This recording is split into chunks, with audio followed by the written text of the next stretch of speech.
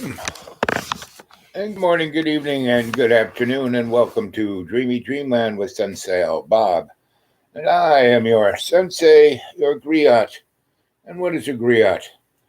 I tell you stories that make you somewhat interested in knowing about yourself and the world around you. Here it is, 4 o'clock, give or take, p.m. here in Eastern Standard Time land. And wherever you are, I hope you're having a great day. And it's not about you. Your life is not about you. Your life is about love's co-creation. What can you do in co-creation? What are you doing in crochet? In crochet? Yes, in crochet. Yeah, we'll get rid of that one. And we'll go to the Japanese version right here. Right here. There we go. So, who is there? Antonio. Come say DJ. What's shaking, gang? We're still here at Ice Station Zebra. It was 40 degrees, and the ice probably went down microscopically. Supposed to be in the 50s tomorrow and Thursday and Friday and Saturday. Supposed to rain starting Wednesday evening all the way through Saturday morning. So if it stays in the 50s and it rains all that time, all the ice should be gone. But one of the problems with it is that we are on the north side of the hill. So we get no sunlight, right? A little bit, but not very much. Not much to really do the job. So I spent a good day cleaning and washing floors. And cooking. And it's very creative because we don't really have anything left. That's fresh anyway. And so I washed this floor. And just to not be blamed, I did not step over here. This is the cat food area, so that's that. It's the sun. I washed this.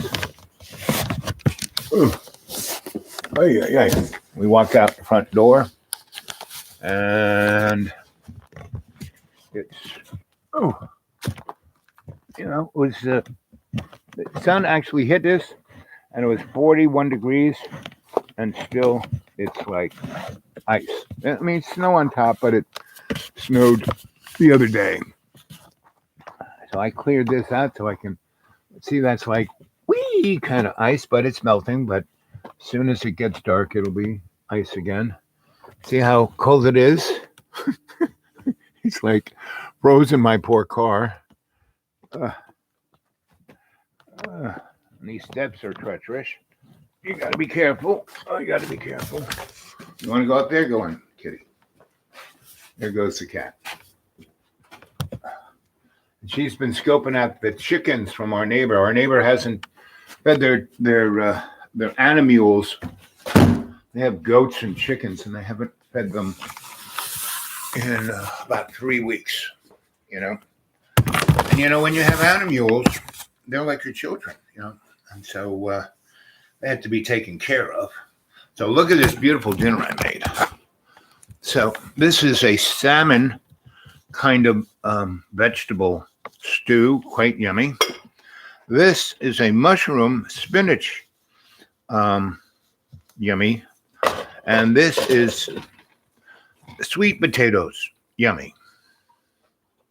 And I have been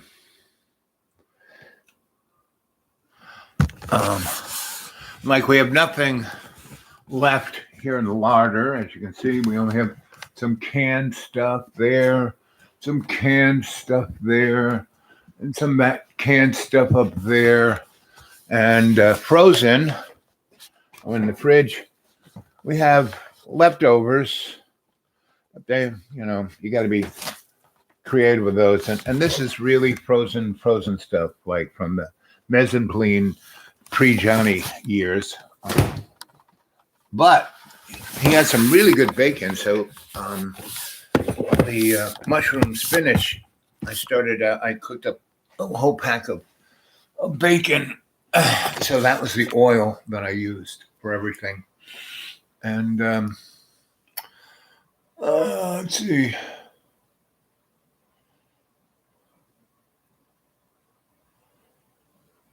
Yep, Debbie would throw up at the real sight of all that real food. Yep. Well, it's almost my birthday. It's my birthday. Woo! So why don't you throw something in my PayPal, gang? Remember, get a hold of me at the Dude Awake 42 at Gmail. Dude Awake 42 at Gmail. Dude Awake 42 at Gmail. Let's see. Yeah. When it's the beginning of February. So tomorrow's first, and it's in the next 10 days. But I'll be 72, give or take.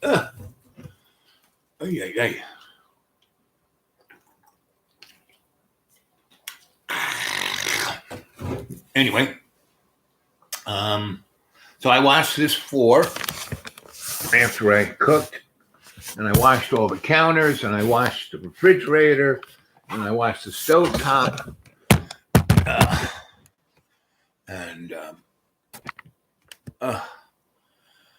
so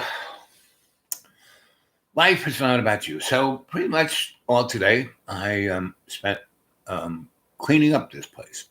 I didn't have to, but I did. Because it gave me something to do. I read a little, and I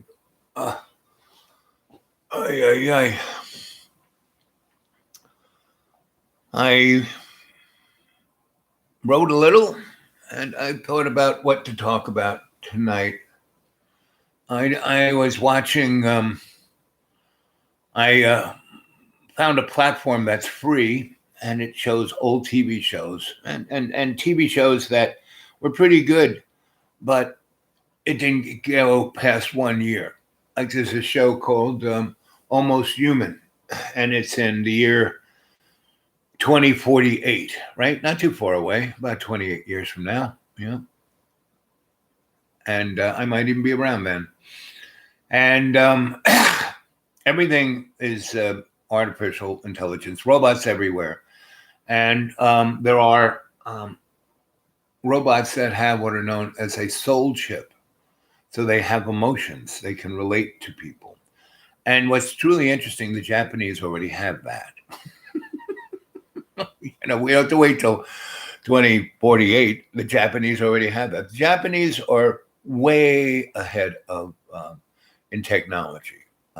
It's quite interesting. And I would say they're off planet along with the Nazis. And China, everyone's scared of China. China's the straw dog of this, right? Because China in the next 10 years is going to tear itself apart just because it has no resources. The only way it keeps its people under control is through, everyone, the 1.3 billion people in their country is basically, totally socially, scrutinized and observed. They don't pinch a loaf right. They get points off on their social score, and that's what Mr. Globaloney kind of wants, And it's what we're moving headlong speed in. All our politicians, we were given Jojo, the used car salesman, because he had been in the Senate for 50 years, right? And so his brain has already been uploaded to transhuman land, and what that body is doing, whether it's his body or a semi-android, it's has less of an IQ than the 1968 Chatty Cathy doll that you pulled the string. I love you. Let me tell you the thing. It all goes to this. cut to the chase. It's all he says. Like, I just love it. So here I'm wearing my Japanese, a ceremonial Shinto hat right up here, right, and and we're doing a Shinto ceremony right as we speak, and it's getting a little cold. It's been so cold, and I think I have this Frosty the Snowman gene in me because the last 4 winters, wherever I was, it was ridiculously cold, right? Now I haven't see because all for 30 years, close to 40 years, every winter I would go to Florida. I had my little escape cabin on the water on the Keys near Grassy Pine. Between right next to I was right next to if you want to see where I lived, go to Bahia Honda State Park. It used to be federal park, but feds gave it over to Florida. And I, since the 70s, I used to go down to that place and I would get myself a campsite. And no one kind of knew about it before they built the big bridge, the causeway, that made it safe for tractor trailers to go up and down that road. Because back in the day, the road was built on top of the railroad tracks and 2 lanes, and they had like that much space between the 2 lanes and the concrete walls on either side. It was pretty harmless. It'd be big tractor trailer. Wow! It's a pretty, and then they'd have an accident and you couldn't get to them. It was quite amazing. I mean, the causeway would be closed for a day or two. They had some pretty, but I was just at the frigging, Bahia Honda, and I, in the days when I camped there, I had a car, but I had also a bicycle, and I had this little moped kind of bicycle, right? A little teeny motor, and once you got it going, the motor would start and it would put you wherever you're going, right? And then you'd kind of hit the brakes, the motor stop, and you'd slow down, and then you could, pedal your way to wherever you're going. So I had that, and it was a great little bike. Great. I bought it at a yard sale for like $20. I took it to a friend of mine who was great with small motors. He tweaked it up. He made everything work real nice, and so that was it. No matter how terrible the traffic on the causeway was with a traffic accident, because there was always one a week where we closed bringing the thing down, and I would just go the 2 miles up to where the big hotel was that had the it had a marina and had a great hardware store for boats and everybody else, and it had in the big parking lot in front of the marina had like pretty much every day a flea market that had great stuff in it, and this is when people who weren't millionaires were on the Keys, and so they. Then there was the Cubano restaurant that used to be like, it wasn't IHOP, but it was like, an American Canadian pancake house, right? It wasn't IHOP, but it was, breakfasty kind of place. And it was okay, but the Cubano place was extraordinarily, amazingly good. And they went from like almost 24 hours. They closed down maybe at 2 and kind of came back at around 5. So there was somebody always there, but the restaurant kind of locked the door at 2 and came back. Hey, Janie Poo, happy birthday to me.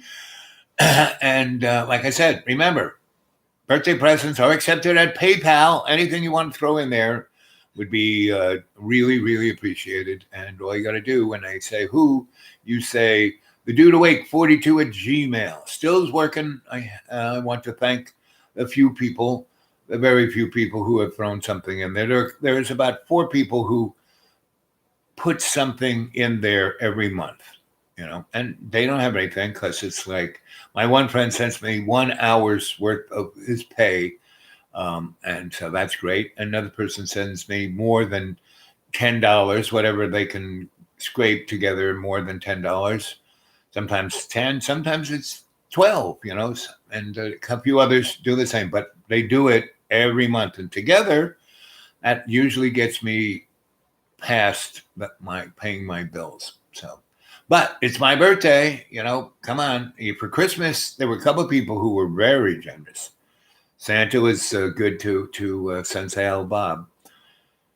But so like from 1974, well, no, when I came back from, well, let's see, between 74 and 77, I went to Florida every year, not to visit my parents whatsoever, because they had gotten their house by then, maybe give or take.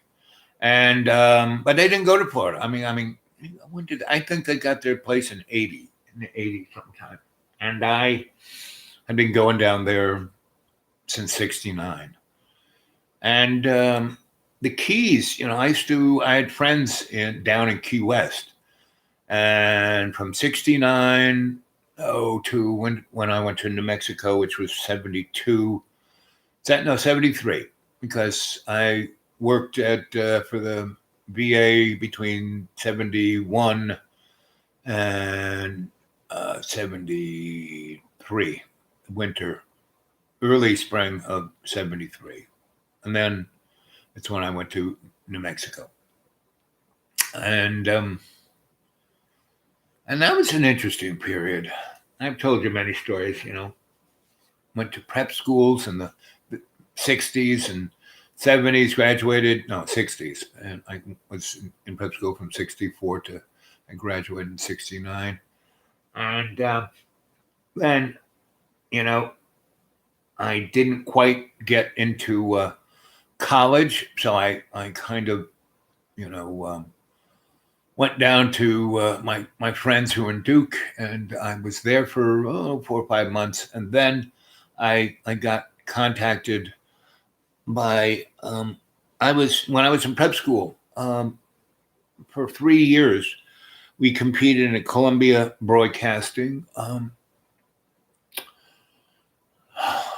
high school and college avant-garde cultural whatever they were doing. But it was like, high schools and colleges, if you had a literary magazine, a art magazine, visual art magazine, and theater, you could compete in those. And we competed all 3. And our school had 130 kids in it, and maybe 25, maybe 40 across all 3 of those disciplines were really hard case doing it, right? And I was in all 3. I was the editor of, co-editor. We had lots of co-editors because that's when I learned having one boss. No, much better to have everyone to boss, right? And be boss of their little thing that they're real good, and then you collectively work together. So, our literary, meaning writing, really amazing. Our literature, visual arts, photos and paintings and sculptures and things of that matter were. So anyway, and in our theater, we won 3 years in a row against schools like Deerfield and Xavier and all the big ones. We just kicked their butt. That's how amazingly solid my buds and I and our teacher advisors were. And the theater, I played. I was like the prez of the theater thing because we did real serious theater, and I looked at it like kabuki or ancient theater where, like in Greece, the men played women, right? So none of the guys in school wanted to play the woman, and so I always did because I was prez of the theater club, and I played the roles that, like, I played the devil, I played all the heavies, I played the person, the guy in of Mice and Men, what do you do, George? That guy. And it was good. It was good. So anyway, we did a show, and the thing was always in Boston, and our headmaster had no idea what we were doing, had no idea that we were even doing it, you know. And we won all 3 years in a row, our sophomore, junior, and freshman year. And it wasn't hard because those big schools, yeah, they had a lot of kids, they had a lot of money, they had a lot of, they had their own theaters, you know, we had to practice. We had no theater whatsoever. And when we performed it, I did all the lighting design, all the stage design, and I had these two friends who, in sophomore year, they were in my floor, and they thought their parents were richer than God. Yet everything was done for them, so they never did anything. And so I had this really funky stereo. I'm working in recording studios, and so I had a pretty good stereo, like bigger, better than any, of the rich kids. Oh, I have this. I had like JBL speakers, the size of this refrigerator, and super duper tube amps, and a really nice turntable, and a nice record collection. And I had a reel-to-reel, right? So I had some serious music, and I had, half tracks, demos from the recording studios of all the Velvet Underground, Jimi Hendrix. I mean, really, stuff that was already out there, but it was really cool because it was the demo cut. I mean, even though it was going down an 8-track, and 16-track, Studer machines, they also had a half track so they could listen to, the other one had, you overdubbed, right? So there was lots, you had 8 channels or 16 channels. Half track, you had stereo, right? And, I got, especially in Blue Rock, I said, if we can, this is where they got into this, and the other 2 recording studios worked at Electric Ladyland and Sun Dragon and A&R. That's 3. 4 I'm working for Blue Rock and those other 3. Anyway, Blue Rock, because I was like, I did the whole thing, my crew, the boys, we all did it. And it was a really skanky, friggin' warehousey, crappy building. And Eddie and Joe bought it for nothing, like $60,000, right? And it had a loading platform. And we cut a ramp into it, and you went in, and I kind of made it into a magical mystery tour, and I had a chase all around the entrance. The entrance was the building was maybe 50 feet wide and 200 feet deep, and had 2 floors and a roof. And we basically put this snaky hallway in the first 50 feet of it. And so you came in, and the floor actually was at the level of the loading platform. So when you came in off the street, there was a ramp that went up into this thing, and it had a electric door that opened, like, Lurch opens the door, and then you were in this vestibule, a TV camera. And if you, were someone, because back in those days when they first opened, there were a lot of icky people everywhere. And people constantly go, oh, it's so terrible today. Oh, it's so much crime. No, it's Soho back in the day, because the Bowery was right over there, and the West Village and the lower West Village, everything below Houston Street was just skank, like everything, where, what was the name? It was like the hotel. There was a couple of really dive hotels that all the Velvet Underground guys used. Anybody shooting heroin was on the lower west side, right below Houston Street to Canal and places even south. So that's where all these recording studios were. Well, not A&R. They were up near Tin Pan Alley, and And Sun Dragon also was up near Tin Pan Alley. And Tin Pan Alley was right where it's like around Broadway.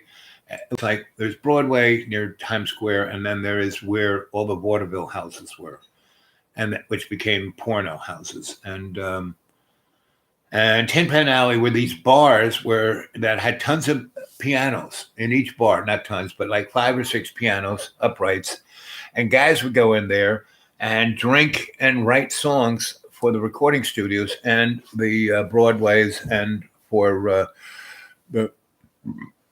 all the other performance scenes that were going on there. And, the circuses used to hang out on that side until they got Madison Square Garden. So I was right of that generation when things changed from like what the 19th century was. Because the lower New York City, everything below 16th Street was like stuck in the 19th century until about 1960, right? Till they built the World Trade Center, till they ripped up North Street, which where Radio Row was. And because all of that was the Dutch neck of the woods, right? When, that's who bought Manhattan, were the Dutch. That's who developed New York State, the Dutch, right? That's who were the first rich. That was who the, what is known as the, what do you call those folks? The Gilded Age. I have used a vintage Fisher. Yeah, Fisher was good. It's amazing. Speakers are incomparable. Yep. Exactamundo. So, guys, another thing. All of you guys, enough of you have been brave enough to come and talk to me on the dudeawake42@gmail. Dudeawake42@gmail. Dudeawake42@gmail. All small case, all one line. Dudeawake42@gmail. And when you go to PayPal to send me my birthday homage, and they ask you who, dudeawake42@gmail. But a lot of you have gotten a hold of me at the dudeawake42@gmail and gave me your phone numbers, even those who are off planet and out of America. My phone is. But my phone is hooked up WhatsApp and Vibe, I think. Lana walked me through getting on Vibe. I'll get on any, platform you want me to, except Facebook. Not going on Facebook. Twitter, not doing Twitter. Not doing any of that crap, period. But you want to talk to me mano a mano? I'd love to hear from you, Miss Candace. I'd love to hear from... Are you artistic, Al? Oh, yeah, I think I am. Yeah, if you haven't been watching the show and you haven't, gotten here, just hold on a second. And while I'm gone, this is a good time to go to PayPal and put some money in my account. And that's dudeawake42@gmail. Dudeawake42@gmail. I'm dudeawake42@gmail.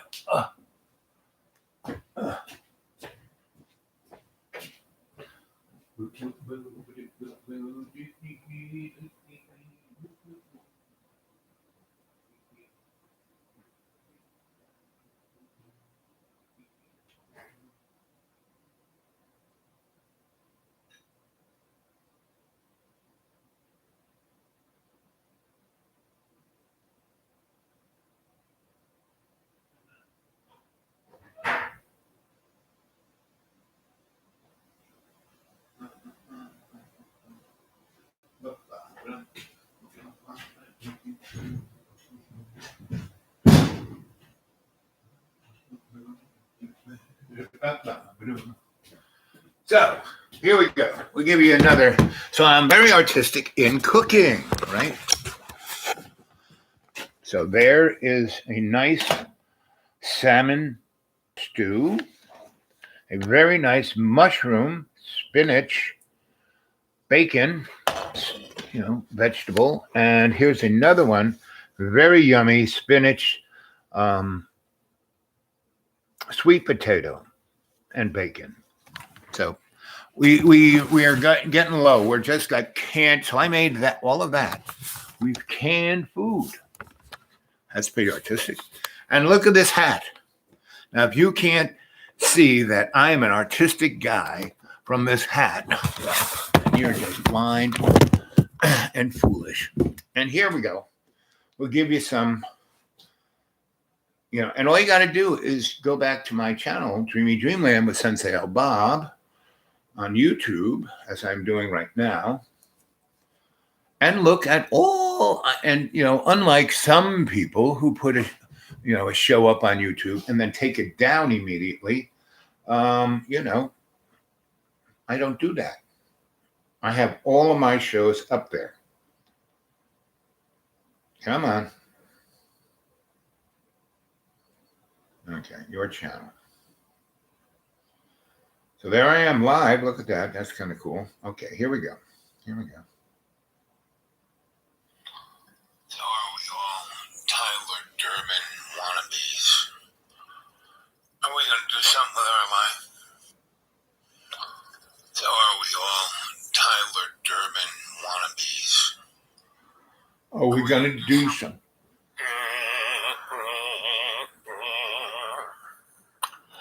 Hey, this is breaking news from the future. The 2020 presidential election has been canceled. This one was from 2018. Due to the never-ending escalation of conflict. And that's... Oops, there we go again.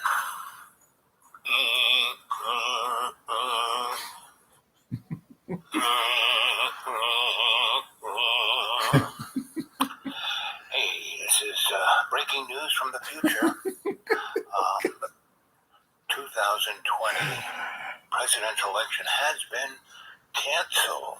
This is art. This is art. This is art. Art. This is art. Art. This is art. Art. It's art. It is. It is. Hello, Earthlings. This is the alien penis head. I'm speaking to you through Sensei Al Bob. Speaking through me. Yeah. Breaking news. This is art. This is art. This is art. We're the alien penis head. Can't you tell? Hello, Earthlings.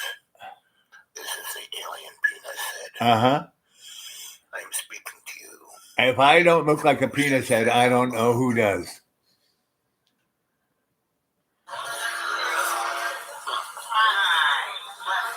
we're ready for Christmas. It's a Christmas party here. I decorated this an old friend of mine's bar. With like $15 worth of Christmas lights. And this was like, well, we're ready for Christmas. And it was like, the Sunday after Christmas. And so I said, we have to have a Christmas party. How about this?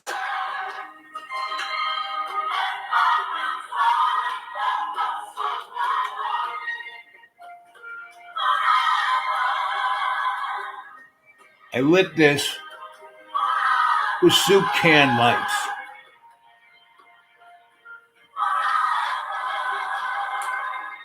And this is a bunch of kids I worked with. This girl is 15, no dance experience whatsoever. And I got that material out of a dumpster. And she had the white outfit. Yeah, I think that's art, don't you? What are you doing, huh?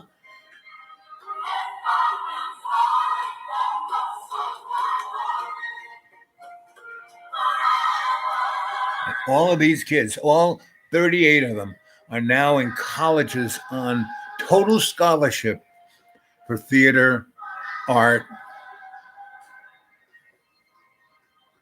6 of them went off to Juilliard.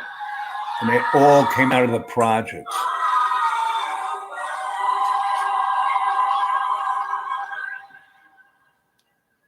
Here's another girl. This is a garage that we did this in.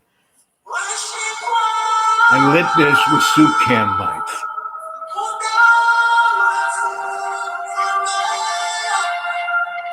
This girl is 10. No training whatsoever. I just showed them things. They came up with it. And the voice behind it is a young lady singing. We did that on a budget of $200. I think that's art. I think that's art, don't you? Huh? Huh? Huh? Huh? And here's my heart, always burning with passion.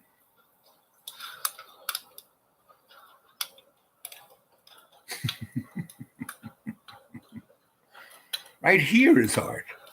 This right here is performance art.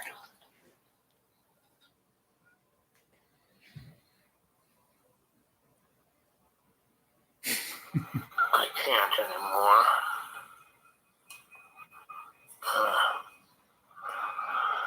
Anyway, again, we're looking at a interesting time.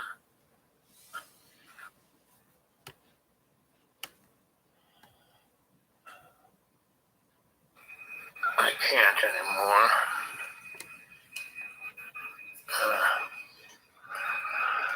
Anyway. Right now, my arms are screaming from the arthritis holding up the camera on TV. Oh, how about this one? This lady runs or ran the Salvation Army, and she had more guts than anybody. Lord, I want to be a grateful woman. I want to be an obedient woman. And I want to worship you. So Lord, I love you. I thank you for this place. I thank you for these people. I thank you for our community. I thank you for your word.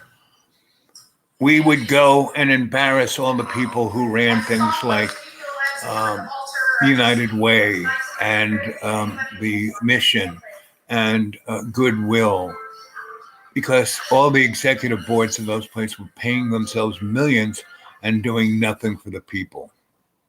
Lord, I pray that you would be with them. Help them to have an engaging, real, active experience with you. A real, and she's talking to people, you know, who should be helping the poor. And I want to worship you. So Lord, I love you. I thank you for this place. I thank you for these people. I thank you for our community. I thank you for your word. And she just would just be unconditionally loving.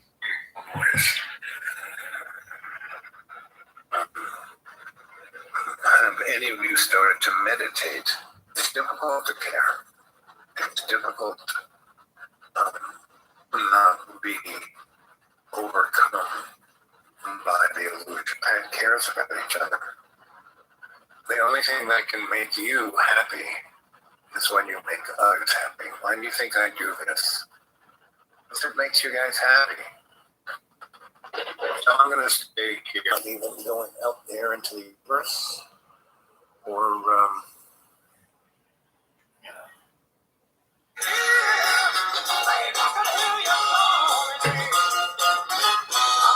In love with you. Want to do is, baby. Thank you, baby. Oh, this is me down in the man cave. Yeah, that's what it's going to feel like. Oh, in about 10 months. 10 to 18 months. That's the window.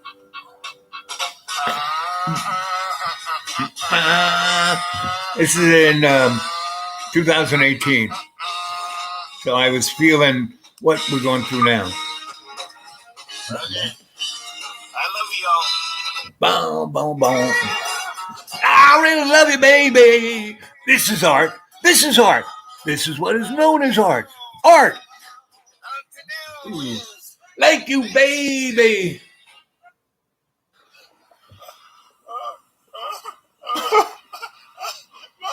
My hole punch.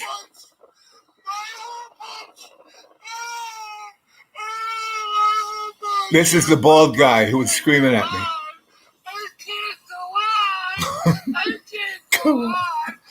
My whole punch. Where's my whole punch? My whole punch.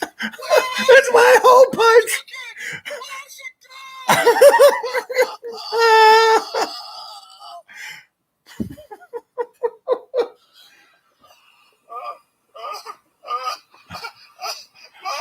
My whole punch.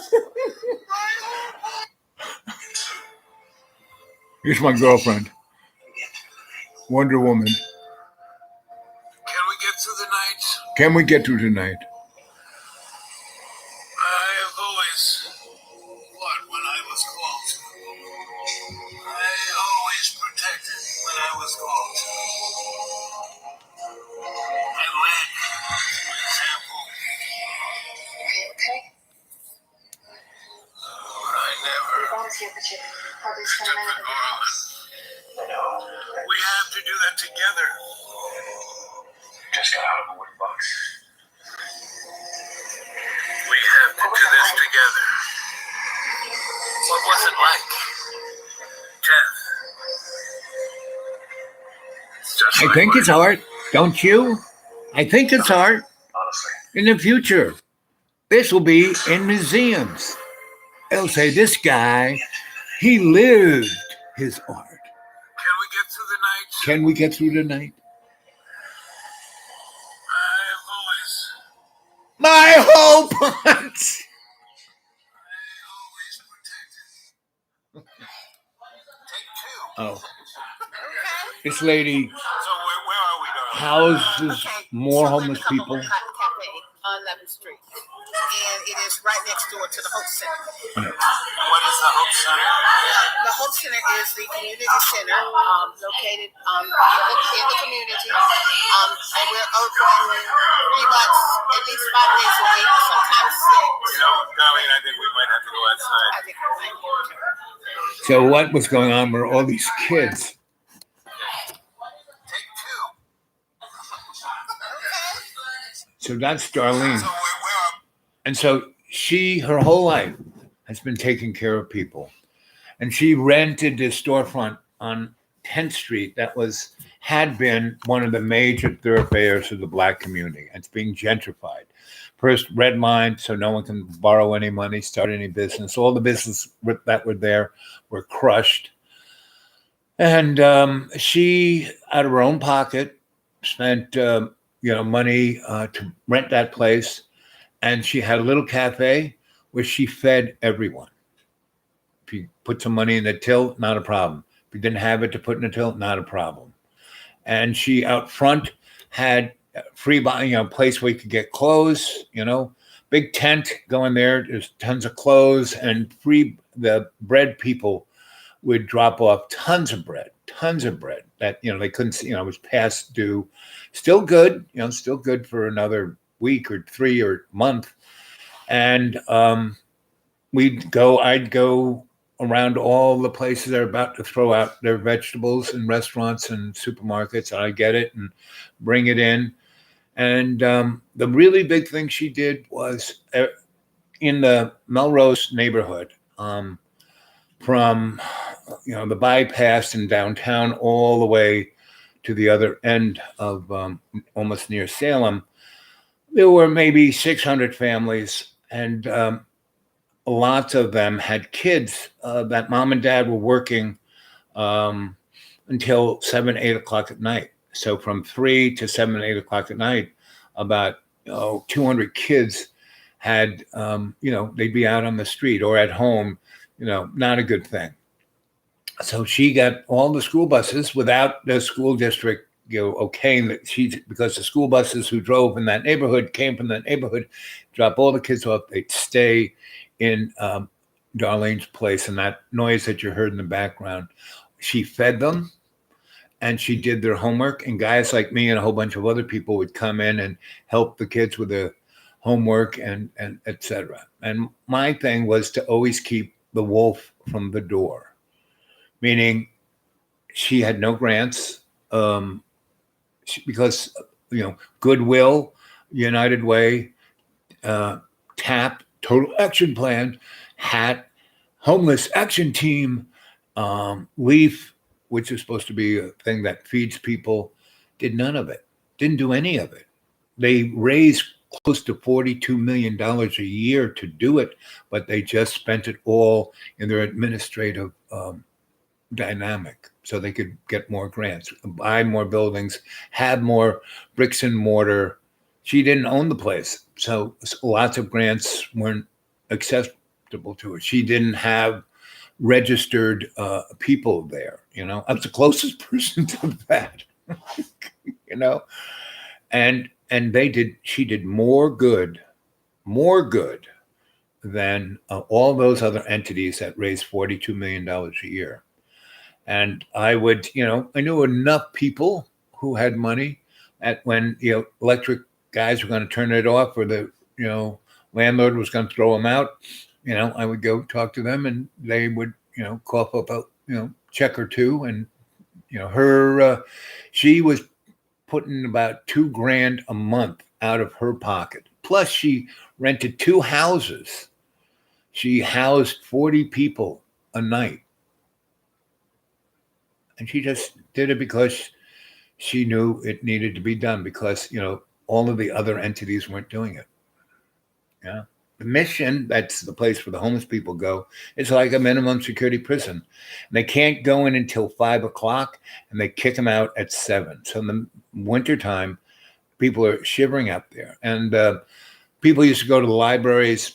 The city said, no more homeless people in the library, right? They used to sit on the park benches.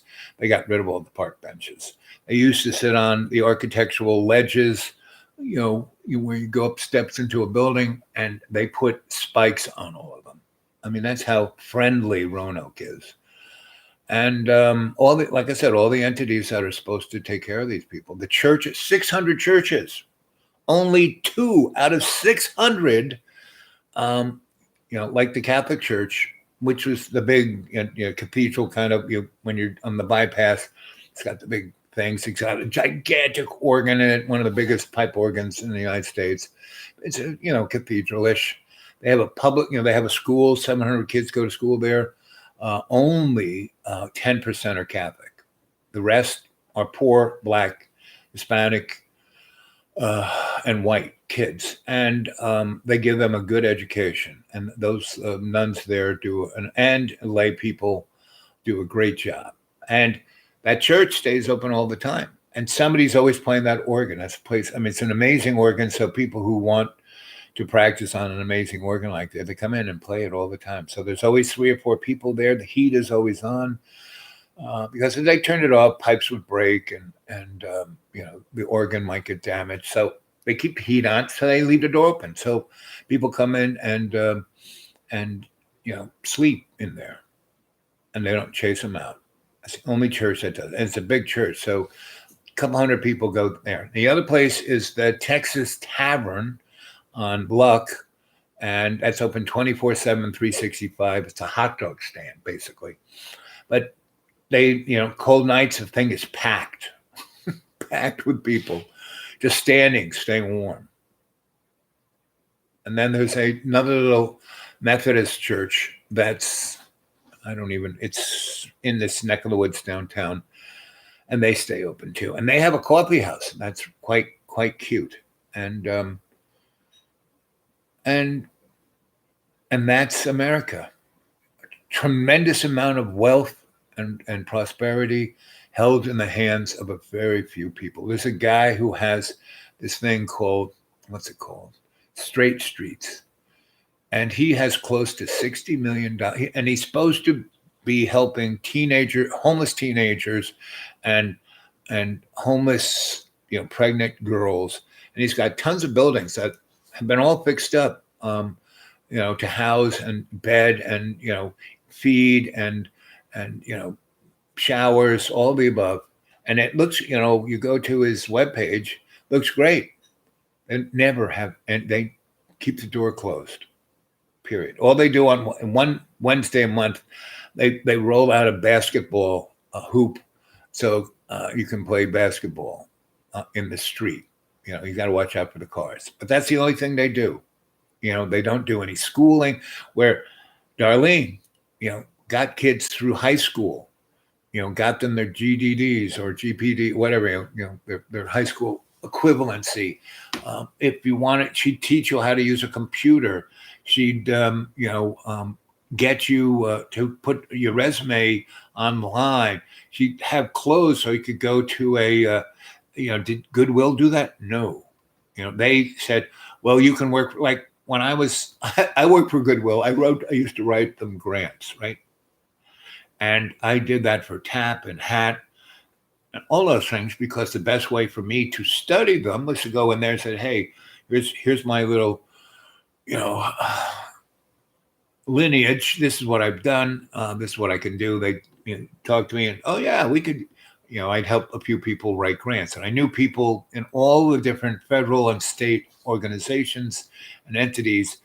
That's how you get grants, people right? Because 1 year, if you write a grant for, an entity, they have the secret handshake, and that is, every year they change the different protocols. So if you send in your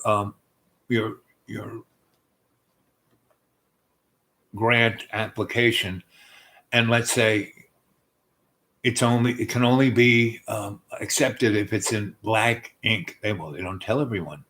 They just tell the people who they want to give money at black ink. So all those people who wrote it in blue ink, and they're not even looked at. So I mean, grants are a scam, total scam. I mean, it's set up to do some good work. And if you are a person of good heart and can play the game like I did in New York with every kind of entity, and that's where I got my chops, And first in art, with Collaborative Artist Productions, Collab, and then Potato Wolf, and then Art for the People, and then a whole bunch of other entities. We did Universal Peace Day was another thing we did. The Terminal Show. We did an art show for 500,000 artists.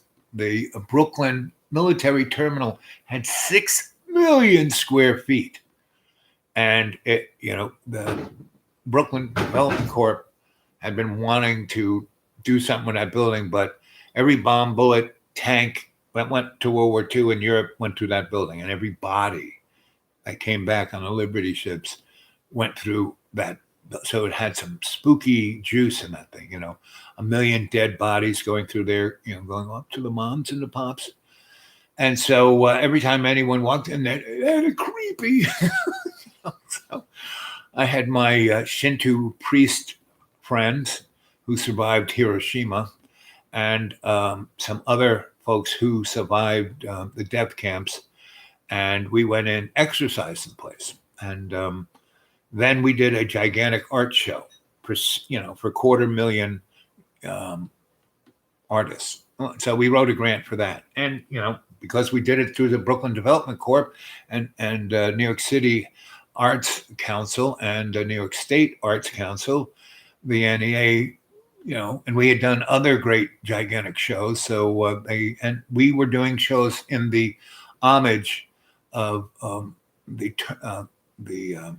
great show that was the Armory Show. Billy Kluver, my mentor, did that when he was in his 20s. He went to school. He was an engineer. He was an electronic genius, but he went to Europe to study in the 20s, and he saw all this art. And he went to the Science Valhalla in Paris, and so he got more interested in art than he was like light years ahead of anyone doing shit in Europe technologically, except the Nazis, except the Poles, except the Thule Society, except for esoteric entities such as that.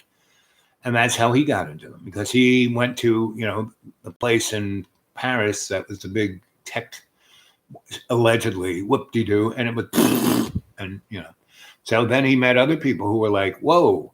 And they were all about, there was a art collective in Germany. It wasn't the Berlin school, but it was named after a sea, and he went there. And these people, it was like Cooper Union. They were into art and painting and theater and poetry and writing and prose and physics and all those guys who ran out of Europe and went to America and was part of the Manhattan Project, went there, and they did all the above. Poetry and art. Los Alamos was not only deep seated in esoteric technology, but they were doing art too. And that's what Art for the People was. I wish I could remember the name of it. Anyone out there? It's like the Waldorf School, but it wasn't, right? And there were many schools, they were called mysteries. I mean, they had names because when you call it a mystery school, people, what's that? But between 1889 and 1910, the human race was about to take off. There was a break point of numbers of people whose hearts was going up, right? And most of those people were suckered into going off to why the World War I was why it was to kill as many as those young idealist people. Like the guy who wrote, Tolkien, he was one of those guys, right? He wrote a book about his experience of World War I, right? Like the old crone, she was one of those people. She was one of the first women to, get a degree in medicine at Oxford and surgery. And, she's English. She wanted to, be on the front to save lives. And the English, oh, you're a woman, you can't do that. So she went, and the French said, sure, we need you here. And she did, Same with, there were tons of women who were, unsung. During World War II, we would have lost that war without the WASPs, Women, Army, Air Corps, whatever WASP stands for. And they transported 90% of the aircraft from the factory to either Europe, where they were going to be used, or to the place where they were going to be shipped to where they're going to be used. And they did things, all the stuff that you needed a pilot for. Like they would, drag targets so the Navy guys could shoot at them. And many women, the Navy guys shot down the aircraft. The women were flying, towing these targets, and died, right? And there were close to 5,000 WASPs, and close to 1,500 died. And they were not allowed to have any, they weren't in the military, right? They got paid shit. And they were given no benefits whatsoever. And no, lots of them died, and lots of them were terribly wounded, and no help whatsoever. And that's America for you, right? But see, America ain't just America. America is that thing called the Anglo-American special religion.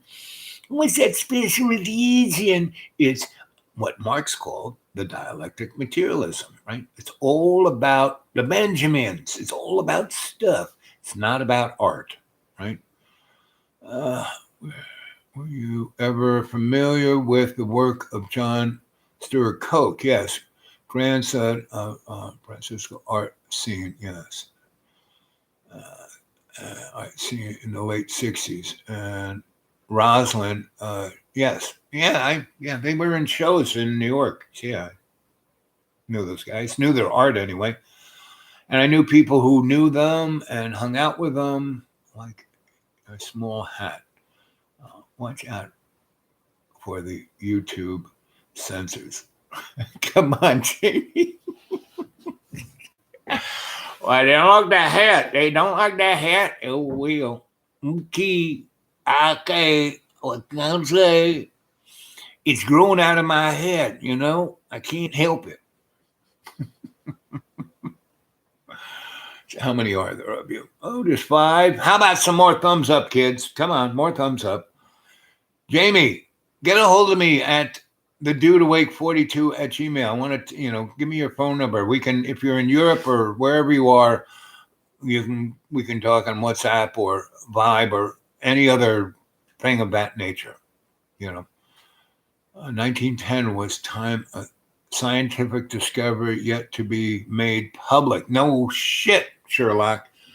That's where they started doing things like time travel and point to point projection of energy that would materialize. Where everything you saw in Star Trek was done in between 1890 or 1889 and 1910. Right, and Wilhelm Reich was working on Reich, of the energy of the orgone, and Rudolf Steiner and Madame Blavatsky and all the girls in the Thule Society and the Tool Society. There were a ton of esoteric societies and entities of mystery schools, and they were still around in the 60s and 70s, and I was part of all of them, at least once in New York. There were quite a few. Through Weiser's bookstore, that was one of the greatest antiquarian bookstores on the planet. It was like a part of the Alexander Library. It was great. You walked in, and it looked, and around 34th Street, near the New York City Library, there were tons of really great bookstores, and all that 34th Street main New York City Library, which Guggenheim kind of built. He built a lot of libraries, that boy. And because all those rich guys were like trying to outdo each other on who had the better library. Like Morgan has a really great library, but he only let himself and his friends go in. And even today, that library is still there. It has some pretty amazing shit, but nobody can go in. You have to be a friend of you have to working. I went in that library. I had a Carol there when I was at the CFR because they had so much shit, man. And underground and computers, like I said, when I was 7 years old, Dr. Kleiman took us, us gang, the crew. That's what we were, the crew. He worked in Long Island at UNIVAC, which was owned by Sperry Rand. And Sperry made all the really instruments of World War II, all the things, the bomber. They had the super duper bomb sites that, on the B-17 and B-24, the Norden bomb site. Norden was kind of owned by Sperry. But Norden took in, the bomber. The bombardier flew the aircraft. The pilot let go of the stick and the bombardier flew the aircraft. And they had all these instruments around, on the aircraft, the wind, how fast it was going, how far it was, and all this stuff, and had a computer in it that the bomb site was figuring out when to hit the button. And basically, the bomb site would drop the bombs as long as you were on the IP. And that was the thing about it, is that you had to stay on the singular line, and all the bombers were on the line. So the Germans knew this. So soon as that first airplane was going over that line, they just start. So when Colonel Lemay and the other moron wanted the bomber crews, drop it, bombs at night. What are you, nuts? You can't see that, So they had the first, 190,000 men of the air crews of B-17s, which was an old airplane. By the time they started flying it into Germany, it was already 20 years old, and the technology to design it was already 30 years old. Yeah, it was a monoplane. Yeah, it flew about 400 miles an hour, but still, that was nothing. And the Germans had radar, and they could see exactly where they are. They had computers that figured out, so that the first 18 months of the B-17s going over Europe, we lost 190,000 men. And it was like throwing him into a meat grinder. You know, my father was the guy who was in charge of doing that. He didn't fly an airplane. He just made sure the planes were in order, that everything, you know, they had gas and they had the bombs and they had, you know, and all the guys doing the weather. He was the administrator of all of that, you know, for the 7th Air Force and 8th Air Force. And under his watch, before he sent him to North Africa to bring the B-24s, you know, from America into, you know, North Africa, then into Italy, and then up Italy, you know, going after Germany. And that aircraft was a death trap.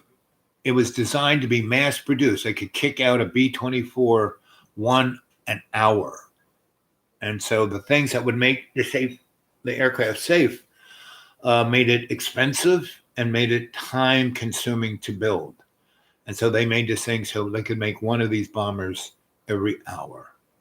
And that aircraft lost almost 210,000 men in the first 18 months that it was used, because all Messerschmitt 109 had to do was come straight down, and the wings were not in the spar in the middle of the airplane that carried the load across the whole aircraft. It was right on top.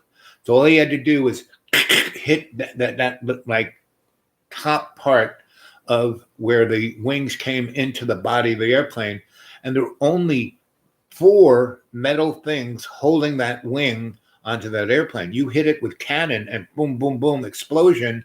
It cracks, the wings snap off, airplane goes down burning. And ME9, you know, they could just, and they did. And the American generals and people who made decisions didn't care. And they didn't. The only way that stopped happening is when they started giving air coverage with fighters. And the first people that they let do it were the Polish and the Spanish and the blacks of America. They had these, you know, loser, but those guys shot down more aircraft than all of the white guys put together.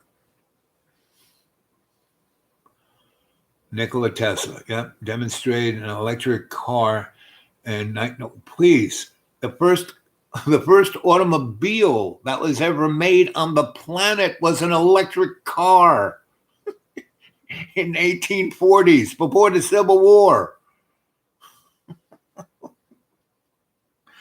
They had basically a crew came from Germany, from one of these mystery schools. And I will do some homework, and maybe tonight, tomorrow, I will give you the full story about it. But they came and they went to California, right where Lockheed is now, where Lockheed makes time machines and faster than light spacecraft. And, you know, a friend of mine was going on and on, we never went to the moon because you can't go through the Van Allen belt. Well, he's quite true. If you were in a tin can trying to go from Earth to, and that's why everything, you know, the space station is in very low Earth orbit, because they don't want to go up another 50 miles and they'd be close to the Van Allen belt, where people would just get barbecued. But if you have a ship that has an electromagnetic field around it, sorry, that radiation can't harm you. And if, you know, you're being propelled by gravomagnetic propulsion, which was basically perfected in the 1840s, you know, and Tesla rediscovered it, and Brown rediscovered it. And he did all his research in Cuba, you know, where Gitmo is. There's a thing called the hotspot. The U.S. Navy has one of the, you think Area 51 is weird? The thing that they have in the Bermuda Triangle is like, right? So I used to go down to that place when I was in the Keys. I had a friend of mine who was really into it, had a really nice yacht, and we would go there. And he, you know, I had a whole crew of friends in the 80s who were into robots, right? I don't know if you ever saw, you know, Demolition or on, you know, DIC or one of those channels. There was a show where battle bots where people would make robots and they would, the robots would destroy each other. Well, I had a lot of friends and a lot of people I taught to be electricians who went on into doing that. And what was her name? Oh, I can't remember her name. It'll pop into my head. She was the person who went, she worked with me. And one time she went to Florida and, I took her and we went on my friend's yacht. He had all these submersibles, right? And he had a company that made a lot of money, fixing underground cables and underground oil, underground pipelines of whatever was going through the pipe. And he had some really, so we were, he was always looking for the Spanish galleons, but he was also looking for, because we found lots of things that were like Atlantis, whole cities, whole highways, whole pretty amazing pyramids and things like that under the sea in the Caribbean. And we had to have a very low profile because when we would go snooping around places like that, we would get chased at by the U.S. Navy. They would come and be very. One of his boats, they blew him up. They had one of the U.S. Navy guns at his boat for being in international waters, but snooping around stuff they shouldn't be snooping around. And, when it's in the sea, Area 51 is surrounded by mountains and you can't get there. But when it's in the sea, you just have to have a boat. So one day I'll tell you some stories about that. Demonstrated an electric car in 1927. But like I said, the first automobile of any kind that wasn't, carriage that wasn't drawn by a horse was an electric car, 1840s. Yeah, the Arrow Motor Company. Yep. So, okay, here's a really good story for you. So I went to Cooper Union, right? And Cooper Union, go look it up. Cooper Union's, let's ask Google.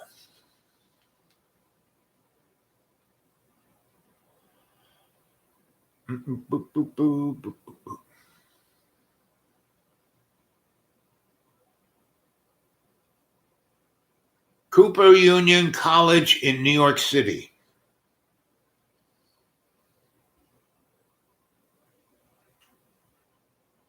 Well, I don't say anything about it, but here it is.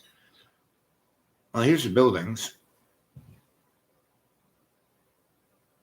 And I went to that school. Let's see, Cooper Union for the Advancement of Science and Art, right?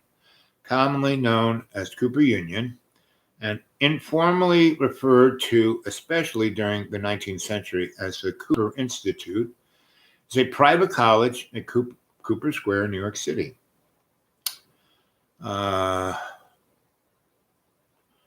So when I went there, up until, maybe 2000, the school was free. Everything, they paid for everything.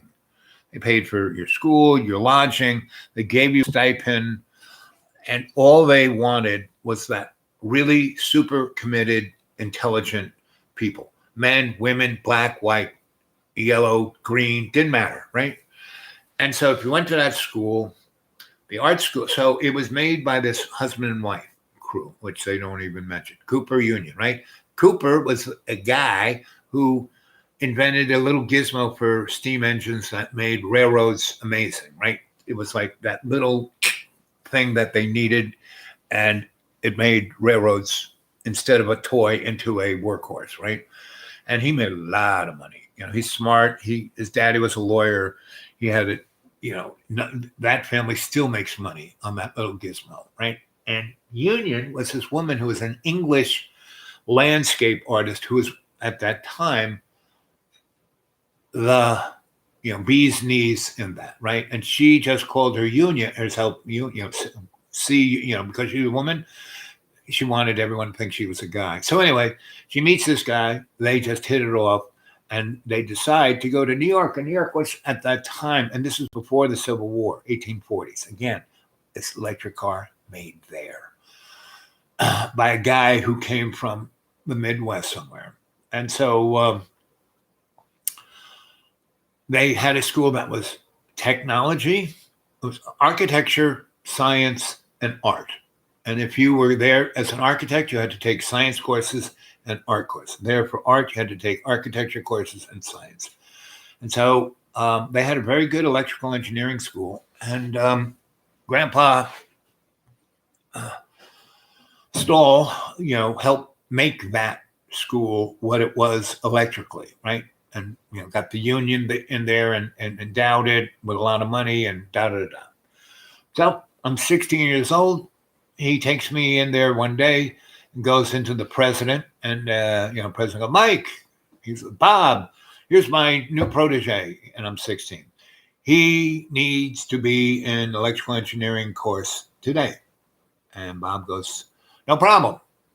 And so Grandpa says, you stick with him.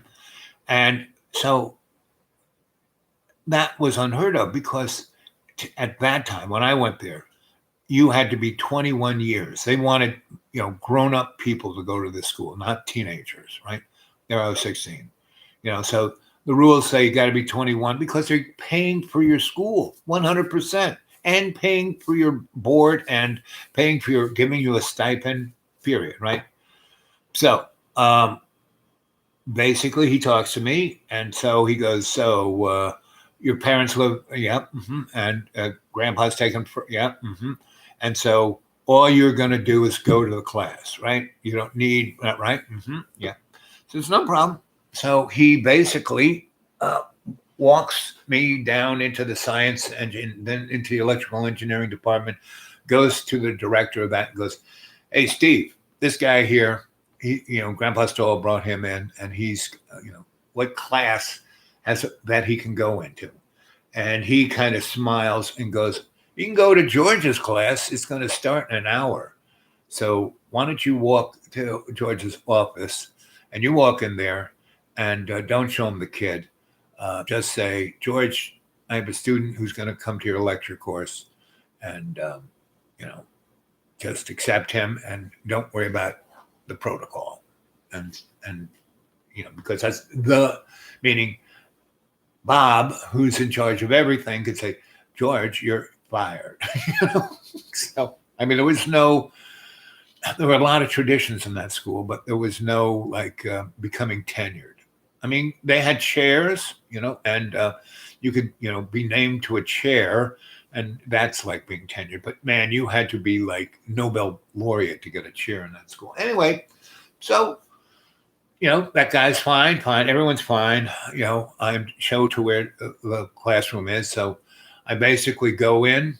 There's nobody in the classroom. I sit not in the way back, not in the front row, but kind of over to where I knew I wouldn't be seen once the place. I said, how many? He says, pretty much this is a full class. This is a lecture class that everyone has to take to keep going up further, up the ladder of engineering. So it was basic electrical concepts, theory, that kind of stuff. Anyway, so this guy comes in, and he doesn't look at anybody. He's got, he's wearing a suit. It was summertime. It was pretty hot. And everybody, there was two crews of people. There were people who looked like electrical engineers, meaning black pants, black shoes, white socks, white shirt, black tie, slide rule on their hip. And then in the back row, there were a bunch of guys who just, wore whatever. And me, I had my jeans on, my T-shirt, my kicks. That was it. That was my uniform. Jeans, T-shirt, kicks. And baseball cap. I was always a hat guy, as you can tell, right? And welcome to Dreamy Dreamland with your Sensei Al Bob. And remember, this show is not for children, even though we've been going on for an hour and 20 minutes and 22 seconds. And remember, it's my birthday. It's my party, and I'll die if I want to, cry if I want to, sly if I want to. You'd be happy too if you died so many times I did and still am alive. So why don't we celebrate that? You know, my birthday, I celebrate my birthday pretty much 365, but pretty much here it is, the 1st of February. My birthday's kind of early part of February. So I celebrated all February because there's only 28 days in February. So these days of Sensei Al Bob's birthday, you should send money to my PayPal account, right? When they ask you, who do we send it to? The Dude Awake 42 at Gmail, the Dude Awake 42 at Gmail, the Dude Awake 42 at Gmail. And if you want to get a hold of me in person, it's the Dude Awake 42 at Gmail. Praise Jesus. Praise Jesus. So there I am in that classroom, and the guy walks in and he goes, I turn to page 20, and we're going over, field equations, right? And so he puts up all the base, voltage, this, all the different characteristics of the transformer and the output that you're looking for. And what taps should you have? And so, he starts scribbling away on this equation, and he puts up the equation, but doesn't put the numbers in there. Or, he has all this list of numbers, and he puts up the equation, right? Now, you should have known the equation because it's right there in the textbook, and he said, turn to that page. And it kind of says how, what number goes into what place, right? And he said, okay, figure it out. So I had no slide rule, right? And so, but I learned how to do this like 6 years ago, and use that equation like at least 5 times a week with Grandpa Stoll, because that's all we did. We did transformers and old shit, right? And so he taught me how to use that equation because he and Tesla devised that equation. And he said it's a field equation. And what that means, it's done in the field. And it's done in a way that it's very easy. And instead of having an equation this long, you only need to use that much of the equation to get what you need, to get, where goes what and what you're expecting through the coil and what you're getting out of the taps, right? And in the old days, they had this really interesting device, which I used to have one of. It was called a Megger, which you didn't have to attach anything to. Like, I don't know, if you go into Lowe's and they have these little wandy things that you just put near an outlet and push the button and it goes beep, beep, beep, beep, beep, and you're not touching anything. That is kind of a real, it's a Megger, but all it has is a blinky light and a thing going beep, beep, beep, beep, so something's hot. The Megger I had dials on it, and it gave you everything about what kind of current it was, what kind of field it was, what its Gauss was, what its Teslas was, and without touching anything. And it basically had this other little wandy thing that you could go and find, because it was used to find leakage. And that was one of the real problems of high voltage, because high voltage isn't going through a wire. You see those big tension lines up in the air, the big metal towers, and there's 3 wires, and usually, above them 2 smaller wires. Well, those are ground. That's the neutral, and it's ground. And each tower is well grounded into the ground, right? And so the current actually isn't going through the wire itself, because you have 500 million volts of electricity and 1 trillion amps. You would, if you were, let's say you were using DC, you would have to have a wire that was like, 1/4 mile thick. But that wire in those towers, they're called transmission lines for a reason, because they're like radio antennas. The current is actually going through the air, right? Pretty interesting, right? Like if you have a fluorescent tube and you walk up to one of those towers, it'll light up because the field is all over the place. Do you get told anything like this? No. Even electrical engineering schools? No. because the guy does this, gives everyone 15 minutes to do it. And there's only 20 or 30 of us there. And we all do it. And I, do it, right? And, say, but, and people walk up with a piece of paper and put it there, right? So I do it and I get mine done. And I'm looking around and seeing if anyone is walking up there. I'm not going to be the first guy, right? So 5 minutes go by, 10 minutes go. We got 15 minutes, right? I finished mine at like 6 minutes, right? Still no one.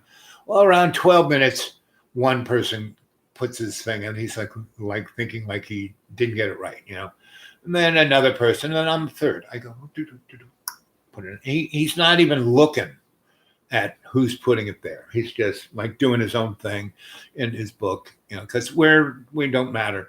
His work is so important. So, but he's getting paid to give this lecture, right? So, and then, everyone puts it there.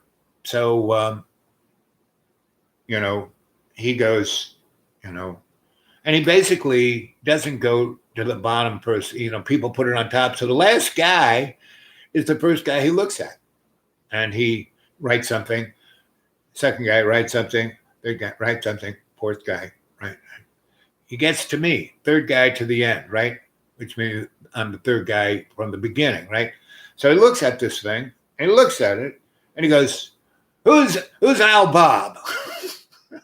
I'm wearing this little hat, but I have real long, really pretty hair, and I'm thin and just look like a movie star, like an A-lister, right? But I'm wearing my, whose t-shirt did I have? It was 1973. I think I had a Velvet Underground t-shirt and my kicks and my jeans. And I said, I did. He said, well, you didn't use the equation. You just, I said, excuse me, sir. What you have up there is a waste of time. And he goes, what? And I get up there and I erase his whole equation and accept, the answer that he's got the answer with a circle around it, right?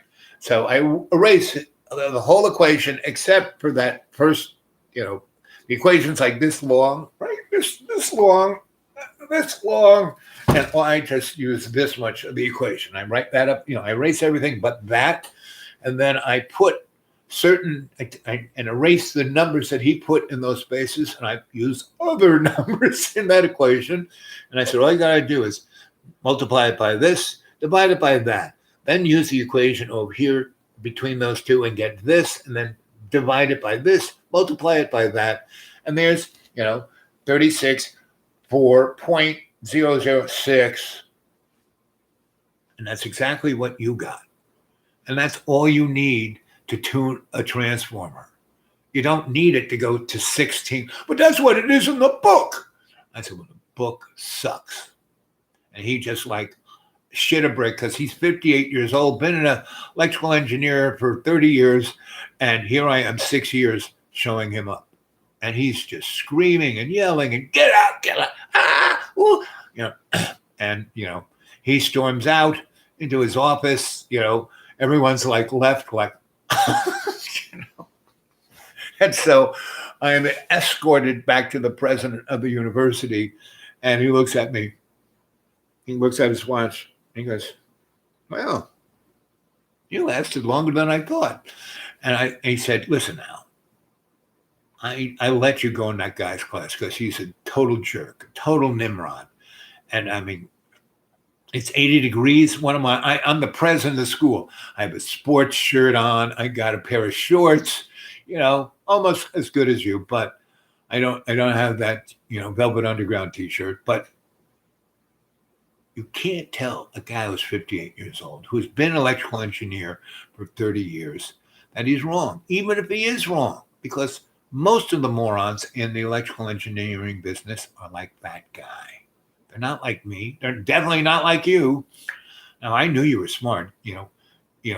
Grandpa Stahl does not hang with dummies, and he would have never come into this school and say he's going to school here unless you were one hot tamale. And I knew this. I've heard about you. I was part of the IBEW.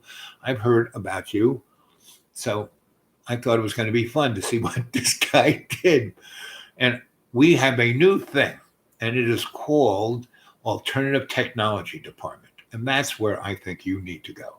I just wanted you to have the experience. I mean, all the electrical engineers that you've hung out with so far are like Grandpa Stahl and his son and a few other people that you know through them, guys like me. But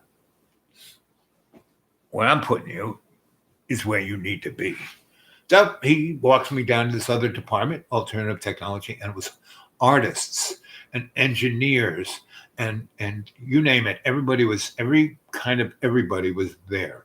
And everyone was wearing, there were no people with black pants, black shoes, white shirt, black tie, and the math I did, I did that trigonometry and that equation in my frigging head.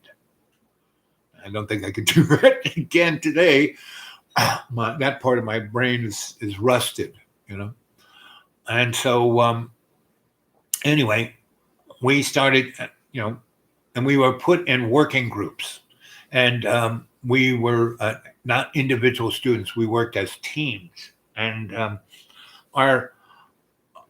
the guy who was our professor, he was, 40 something, and he smoked a pipe, a big, Dutch, clay pipe, and he had tobacco and marijuana in that pipe, and he would smoke it while he was doing the class, right?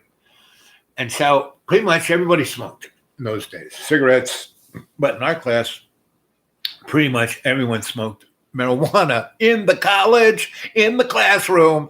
No one said shit.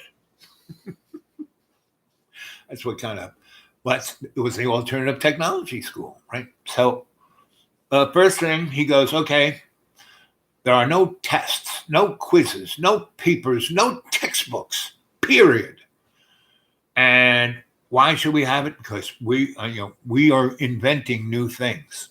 But in reality, we are going to discover what has. So the first half of that semester, all we did, he had us go looking at things.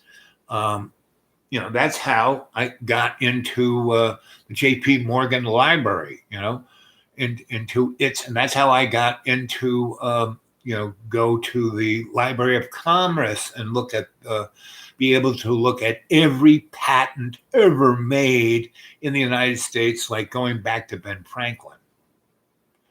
And that first half of the year, that's what we spent our time on, digging around stuff. And that's how I saw that in the 1840s, this crew from Germany came over, went to California, and developed gravomagnetic propulsion. They had it since then. Now, they were on the down low because nobody was flying at all, so they couldn't just whip around in things. But they were doing their experiments. They were understanding what it was. And there was another group of people who were looking at nature and seeing what nature did. Like, if you've ever seen a carpenter bee, and there's other bees of that nature that are related to it, and they have these honeycomb structures all through their body, right? I mean, they're in this gigantic body that stores a tremendous amount of stuff from plants, pollen, and they got teeny weeny wings. So just by sheer geometry, that thing shouldn't fly, but it can fly. It can fly real fast. It can zip around trees and things, and it's really fast because its big enemy is the hornet. So it has to be able to fly rings, or it can fly it can go circles around things. Well, by its weight to wing glide ratio, and the thing shouldn't even fly. But it has all these honeycombs in it that are set up in a very interesting trigonometric pattern that negates gravity. And these guys found that. So they built a structure made out of like balsa wood and paper with these honeycombed structures. And they also had these same kind of wood, paper, and dielectric materials, and they made capacitors. right? And it had ringed capacitors. And when you have ring capacitors and inside it a coil moving and making alternate old AC a current at a certain frequency, you have a flying saucer. You create a anti-gravity field, and then you then also have a gravel magnetic field, meaning you can propulse.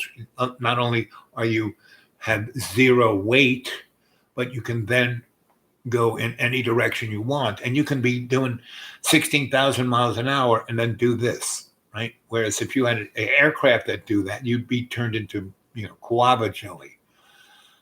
And that technology existed in the 1840s. And if you go back even further into Babylonian times and pre-Venetian times, they had the similar stuff. And so that's what the first half of the semester we had stuff like that, and I had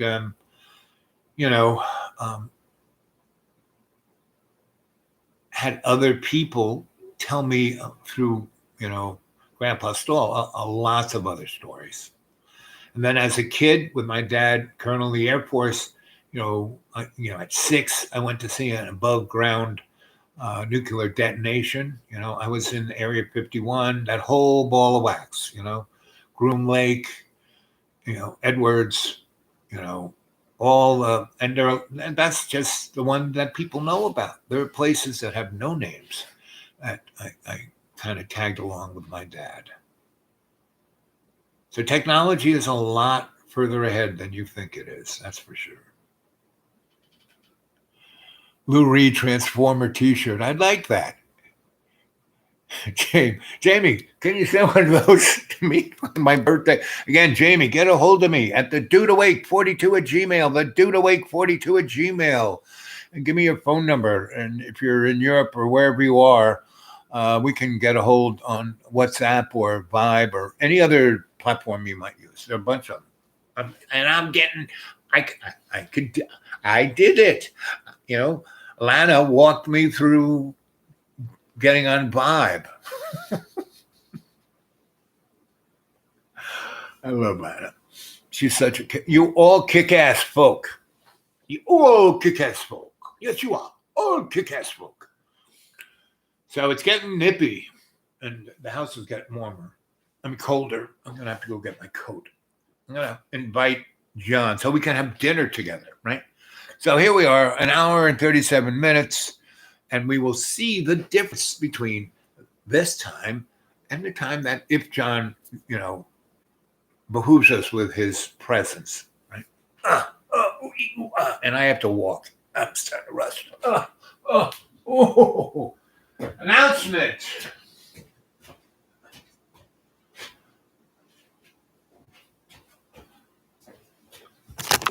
Whoops. What is that hockey puck's name? That thing you talk to, Avatar? What? No, Alexa. That's it. Alexa, announcement. Alexa, John, dinner's ready. A really good dinner. Yummy, yummy, yummy. And it's all vegetables and rice. And I think you're going to like this one. Come on down. Alexa, John, dinner's ready. A really good dinner. Yummy, yummy, yummy. And it's all vegetables and rice. And I think you're gonna like it. So I'm gonna go get my hat.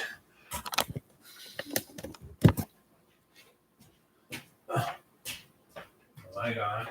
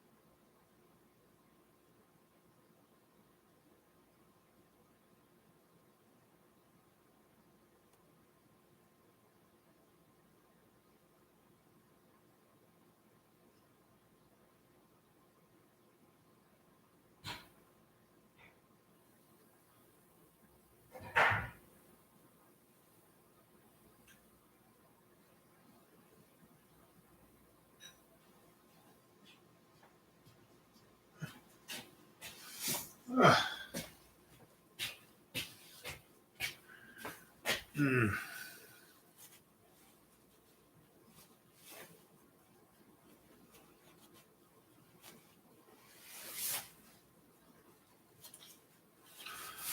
Oh well, I guess this is good enough. I'll be right back. John, Alexa, announcement. What's the announcement? Hey John, I made you a real special dinner tonight. You don't have to come down, but it would be nice. It would be fun. It's really yummy. It really, I outdid myself this time. Announcing. Hey John, I made you a real special dinner tonight. You don't have to come down, but it would be nice. It would be fun. It's really yummy. Really, I outdid myself this time.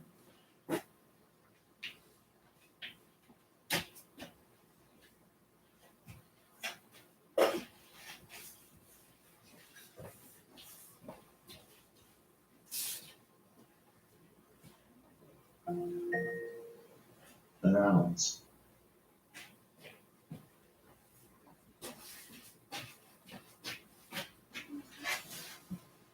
Alexa, announcement. What's the announcement? John, what did you just say? Announcing. John, what did you just say?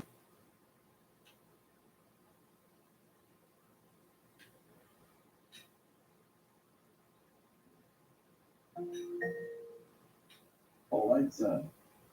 Announce.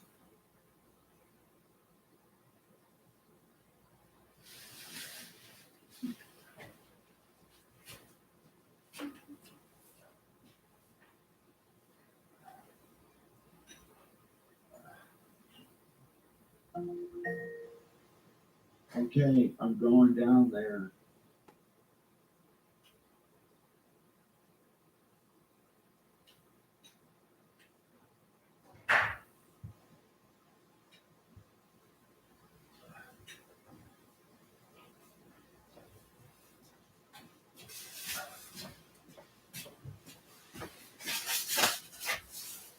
Whoops. Well, that's what you get from the dollar store. I'll have to just stick with my Japanese hat.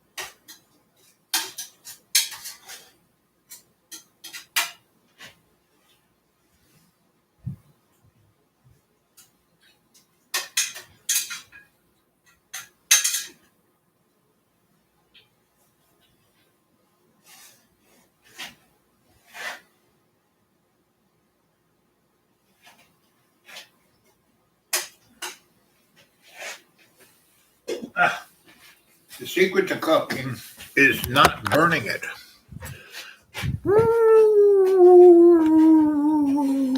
Whoa, dizzy. Whoa, can't do that again.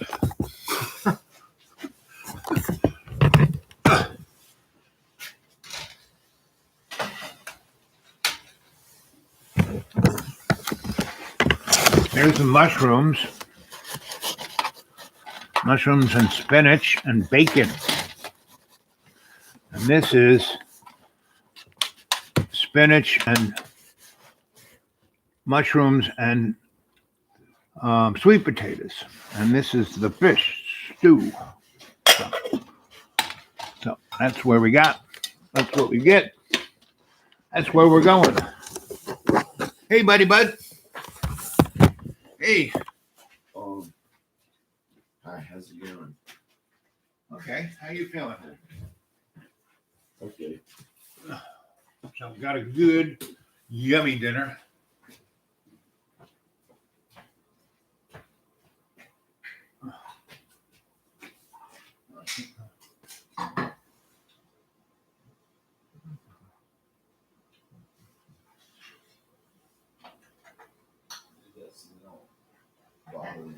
Here you go. I had to do that for give them cat food so they don't bother me the entire time I'm trying to eat.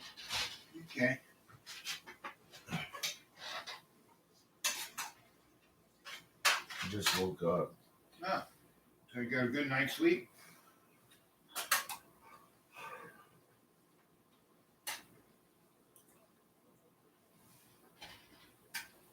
Yes.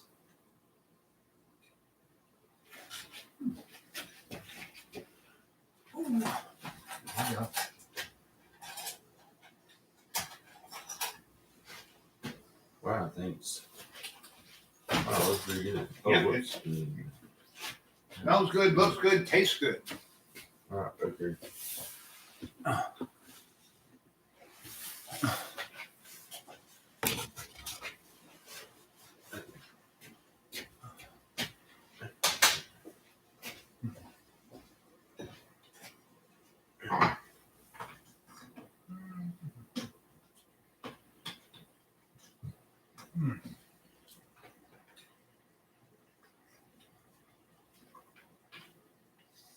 I could have put a good shirt on to come down here, but this is the easiest one to get to, and then I got the feeling this shirt is garbage, It doesn't matter. and I didn't know you'd be filming, and so I just put it on anyway because I thought it would just be you down here.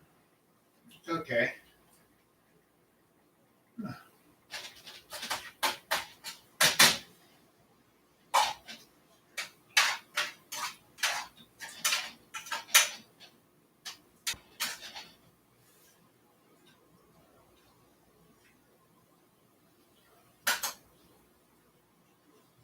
Yeah, it tastes really good. Yeah. I'm glad you like it.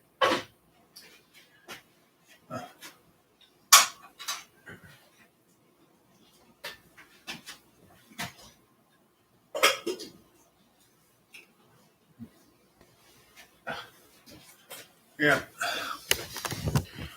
Ooh. There it is. Mmm. Yummy, yummy, yummy, yummy, yummy, yummy, yummy. I was wondering, okay, You wondering what? please turn the camera away from me, Margie. Yeah, I can do that. I can do that. I just did it. It's really good. Mm-hmm. All vegetables. Yes. Mm-hmm. We're getting down to having that. I mean, all we got is canned food now. But all this is canned. Tastes pretty good for canned food. Canned sweet potatoes, canned mushrooms, canned spinach, frozen spinach.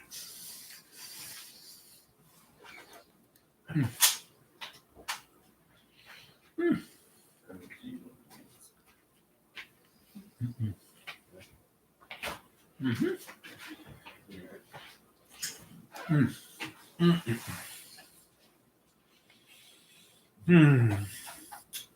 You want one of these drinks? Yeah, I've got one right here. Oh, okay.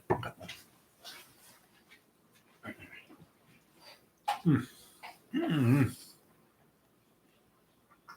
I got walnuts in there too.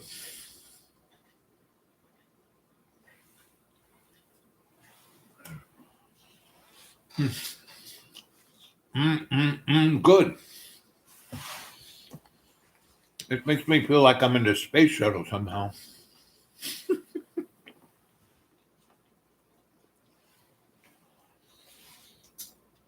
Mm. Mm. Mm. So, our second semester, after we did all that kind of homework, in the second half of our first semester, he says, okay, the only thing you have to do is think of something that will change the world for the better. Right? And that was our assignment. Right? And we had this team, and it was me, I was the youngest, 16. The other guys were all in their early and mid 20s. One guy was an auto mechanic. His father had a garage on Avenue A and 3rd Street. Another guy, he was in the printers union. He was in a printing house. Another guy was a truck driver, but he really had a knack for mechanical things. Another guy worked at this place called Zelf's, which was they had lathes, and they had this big machine called the Bridgeport that could turn out any kind of gear or mechanical widget that you needed. And it was the closest thing they had to 3D printing. And so that was the crew I was in, and we just fooled around. We just smoked pot and played, took things apart and played with things in our friend, his garage. And anyway, one day I had the big truck, and it was ancient, and it got like 1 mile a gallon, and it smoked out the back like I was burning wood. And he was trying to tune it up to work better. And he, you can have more if you want it. Here, let me take that. Here, let me take your plate. You want more rice? Yeah. I got it. Thanks. Did you like the sweet potatoes or the mushrooms? They're really good. All the food. Yeah, okay. Well, we'll give you a little bit of both. I also have some fish. Would you want some fish? I can just eat this, or well, I'll just eat this. Okay. There you go. Thanks. Mm-hmm. Oh, thank you. Yeah.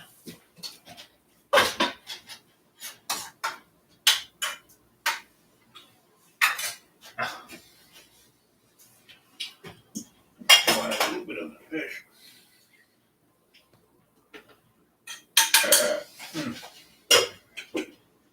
Arf. So anyway, so he's fooling around my truck. I don't know if you ever saw Tom Terrific. It was a cartoon show, and he had this idea hat. It was like a funnel he put on his head, and a light bulb would go over his head, and then he would do something amazing. Tom Terrific. And this is good stuff, boy. Yeah. Mm. Yeah, some sweet potatoes are really good. Mm. Everything. Yum, yum, yum, yum, yum. So he looked at us and said it was Friday afternoon. And they had about an ounce of marijuana, maybe 2. And they had a couple of 6-packs of beer. And the guy who's the mechanic trying to fix my truck said, don't we have to do something for Monday that'll change the world? And if we don't at least have an idea, we'll fail.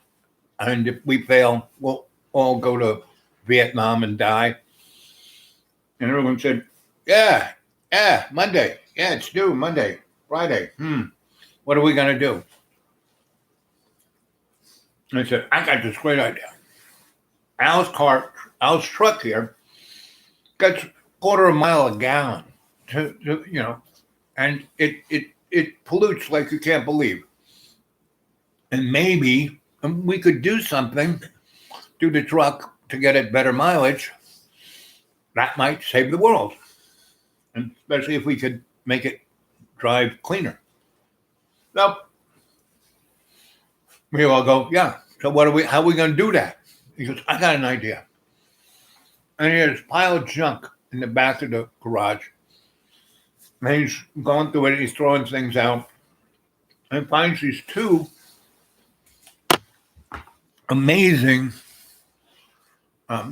two stainless steel tanks. And when you go to the soda fountain and they get you a Coca-Cola or into the McDonald's, right? The syrup comes from the Coca-Cola guys, right? And all they do is mix it with seltzer, basically, right? That's what Coca-Cola is. And so the syrup comes separate. Today they come in cardboard boxes, but back in the day, they used to be in these stainless steel tanks that could hold a pressure, right? And so he takes those, and it had the tank was about this big, and it had a opening that you opened it, and you could put the stuff in there, right? So I had these two kind of quick release hoses, right? And basically, he takes it over to his drill press, he drills 2 holes, and he puts 2 nichrome rods in there, right? And he insulates those rods from the tank, and he seals them there with epoxy, right? And then in the truck, he starts taking things out of my truck and he puts another belt and another alternator in my truck. One's for the battery, and the other is going to take current and put it in this tank. And he put water in the tank. He put he just put the tank in where the box of the engine is, and the engine took up this much room of a box that was like this big. Live in that box under the hood. And he attached it to the side wall, and he connected it to that alternator, and he put water in that tank. And those 2 quick connects, he drilled holes in the carburetor and tapped them and screwed in quick connects there and put hose from the tank into the carburetor, started up the motor. The water, because of those 2 nichrome rods in there, turned the water into hydrogen and oxygen. And because hydrogen is lighter than oxygen, he put the tank on an angle like this. So there was a hose here taking the hydrogen to one side of the carburetor, this one taking the oxygen, and ignited the gasoline, and it burned it 100%. So that truck that only got a quarter mile of a gallon got 240 miles to the gallon. And this was the first year that New York State wanted to have air pollution controls, right? So we went over to a guy who my friend knew, who had one of the machines that you put the sensor in the exhaust pipe, and it tells you what it's exhausting, right? So we got it running. He's testing it, and he says, I don't understand. The only thing my machine says that's coming out of this exhaust pipe is water, vapor. There are no hydrocarbons. What's going on? And we said, nothing. See you later. Thanks. Can we have we had a paper kind of, receipt of what it was. And we fooled around with it, made it better, tweaked it up. Monday comes, we go to class. Everyone's there, and everyone has like little dioramas and drawings. And he goes, oh, good idea. And we talk about it. Then he turns to us. So you chuckleheads, what do you got? And we say, well, you got to come out to the parking lot and see. And he goes, okay. So we go out to the parking lot, and we show him that the gas gauge has there's the E, and this thing is right below the E. We drive to a gas station. We get 25 cents worth of gas. Well, in those days, a gallon of gas cost 16 cents. So we almost got 2 gallons, right? But that only got the thing just into E. And then we drove him all the way up to Connecticut, had a lobster dinner, and drove all the way back. And he said, okay, let's look under the hood. And he saw what we did. And he goes, that's quite good. You boys not only get an A+, you get a star. And he said, I expected nothing less from you chuckleheads. So he goes, so you thought of this Friday, right? You were smoking pot, drinking beer. You realized you had to have something done by Monday or else.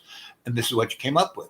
And we kind of look at him like, and he goes, well, that's good. Yeah. So what are you going to do with it now? And we said, well, we're going to patent it. And he goes, no, you're not. You're going to take it out of this truck and destroy it. He goes, do you think you were the first guys to think of this? No. And everyone who's ever done this before ended up dead. And we were like, he goes, that's why I had you spend half the semester looking at stuff what other people did. Didn't you twig on that? He said, technology is a good 2,000 years ahead of where it is now, period.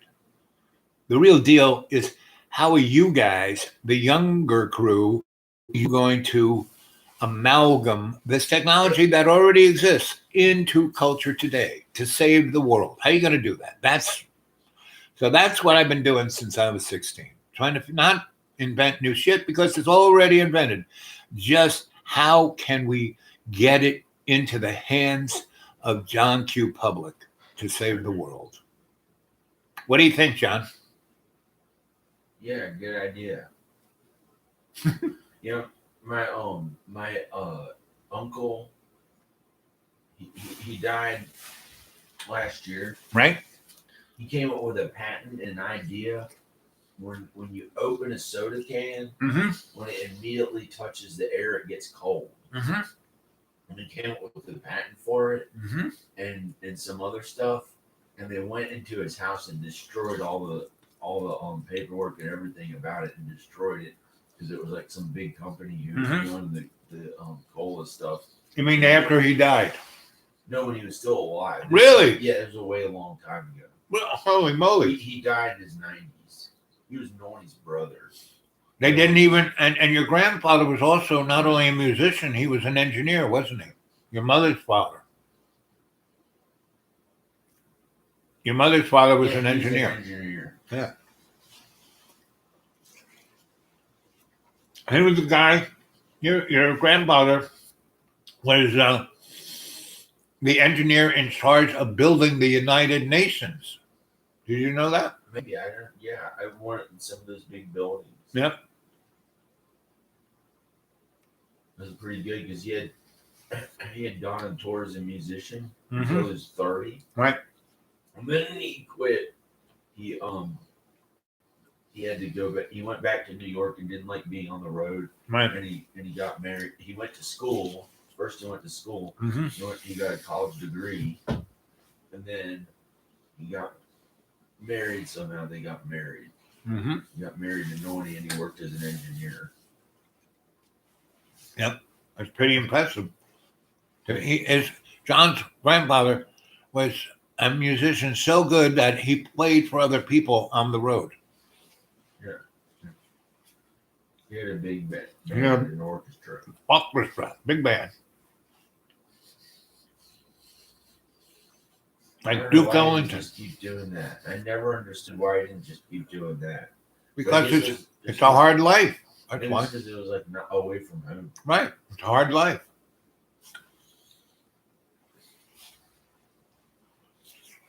I didn't see why he didn't want to be famous or something. Well, he was. He's famous He for. said he was kind of famous, but I never found anything on Google when I looked him up. Well, a lot of people. And that's what I didn't. That was how I was when I was younger. From when I was like 18 or 19 or 20 Right.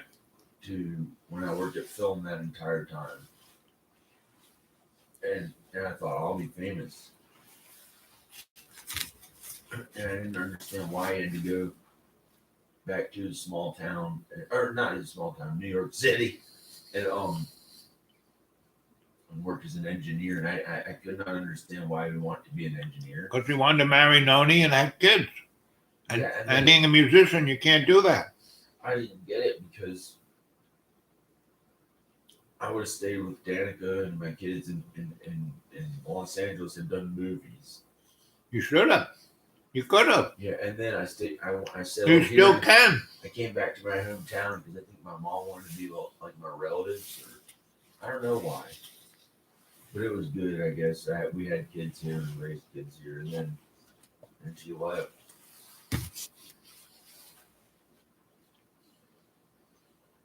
I don't know. You know what I did yesterday? No. I had quit all my psychiatric medicine. Yeah. And it felt pretty good because I wasn't having any caffeine. Right. So I was getting enough sleep. And Right. I felt that, you know, that there's nothing wrong with my thoughts or Right. anything like that. Good. Yeah, I felt amazing for about 2 or 3 days. Right. And then yesterday morning, Right.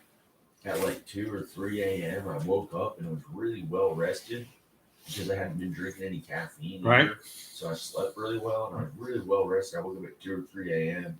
and then I drank caffeine. I thought to myself, I was so confident. I thought I could just quit my medicine and drink caffeine anyway, which is like a really bad thing that when I tried to do it before, it made it so that I was like unable to sleep for 2 weeks. And this really scary stuff happened. Yep. And so I drank a bunch of caffeine and kept drinking it throughout the day. And then I could not sleep into the night, into the next morning at 3 or 4 a.m. And then I said all this mean stuff to Danica's dad, and I left messages on Rowan's machine because her machine, I couldn't leave a message, and she didn't answer. And I had to leave stuff for her dad, stuff that I said, and I yelled a little bit. Said I'm gonna get my kids back and all this stuff. And you can't take them there. Why'd you do that to me? And then I said stuff to Rowan, and it was pretty mean. And I hadn't slept for very long. I was on a bunch of caffeine, and then I felt bad about it. And then I was like, I really have to eat my medicine if I'm gonna go to sleep with that caffeine. Right. And it was awful, the things I said. And I think I could have just showed up and gone to Texas. Yep. And maybe I still can. Well, you still can. But I said things that I Shouldn't have said. shouldn't have said to her Yep. dad and about her dad on the machine to Rowan. Which is not the best. Not to leave it on your son's machine. Yeah, no. Son message. Yep.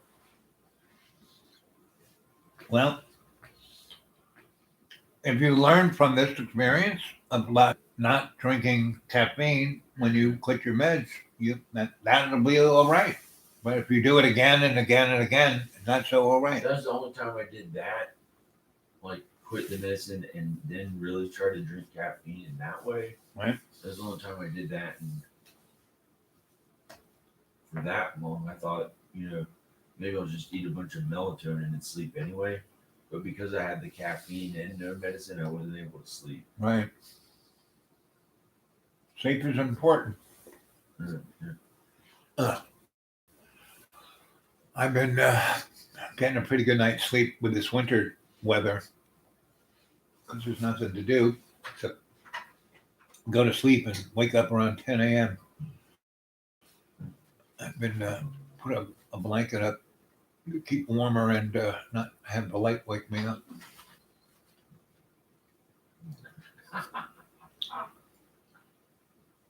You've been sleeping what? Longer. I put a blanket up over the window to make the room warmer and till I let the light in so I don't wake up. I'm very much affected by light. So if it's dark, I sleep. Just as it. So I've been sleeping till about 10 a.m. every morning, which is nice. Go to bed around midnight, sleep to 10. If she would have answered her phone, I wouldn't have said the stuff. What? So good. That's great. Oh, Yeah. so it's warmer in your room? With a It's not blanket gonna over. get that cold. It's not going to be that cold. Well, it's going to get warmer, that's for sure. Yeah, this guy told me it's going to get really cold the East Coast and everywhere, it's going to get down to 0 or negative. Well, 10. it's already been really cold. The last 3 weeks have been ridiculous. But it's not. I looked up the weather and it's not. No, it's But actually we're the next here. few days is supposed to be in the 40s and 50s and rain. If it does that, that ice is going to go away. So I'll be able. It's Well, pretty sad that like how people get older and stuff. that's life. That's what happens. You know, I was a young guy, and now I'm, 72. That's considered a Oh, your birthday's in a few days. few days. Yeah, Okay. but I start celebrating. I celebrate my birthday the whole month of February. Hmm.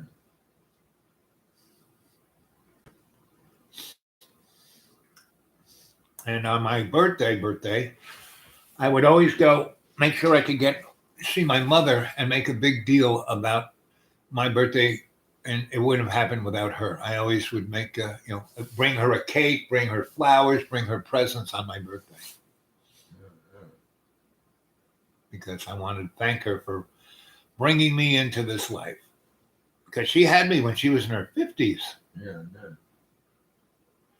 That was pretty extraordinary. The 3 before me died. They did. Yep. Hmm. I was the last. So that's why there was a big space between my last sister and me. It's because there were 3 other. And 2 of them came all the way to term. One lived and lived a short time and died. The other died at birth. And the other died like almost at birth. He had been in the oven for about 8 months. Terrible. And then she had a miscarriage. No, it was a good thing because my parents really weren't designed to be parents. Very few people are designed to be parents. Hmm. Especially in the modern age. I was a good parent, and still am if I can get to them. You were a good parent? Yes, yeah. I taught them stuff. I was good at teaching them how to do almost anything. I got them to talk really early when I was with Rowan. He talked when he was, because I showed him love and attention, more than other people were able to do, and I was a good teacher. So I taught Rowan how to talk when he was a year and something, 8 months old. All right. 18 months old? So, well, when he was A year and 8 months. a year and 8 months old, when he was learning to talk. And then Ivan was born in Texas because we had been arguing a little bit, and it was harder to get to Ivan as much at first. So he learned a little bit later, but still earlier for the Were you there in Texas with him? I had to, but it was not as easy to do because they were in Texas. Oh. She finally moved back. Oh, were you there for his birth in Texas? Yeah, but her mom was there, and all those kinds of people were like making sure they got to try to be there closer around him until she finally, by some miracle, moved back and we lived together again for a while. And then the third baby, Ayla, she hasn't let me be there for her much at all. And she can barely talk, and she can't say sentences, and she's 5 years old. And she put a label on her and says that she's autistic. And it's really because she wouldn't let me be there for her. It's really because I wasn't allowed to be there for her, and she has kind of some other problems too. And it's because I wasn't there to show her direct love and say, hey, she's good, and encourage her to learn things and stuff. I could help her so much, but I could help her a bunch to be a better person. And it's been pretty sad that I wasn't allowed to be there for her. So I'm going to go upstairs, but that's one thing. And then I was worried about their various health things here and there and had to make sure they were okay. And then God and Jesus, I want them to find God and Jesus a bunch. So they got better. They got better at that. upstairs? No thanks. I'm going to leave it here. Okay. Okay, bye. See you later, buddy. Bye. Oh, man.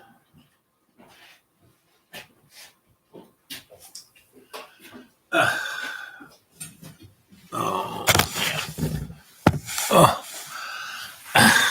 Let's see what you're saying here. Let's see. Some type of reconstruction, but using it successfully would probably be suicide. Yeah.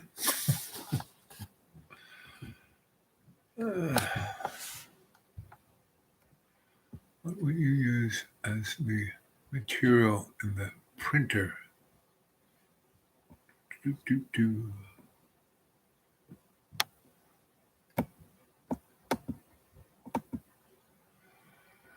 Nikola Tesla. Yep. Praise Jesus. Yep. Message retracted. Lost. Beetles have an anti-gravity capability. Yes, the Russian guy. He's the guy who definitely brought it to public notoriety. Who right? Talk on WhatsApp. Yep. That's cute. How do you guys stay warm? John has unbelievable. He has these gigantic electric heaters, but they're not space heaters. They're heaters that hit you. It's like it's got a quartz lamp in it, and that energy hits your skin and warms you up. And he's got 3 or 4 of those up there, and then he's got 3 or 4 electric space heaters, and he's got his oven.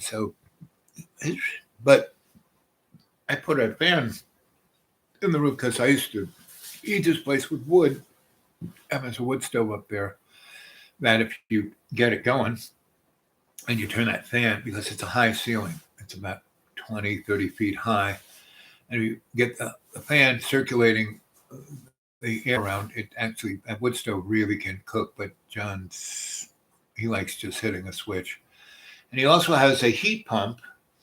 So the heat pump pumps a little heat down here, but down here you pretty much have, but the room I'm in is really teeny. The heat pump punches some heat in there.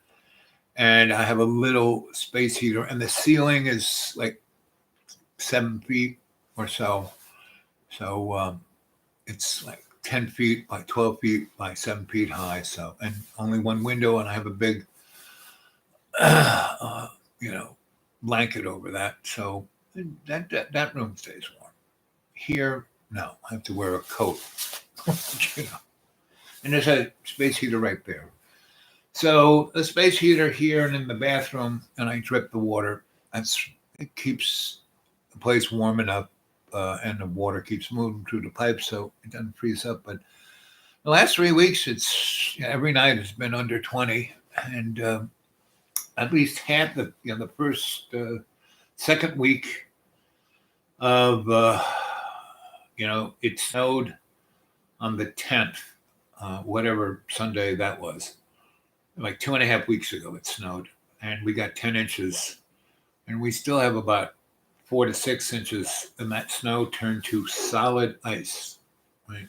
I just drove my car, backed up on it, and the first time it snowed, I cleaned off my car, and I cleaned a 4-foot circle off. Well, you could get it off, and so I can get into my car, and I cleaned off the steps. So die, and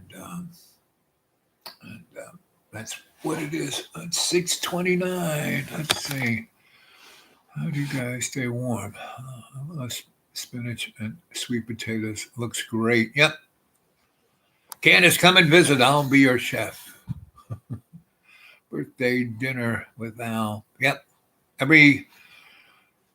Like I said, I celebrate my birthday all month long. So I'm going to be having birthday. And this birthday dinner was made straight from canned stuff.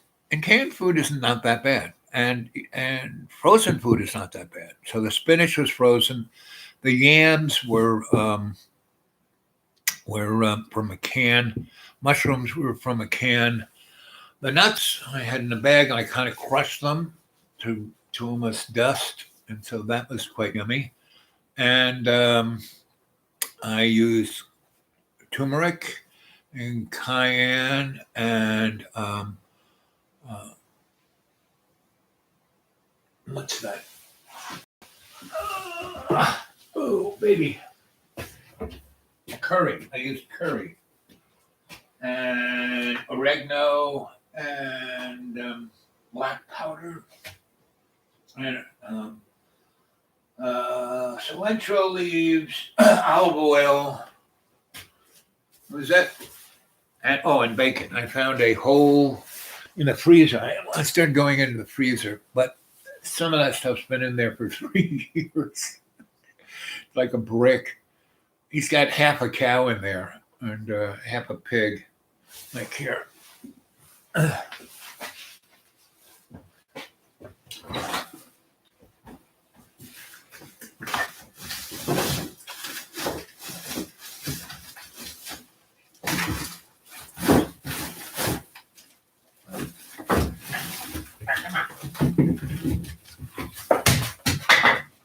Yeah. So there's one of these in there that I thawed out and cooked up, and that was the major. So this thing was put in here in 2018, and he's got about 4 of these in there. It's like Fred Flintstone ribs, you know? And for a vegetarian.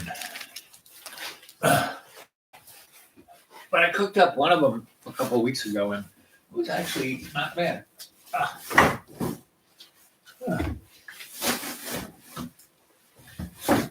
Stay. So that's where we're at. We're at, really, Ice Station Zebra pork chops. Come on. Get all the way back here. Come on. Stay. Be good. Ice on the wings. Ice is running on the wings. Oh, now I'm a unicorn. So, what else are you guys saying here? I love spinach and sweet potatoes, yes. Birthday dinner with Al and John, yeah. When you wake up, John, yeah. Here's a toast to friends and birthdays. Cheers. Sláinte.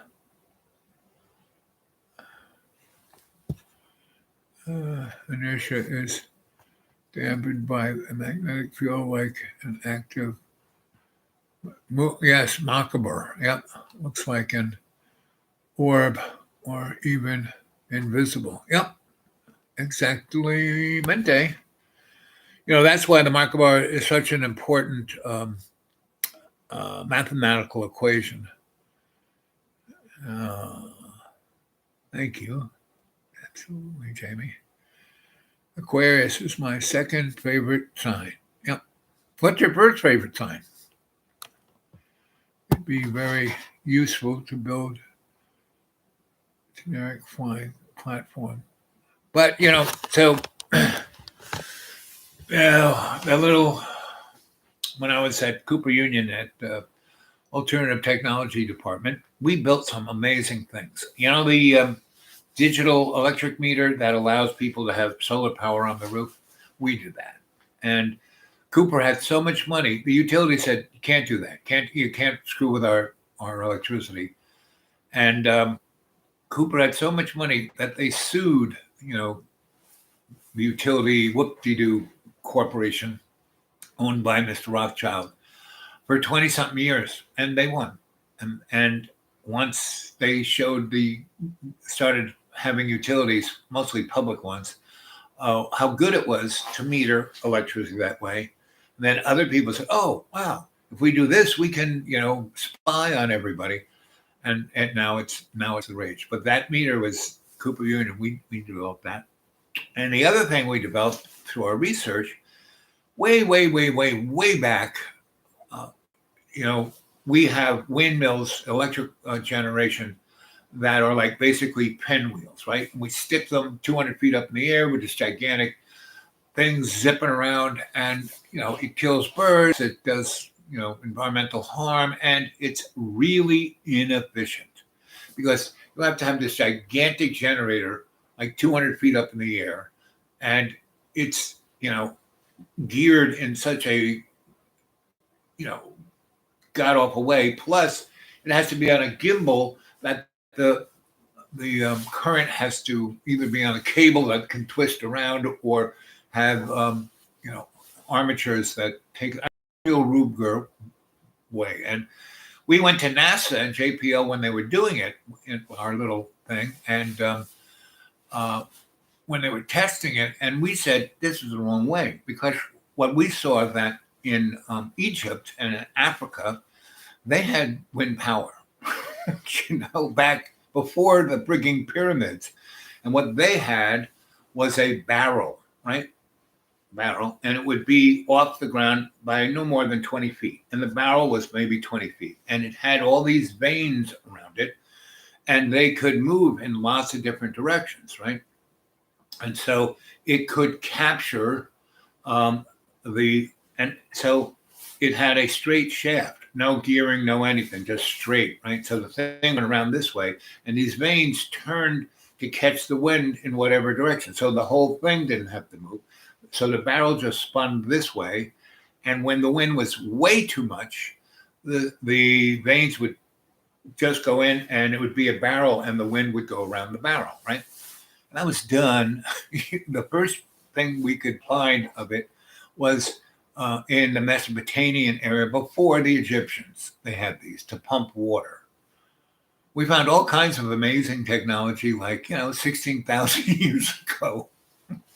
We found electric technology that far back too. And when we wrote about it, we were, cast. What do they know? They're not Egyptologists. But the guys who were Egyptologists and anthropologists and geologists, they kind of said, no, these guys are right. We found it here. They just, we found the shit. They just told us what it was used for, And no one wanted to hear that. And that was back in 1969. And so, I went from that. And I was 6. No. That was not 1969. I was 16. That was 1966. I was still in high school when I was at Cooper Union, So I went there for 2 semesters, but not congruently, each in a summer, right? A summer semester. And they had, it's like year-round kind of thing. So I would jump in at different points, and it was fine. That school was very... Too bad all schools weren't like that. And now Cooper Union isn't like that itself anymore. Now it's run by a corporation, and now you have to pay money to go to school there. And that's what it is. And all of the interesting, dynamics of, if you're an architect school, you had to take art and engineering. You don't, now if you're an architect school, that's all you take. Now if you're in the art school, that's all you take. It's truly, and everyone I knew who was there, no longer there. All the great teachers, no longer there. The people of the alumni, once it went from this entity, nonprofit institution, and went into a corporate structure, the alumni told me to get fucked and wouldn't give them a nickel. And so now it's a useless piece of crap. And I'm sure they'll sell it to become a, Starbucks or something, So, anyway, what are you guys talking about here? Inertia is dampened by magnetic field, like Activated. Yeah. Yep. Let's see. Absolutely. Happy birthday, Aquarian second. So, like I said, what's your first favorite? Let's see. It'd be very useful to build a flying platform. Yeah, and they have them. You know, when I was in places that no one knew about it, they had things that lifted unlimited.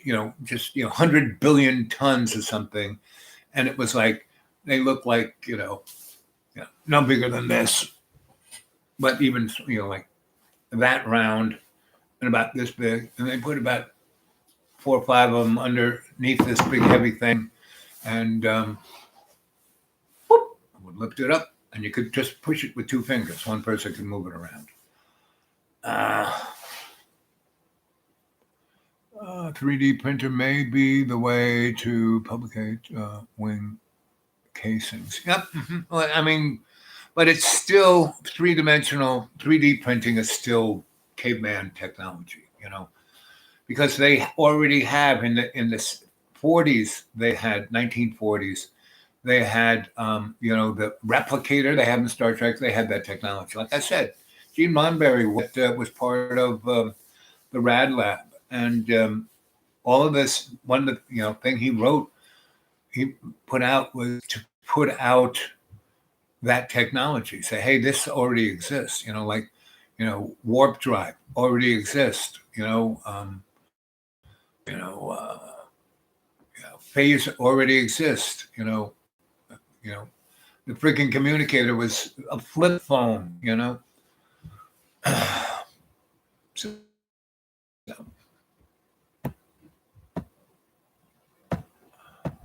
come on. That's it. So let's see. Victor Red, the Russian guy, his platform went as high as 1,000 feet and up. Yep, 900. Yep. Out any hair. Yep, out of place. Yep. Invisible when airborne. Yep. Ruby way to travel. Yep. That was George Jetson's car, favorite sign. Sagittarius, actually. So why is Sagittarius your favorite sign? Interesting. Why Sag or is that a leading question? So you guys developed the barrel wind turbine. Yep. I mean, we didn't. Some guy, Mr. Batani, 16,000 years ago. We just were at this lecture at Museum of Natural History, this Egyptologist guy, and he was, technology of the Egyptians. We went to that lecture, and he said this, this, and this, and then we went and talked to him and said, well, that's interesting. What about this, this, and this? And he said, oh, yeah, we said, yeah, we saw that kind of stuff. We had no idea what it was used for. So they were more like looking at pumps and things like that for agriculture. But there were tons, like in the pyramid in Giza, the major one, they have this thing called the King's Chamber, and it's a diagonal hallway that's quite steep, right?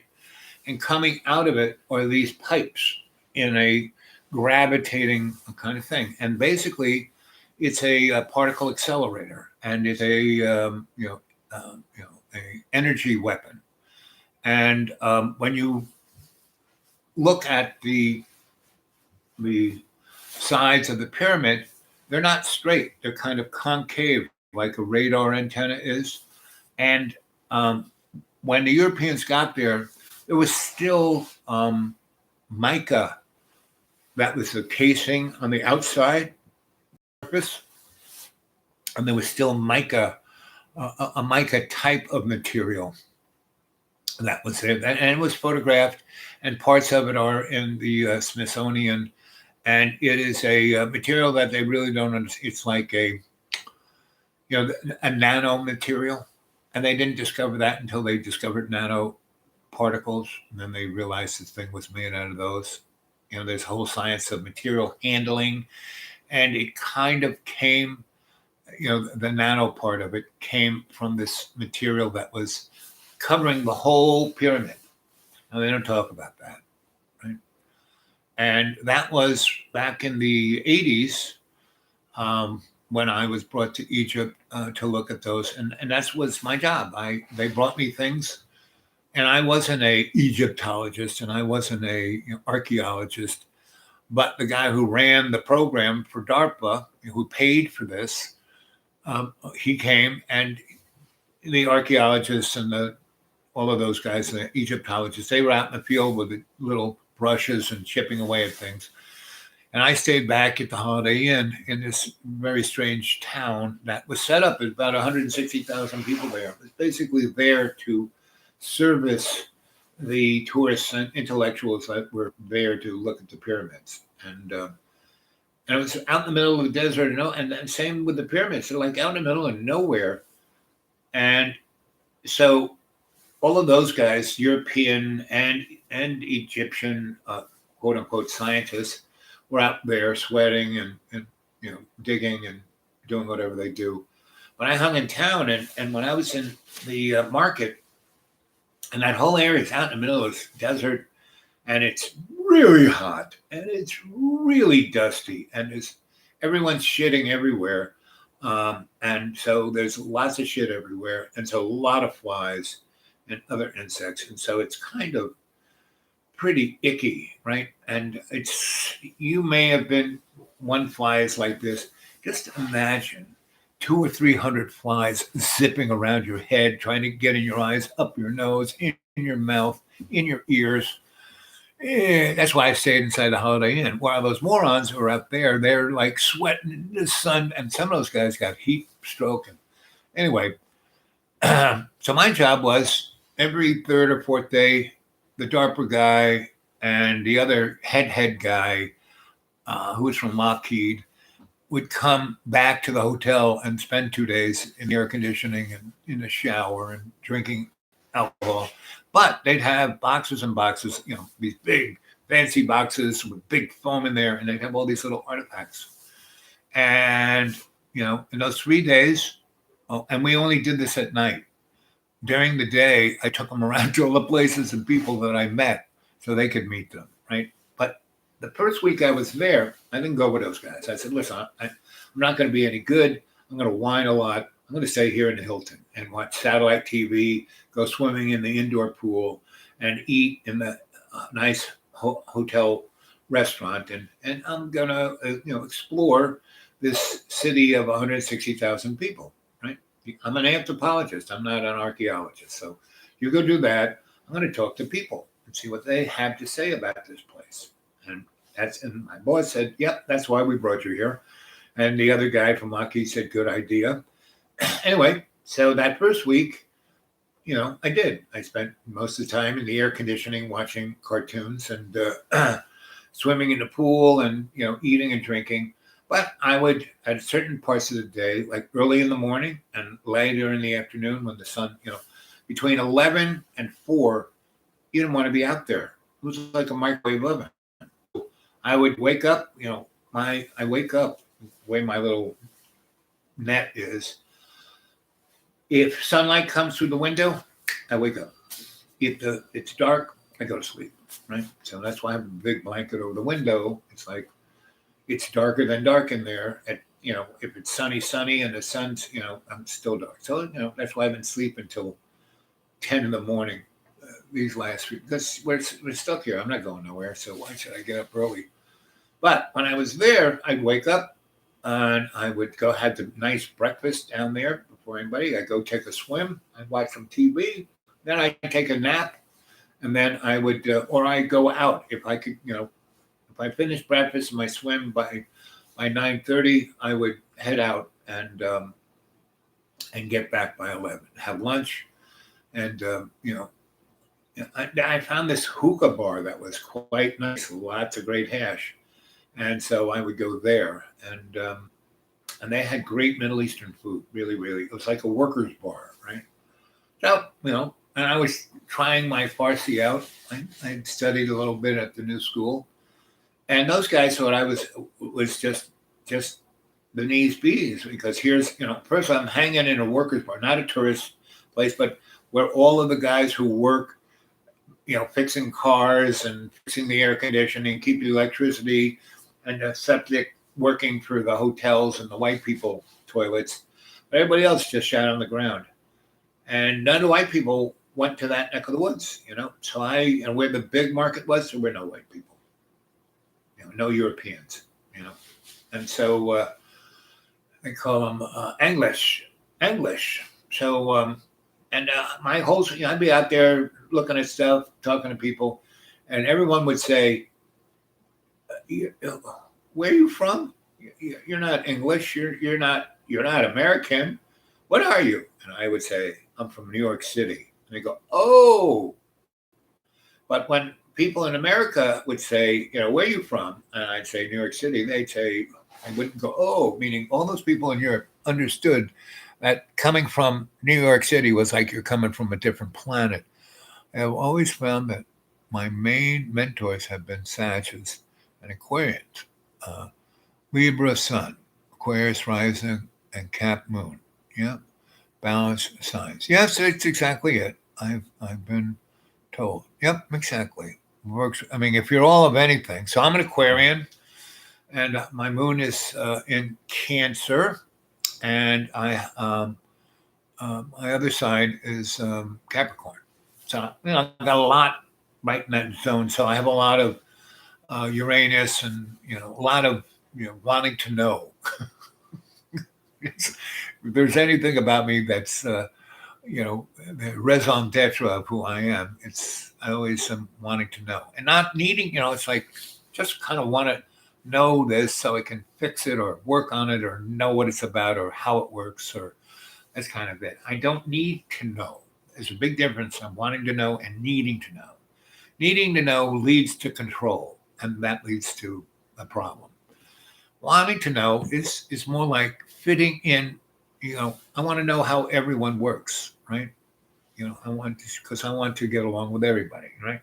And you're right. If you're anyone like my mom, Moon, Rising, Sun, all in fucking Capricorn. My dad, all three in Virgo.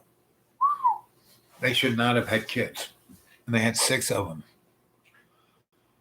7 of them, really. Yep, pretty much. I was drawn to look for info on Crone at the very same time that Al did his video with John. Yep. That's how there are no, oh, that's an interesting circumstance, or what do they call it? Coincidence. There are no coincidences, right? We are moving towards doing something great together. We're doing something great right here this minute, right? So, and, the 50s, 60s, 70s, 80s, 90s, up to, 2020, 2014, when I died. Pretty much, no, even after that, so I'm always about doing things with groups of people. But my most successful time of doing that was in the 50s, 60s, 70s, 80s, 90s, and O's, right? By 2012, I still was doing pretty interesting things, and I was doing stuff with groups of people, and we would have very interesting events, but I could never get them past the event. I could get them past the event horizon, right? To go within to the, the dark hole, So it's, so what I realized that, one reason, when I saw John do his thing and put me up on the internet, and thousands of people went gaga over the old Crone story, I said, and John kept, forcing me to do more and more of these, and not really allowing me to have any kind of input to it, because he would shoot them and then edit them his own way, which were okay. Like when he did the Jimi Hendrix story and the story about David Bowie. I mean, he had a lot of pictures and stuff, and that was fine. And John is a very good editor. And the stuff we did, me being Elvis, and there were a whole bunch of other, me being Donald Trump. Those were hilarious, but he told us he doesn't show them anymore. You can't see them. So 3/4 of all the stuff that I did on John's channel, he's got, and only things that still get, a big viewership. And he got very upset that once he started doing videos of me, that no one wanted to see him. He got really off the hook about it, and so that's why he started throwing me out. But then people started, no, and then he was like, his viewership was like 70,000 a day when I was, in front of the camera, and then when he threw me out, it went down to 4, and then he was like, oh, come back, come back, come back. But every time he threw me out, I went to places that, the 32 times he threw me out, I had 32 mind-blowing adventures, right? And some lasted a month, right? And whenever the first time he threw me out, it was January, and it was cold, but it hadn't snowed yet, and it wasn't really cold, not like the last 3 weeks cold. It was like, in the 40s during the day, and then the low 30s, high 20s at night. So first night, he throws me out. Again, I can't really drive. I should not drive at night, but he's thrown me out, I don't know, 10 times at night. John, can't I wait till sun up? And no, So, but every time he's thrown me out, I, so he threw me out at one time, and I couldn't go anywhere. So I went to the, the Texas diner, the Texas whatever that place, that hot dog stand downtown, and I stumbled into a number of amazing situations that were just amazing, right? So but the first time he threw me out, it was like 7 a.m. He crashed and get out. Okay, so at least it was sunny, and I had a full tank of gas, and I had a few dollars in my pocket, and I had pretty much everything in the car that I needed. I spent about 30 minutes packing some other stuff in there because I had no idea where I was going to go or what I was going to, so I made sure I had my tools, made sure I had tarps and ropes and tents and things that I could survive. If I had to be out there in the woods, I had everything to survive. I had my, under 40 degree, below zero pup tent and a tarp, and I had a nice, really nice propane heater. Again, about this big, a tank attached to it, and it would turn your tent to 80 degrees in the North Pole. It was really, and it was so efficient. It used one of those little kind of bottles of propane that you use for a blowtorch or for camping, for a Coleman lantern. But I've heated myself with a Coleman lantern in tent, but the bad thing about that, it is so freaking bright, you can't go to sleep. And the other thing is that its edges get really, really, really, really, really, if it touches your tent, it sets it on fire. Whereas the little heater I didn't do that. You could almost, lean it against the tent and it wouldn't catch it fire. It was a great little. So anyway, I took off and I, had whatever I needed to survive. And I had, I probably had $50 in like 5s and 10s and 1s. And I had a full tank. So I decided that I was going to go up to this community that I had been part of, and I helped a great deal in West Virginia. And it was a town that had been, a part of a railroad for the coal mills. It was like a service station of sorts, right? And it was a pretty, when it was at its height, it probably had maybe 5,000 or 6,000 people living there, right? Had a high school, had this, had that, hospital. And at, West Virginia, it was quite, between the 1880s to 1980, the coal industry was quite good for the communities of West Virginia. Now, environmentally and it was a one-shot pony, meaning once it right now it's like really terrible. And luckily, when coal started to go out, it didn't just go out. It went out and then had this, and then went out and then did this, and then went out and did this, and went out. So the writing was on the wall for about 30 years. From about, the 1970, from 1970, coal was realized that it didn't have a real future. But between 1880 and 1960, but the utilities were still burning coal up until 1980. Like 3/4 of all electricity was being generated by coal. But railroads weren't using it, shipping wasn't using it, a lot of other industries weren't using them. So, and a lot of the dirty coal industries were being phased out and sent to China, just like what England did to us. They took all their dirty factories and sent them to America. America's just, China's just the 21st century version of America, right? And what America's, America, what's it saying? System US and close app. How much electricity? Let's wait.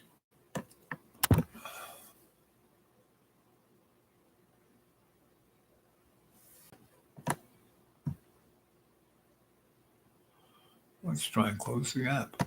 See what that does. There we go. Now I know what to do. Close app. Okay. So almost 3 hours. So this West Virginia town, right? And so I was working at this church. Churches are great. A great church can't beat a good church, which is a good community. Religions, on the other hand, suck. They're just a scam. But churches are really community. So you're in a town that has, so I was, in Lynchburg and Rustburg and New Boston, in that neck of the woods, up near the Ab Trail. It was this great little church run by my friend, the Lucky Guy. And he was a pastor up there for a good 10 years and, helped. It was like dirt poor. Nobody had money, and they didn't pay him. He slept in an RV and froze in the wintertime. And then, 9/11 happened and he joined the Marines and he got blown up. Then he went into the Army and was a chaplain. And he was on the line, And, when he was a Marine, he was a fighter. When he was a chaplain, they expected him to stay back in the city and eat roast beef, like that scene out of Apocalypse Now with the generals. But he was up on the line and he got, instead of getting commendations, he got demerits for being there for the soldiers who needed them, right? When they were dying, when they were suffering, he was there for them. And then he got blown up again, and they sent him to the wrong hospital. He almost died from their malfeasance in taking care of his wounds. So and he's still alive, and he's married, and he's got a beautiful kid, and he's doing great. So that's why I call him the Lucky Guy. He's survived all of it. And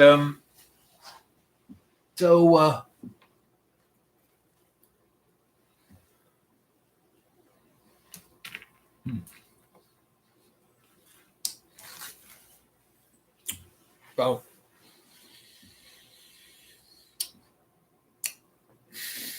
I was in this other church in Rustburg, which was a little, more organized.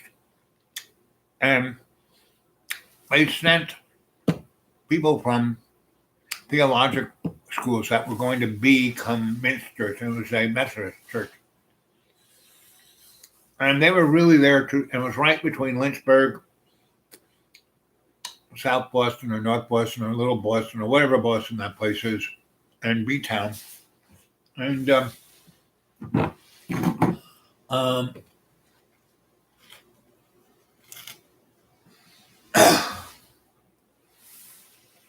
and really, sweet, nice, saintly girl. Very smart. And she could read Hebrew and Latin and Greek. And she was really into Kabbalah. And she's a Methodist, you know. So, came to that church. Oh, boy, we were like, did we smart? And the Methodists aren't that whacked out about sex. You know, they're like, they're on the down low, right? And so they're not really, the really horniest people I've ever met in churches is Baptists. Because we're all screwing each other. Right? And still going, I'm born again. No. Well, it was so much fun, and she had the best heart. So I'm working there, and one day she says to me, "Oh, listen, there's a town in West Virginia that just got blown out by a mountaintop retrieval, and it's a catastrophe. I'm going to go there with the Salvation Army folks in their truck. But you're a handy guy. I think you should come." I said, "Fine, man, let's go." So we spent 3 weeks up there. We dug people out. I got emergency power and things of that nature and pumps working. And what happened was the coal company just cut the top off the mountain and dug, instead of going like this with coal mines, they just dug it out and went away. And then filled the hole up or anything. And there was a big super duper rain, it's kind of in a rainforest. I had a super duper rain, like 20 inches of rain. And the whole thing, it was 600 feet high. It was about 1 billion square feet. The whole thing got filled up with water. It just blew the sides out of the mountain. The whole mountain that was on top liquefied and whooshed out. And it wiped half the town away. There were about 400 people still living there. About 200 of them died. And because the mine had closed, there was no one, everything, the town, city, schools, everything was like collapsing, and no one was really keeping an eye on who was where and what was what. And then just washed everything away. So the bridge that went over this big, West Virginia has some beautiful rivers, waterfalls and rapids, and it's really beautiful. And so it wiped out the bridge, and the gas line that went to the town went through there. And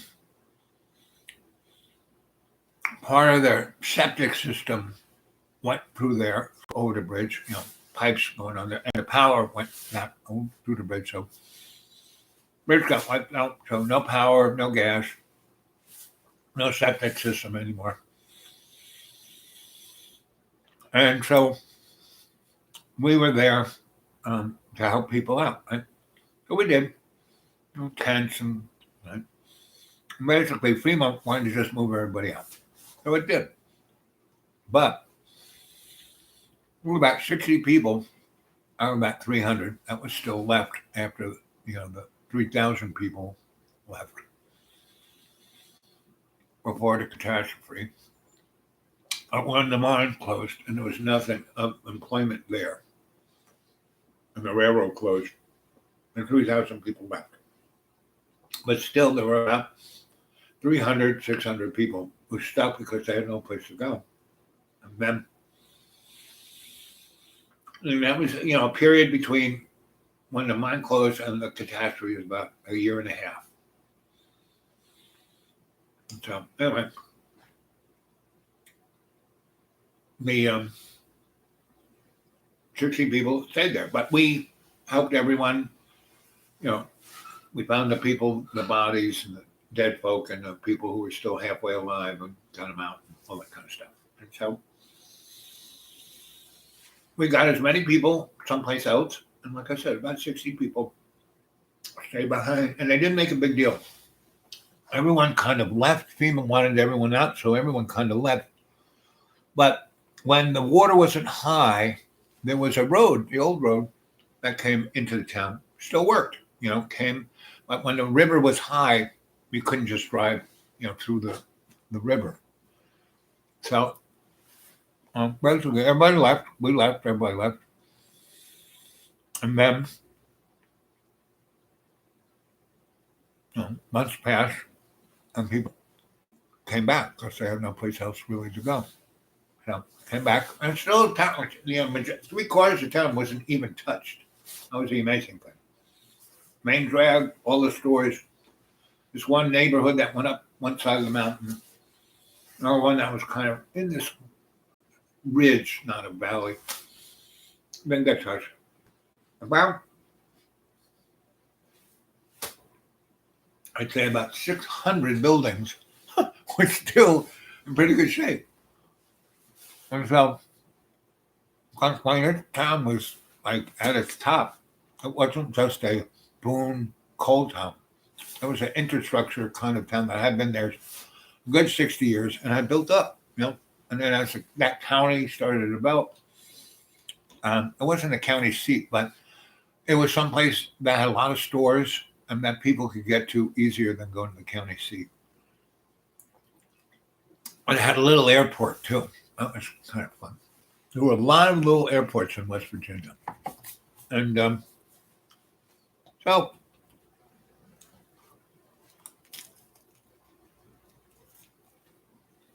the next year, I was still living in Lynchburg.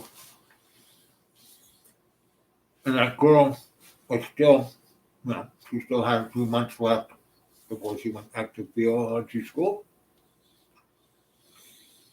And she came to me and said, your people still live up in that town. And they're really hurting.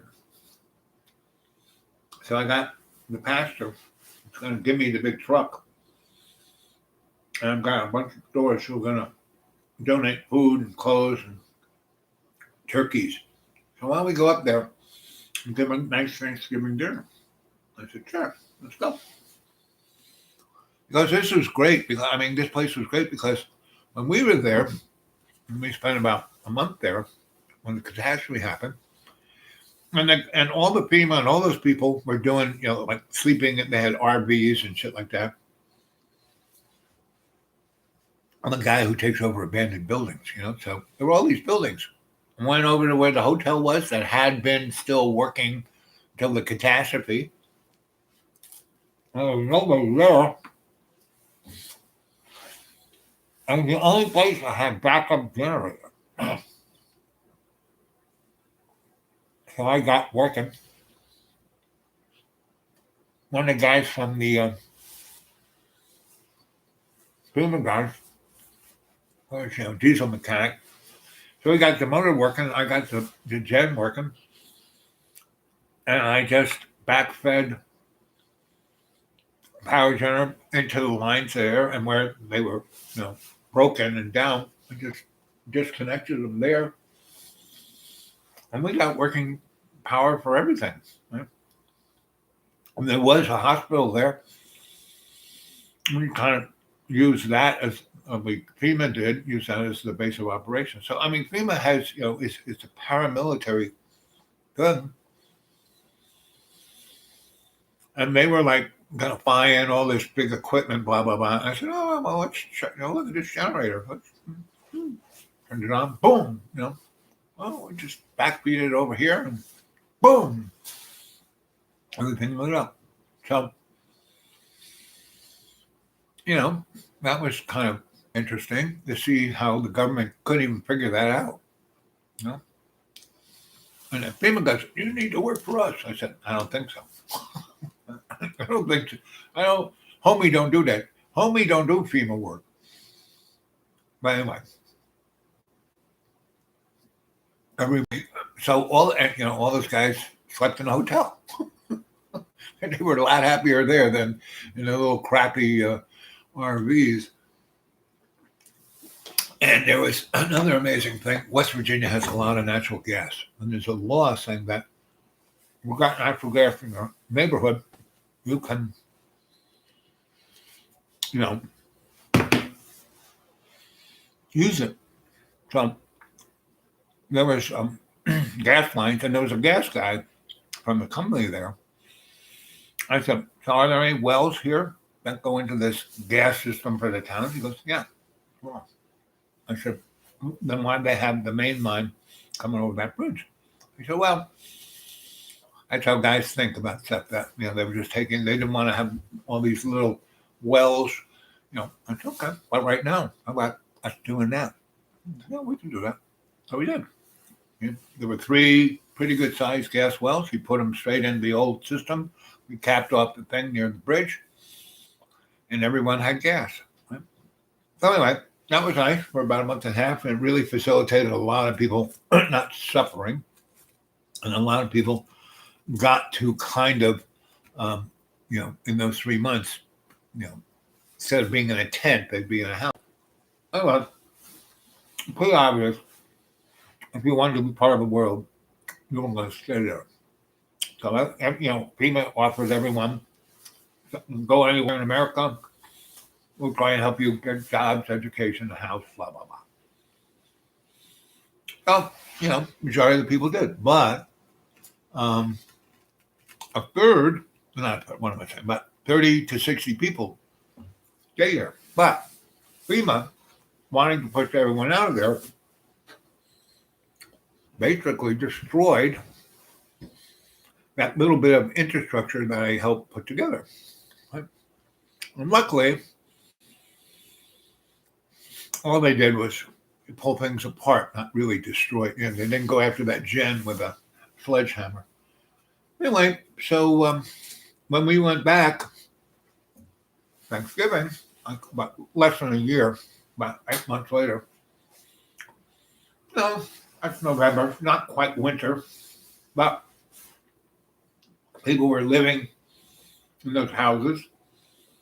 In the water, they had, you know, dismantled the ability to have water. They dismantled the ability to have septic. They dismantled electricity and gas. We went back there with a big truck. I brought my tools. It was not that difficult to, I mean, all they did was take a fuse out here, take a this out there, you know, turn this off, turn that off. You know, if you didn't understand the system, it might be just, I don't know how it works. Well, I turned it back on for them. So they have electricity, gas, water, septic, right? It's only 60 people. Like we kind of zeroed them into a closer kind of net thing, so we wouldn't have to have the system all over the place. We stayed there 2 weeks. We were only going to spend Thanksgiving, but we spent 2 weeks. When I went around and said, you know, we could, and there were a couple of handy guys there to help me, and we did. So anyway, so between then and when John threw me out was about a 6-year period, maybe more, way more. That was 2003. I died in 2014. I told John to school in 2015. So yeah, so it was good 12 years, if not more. But there were still people living there. And I had gone to visit them in 2012. I don't know. Somewhere around there. And they were still there. A bunch of them. Anyway. And they, you know, I kind of showed them what it was. I mean, the generator was in really good shape. All I got to do is keep, you know, the filters clean, change the oil. There are these gauges that show how much lubricant are in this and this and this. I keep the housing warm in the winter. Don't let it, you know, get cold. There are electric heaters in that housing. So they were handy enough to keep it going. And so when John threw me out the first time, I thought, you know, I'm going to just go spend the winter with those guys. And gas and heat, you know, I could have a big house, you know, could live in that hotel. they would love to see me. It would be a good thing to do. So I was drove. I'm straight up 220 from Roanoke toward West Virginia, and right where 66 and 220 kind of do this. There's a truck stop and a diner. Great diner. So it was, I left here around 7, and I got up there, I don't know, 10 o'clock, maybe 9:30, 10 o'clock. And I pulled in the parking lot, was walking over towards the diner, and there was a girl, and she was spare changing out in front of the diner. And she was upper, all her clothes, she had about $400 worth. She had a North Face coat on and, designer pants and, unless she was really lucky at the thrift store, this girl was a bourgeois, upper middle class young girl, in her 20s. So I look at her and she's kind of looking, spare changing. I go, what are you doing here? You're not a homeless person. Oh, it's a long story. I said, have you eaten anything? Oh, I haven't eaten anything. I'm starving. I said, well, come in. I'll buy you breakfast. You can tell me your story. So she did, and that way she could stay warm. They wouldn't let her inside unless she was going to buy something. She had no money. So I brought her in. We sat at a booth, and I bought, said, I got my breakfast. I said, whatever you want. She did. And so I said, so what's your story? And she goes, well, I went to, she went to, where did she go? Georgetown College, maybe graduated Georgetown, high top, right? And then she was going to grad school at some college in, Atlanta. And she came from Atlanta. Her daddy was a doctor. Her mom was a lawyer. She had always went to private high school, grammar school, high school, went, and Georgetown, and then whatever school she went to in Atlanta. And she had all these degrees, and she went to get a job right around 08. And it was in 08. It was, like I said, John, I'm 415. So it was around 2016,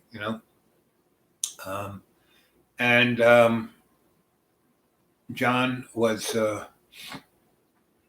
2016. Yep, winter, January 2016. So,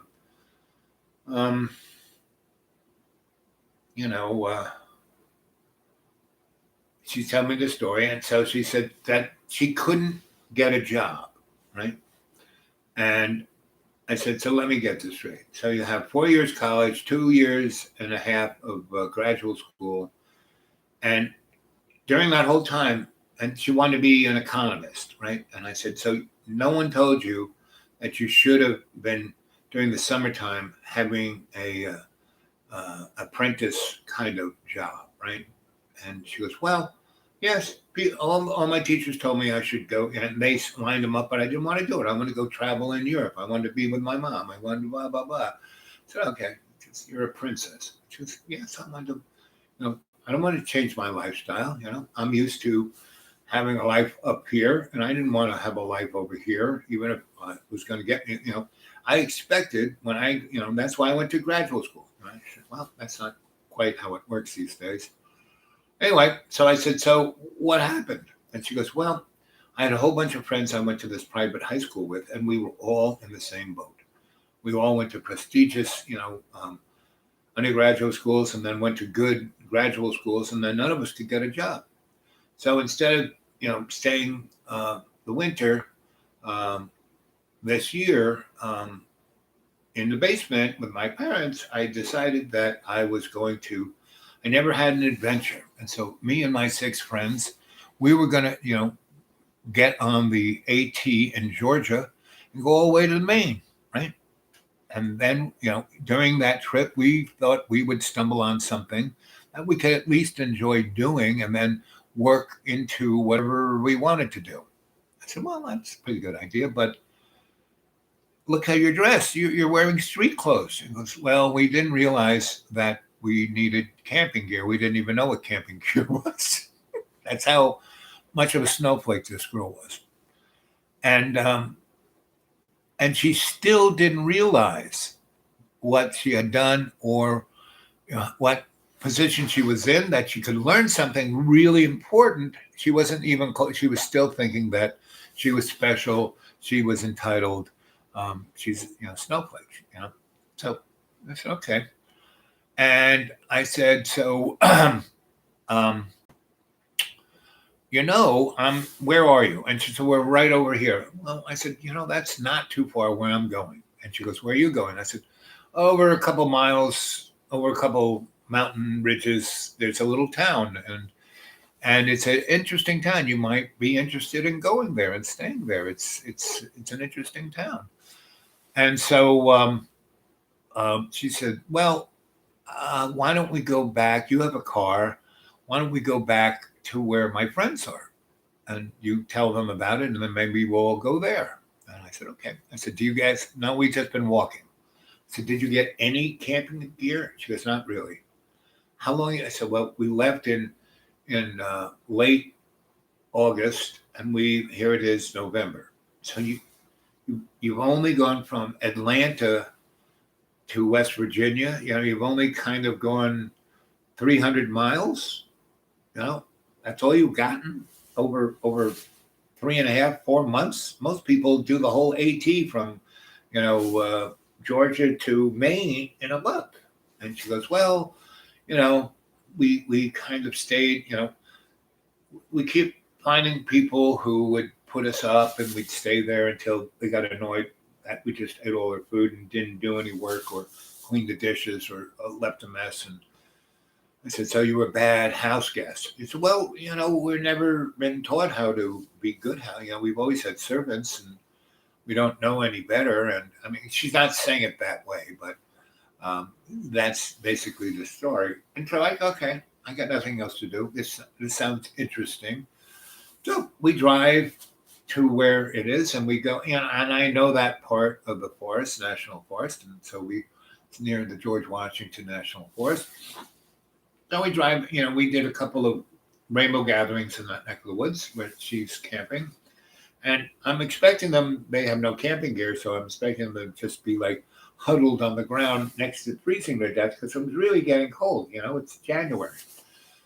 And it was just before, that was the first big time Virginia, at least in this, decades, had the big Nordic blast, and it was starting to get cold. And but the real cold was yet to come. So we drove up there, and, and we, I have a 4-wheel drive, nice car, and things were in it. My car was a lot newer then and a lot happier. It was a good pony. It still is a good pony. Still getting me where I need to go. But it was a young pony, let's say that. So anyway, we got into the woods, and there were, old logging roads which brought us to this place where these kids were. And where it was a place where there was I would say, but way before the Civil War, if not before the Revolution, a log house, just something out there in the middle of nowhere.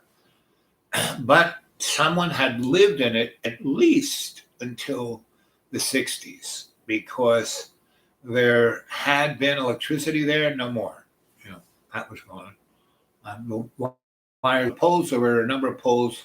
You could see that this thing had electricity at one time, but it had a well, and was one big room. It was a base was all stone and the logs. It was a very sturdy log cabin, big gigantic fireplace, big hearth, had a big wrought iron arm with a big gigantic wrought iron pot, and the pot probably weighed 40 pounds easy.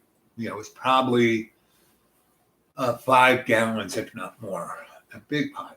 And it had a sink and a pump, right? So I had a bunch of water, and I had water. I had, like water I bought that's distilled, capped, fresh, like real pure water.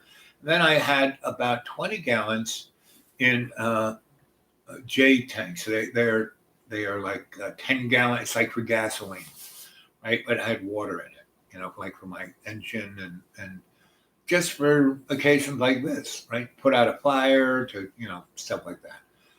But I said, so and it had one of those pumpy things in the well. And I said, there's a good chance.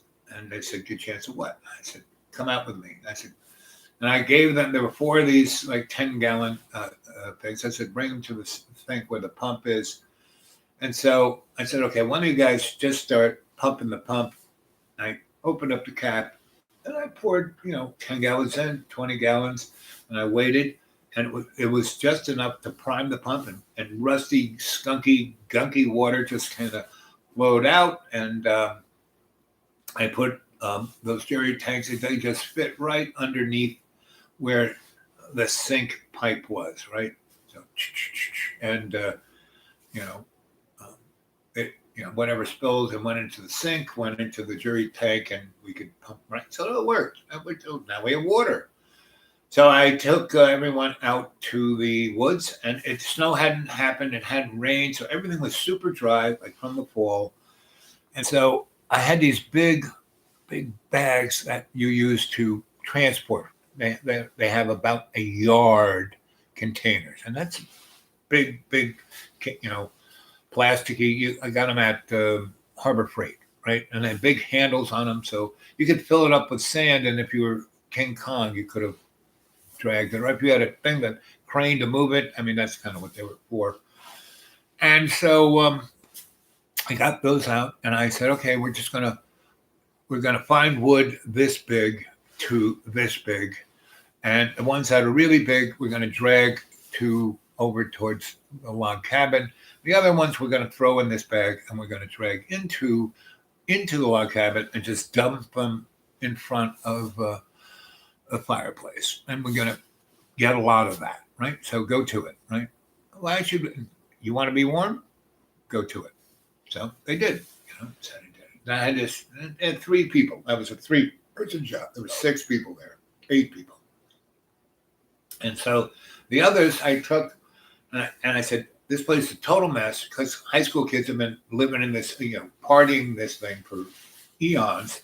And so there was all kinds of candy wrappers and toilet paper and you name the garbage, it was there. And I said, so this log, all the chinking is going. What's chinking? That's the muddy stuff that they put between the logs. So I want you to go all the kind of candy wrappers, all the bags, all the kind of things that we can stuff in here and it won't blow out. So they did. I picked up everything. And I said, anything that's like can't be stuffed in, but it's cardboard or wood or paper, we're going to put over here in a pile. We're going to use that to start a fire, right? So we chinked the whole thing up. I actually had 2 cans of that spray polyurethane foam. We used that judiciously to fix the paper and candy wrappers in there so it wouldn't blow out. And it worked quite nicely. And I started a fire in that big, gigantic fireplace, and it was roaring. And within,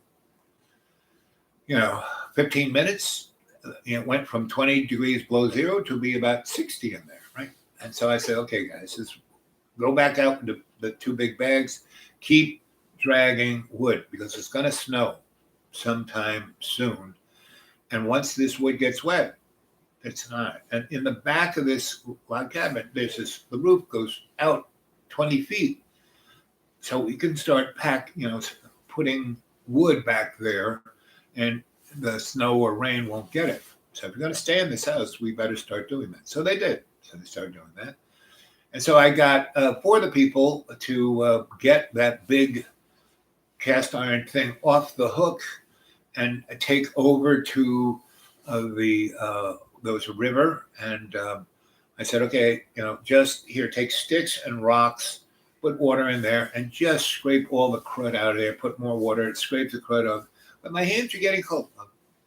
If you want to eat, Yeah, I'm really hungry. I thought you were going to come back with groceries. And one of the things when I said, okay, we have to collect wood off the forest floor, and they were looking in the, you know, the log cabin. He said, oh, here, we have to go to Lowe's and buy the firewood. And I was like, no, we're in the forest. I took them out there. I said, see all that stuff? That's the floor of the forest. We get in bringing it. So these kids were, and they had been out on the AT for 3 months, and they still didn't know how to start a fire or what you could eat or anything. Everything you had to get, you know. And once they got to a place where the cell phones didn't work and they couldn't call mommy and daddy, because mommy and daddy thought it might be good for them. And as long as they kept calling in, it was okay. And they kept sending the money, putting money on their credit cards. And it was like unbelievable. So they're out there. And so they have no cell signal, no nothing. And so, you know, they get a ton of firewood into the log cabin and a ton of firewood underneath the thing, and we cleaned out the big cauldron, and I had a bunch of canned, you know, food. You know, I always have exactly survival, and you should too, survival stuff in your car. And so I basically, you know, and I had hammocks, and there were places where I could, you know, tie the hammock up on these pegs that were in the log cabin. It worked great, you know, nice hammock, right? So I had three hammocks, and I had a bunch of these emergency survival Mylar sleeping bags. I mean, keep you warm so you don't freeze to death, right? And I had a bunch of old funky wool blankets. So, you know, I said, whoever can sleep, I'm sleeping in this hammock, and I have my super duper sleeping bag, and I have my survival sleeping bag that I'm going to put over my super duper sleeping bag, and I'll be warm. Now, the rest of you guys and gals, I got enough of these, you know, Mylar sleeping bags and you know, blankets. So you wrap yourself on a blanket and then pull the Mylar sleeping bag over you, and you'll be nice and warm and, you know, comfortable enough. Keep all your clothes on, and you'll be comfortable enough. You know, you'll survive. You'll be warm, and we can get this cabin warm. Anyway, so I made a really nice stew out of all. Just that dinner right there came from cans and frozen vegetables, but mostly cans. And you saw how good that was, right? So I made a dinner like that, and they were like, "Whoa, this is amazing!" You know, because they'd just been eating like candy bars and shit that they got on the trail, and so. And they were very similar to John, meaning had no idea what reality was. Mommy and daddy had paid for everything, and everything was transactional, right? They had made no real relationships at all. And on the AT is one, I don't know any of you ever gone on the AT, the Appalachian Trail. It's one long conga line of good times. It really is. And so, and I used to, you know, I lived, you know, right here, the Roanoke, the AT and the Blue Ridge Parkway go right through here, right? And you go north, you know, towards, you know, DC. That's where it starts. It starts at DC and goes to Georgia. And the AT keeps going. Blue Ridge stops at DC, but the AT keeps going to Maine. So anyway, we have you know, they kind of whine that they don't have a bed because they've been sleeping outdoors. They've actually been sleeping in mostly people's houses until they get thrown out. You know, people say, "Oh, you kids, you know, come on, you can stay on the couch. You can, we have an extra bed or two, you know." And then they just stay there until the people couldn't stand them anymore because they didn't do it. They didn't wash the dishes. They didn't help cook. They didn't do any chores. They just ate everything out of the people's houses and you know, whined. And here they couldn't do that, you know, because I said, fine. You know, when I said, you know, got in there, and this one kid said, "Who put you in control?" I said, "Good, no problem. I'm out of here." And we're like, "Oh," because they were wearing their Northridge clothes were like for the fall, not January. You know, I had this big, you know, 18 below zero, you know, military garb, you know, pants, shirt, and this coat that you see in movies where the hero is in the Air Force in the North Pole. That's what I was wearing. And anyway, when this kid said, when I said we got to go, we got to get firewood off the floor. He said, "There's no firewood on this floor. We have to go to Lowe's. We have to take your card and your credit card to go get." I said, "No." And I took him outside. Forest floor, seal that wood, bring it in here. Why should we do? Who's putting you in charge? And that's when I said, "Good. See you later." Turned around, started walking towards my car, and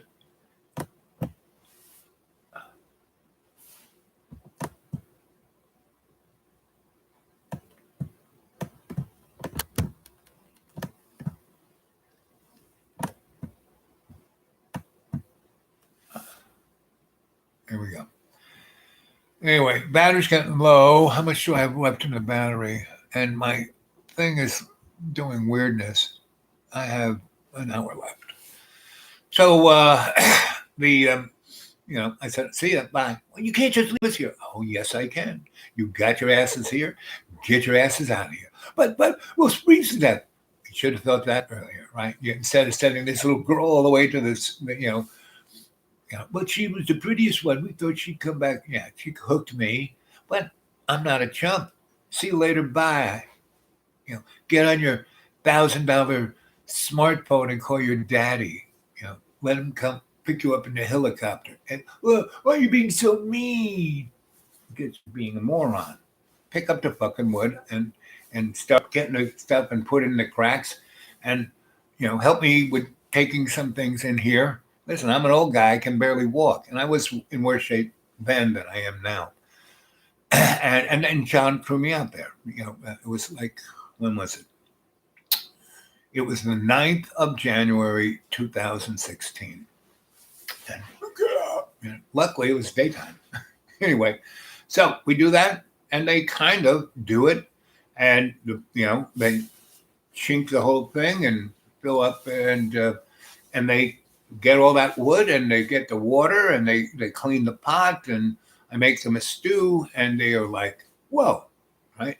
And so most of them, except for 2, were like really proud that they did that. First time in their lives they actually did something like that, right? And those folks were actually quite happy to wrap themselves up in funky 20-year-old Army surplus wool blankets and pull the Mylar sleeping bag over them. And they worked so hard that they were tired, and we kind of ate, and of course they had party favors, of course they had to have party favors. So they had that. And so we were partying, and, I made a big pot of stew. So they ate. So I hadn't eaten in a couple of days. And, they really hadn't slept. So the ones who actually worked hard and dragged all that wood and the water and chinked the thing, they just went to sleep by the time, we probably went to sleep around midnight, right, after we finished the meal. And I told them stories, and they drank the last and smoked the last of their party favors that they went to sleep. The guy who whined about having to go to Lowe's, well, he didn't want to. "Oh, this is scratchy. I don't want it." I said, "Fine." So he kind of shivered, and I'm asleep in my hammock. He goes, "Can I sleep in the hammock?" I said, "It's not going to be any warmer." He goes, "Well, can I have the wool blankets?" I said, "Well, because you didn't want one, you don't get one, because the others have them and you don't." And he whined more. I said, "Well, just, it's warm. It's like 60 degrees in here. You're not going to freeze to death. Just sleep in the hammock." Because he said, "The floor's too hard." I said, "Sleep in the hammock." So anyway, he did.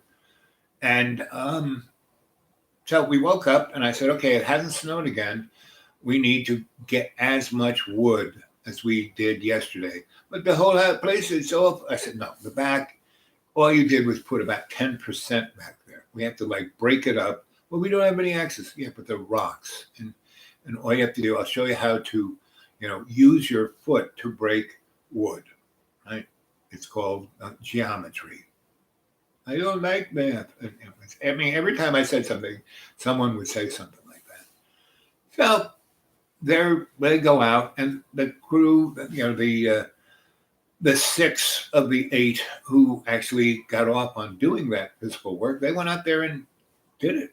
And this time they filled up the whole friggin' back with wood, right? And I showed them how to break it up, and they broke it up, into like kindling, small logs, medium-sized logs, larger logs, and then the big long logs that you couldn't break, you basically, because the hearth was big and long, you just stuck it in there, and as it burned, you just kept pushing it in. So I showed them that the first night we had a big fire, because we had all those different sizes of wood. And so they did that, right? And so basically I noticed that we were being observed, right? And so, and it was a sunny day, and the wind wasn't blowing, and it was probably 30 degrees. So in the sun and without the wind, it was comfortable. And I had a folding chair, and I just kind of put it over and was saying, hey, there's a pile over there. Go get that, guys. Oh, look over there. Go get that. And I was kind of orchestrating that. But I put my chair where the people who were observing us were just kind of over there. And then at a certain point, I just turned over and said, hey, why don't you come out? And they kind of came out. And they were 6 people who were totally macked in U.S. Army military gear, everyone. And they all had their patches, and they all had their little logos of where they had been. And so I know what those insignias mean. I said, so because I worked at the VA, I said, so you're in this group, you did that, that's your MO, that's what you did. They go, were you in the? I said, no, I worked in the VA, but I very, very, very connected to the military. And they said, yeah. So they sat, and I talked, and we talked. And I said, so why didn't you come in last night? And they said, well, you got there before we did, and we didn't want to bother you. I said, no. What's the real story, guys? Why are you out here? Why are you a kid, And they said, well, we had, and I asked each for their story, and they all had the same story, which was they had joined early on, like in 02 or 03. They had gone over there in the most,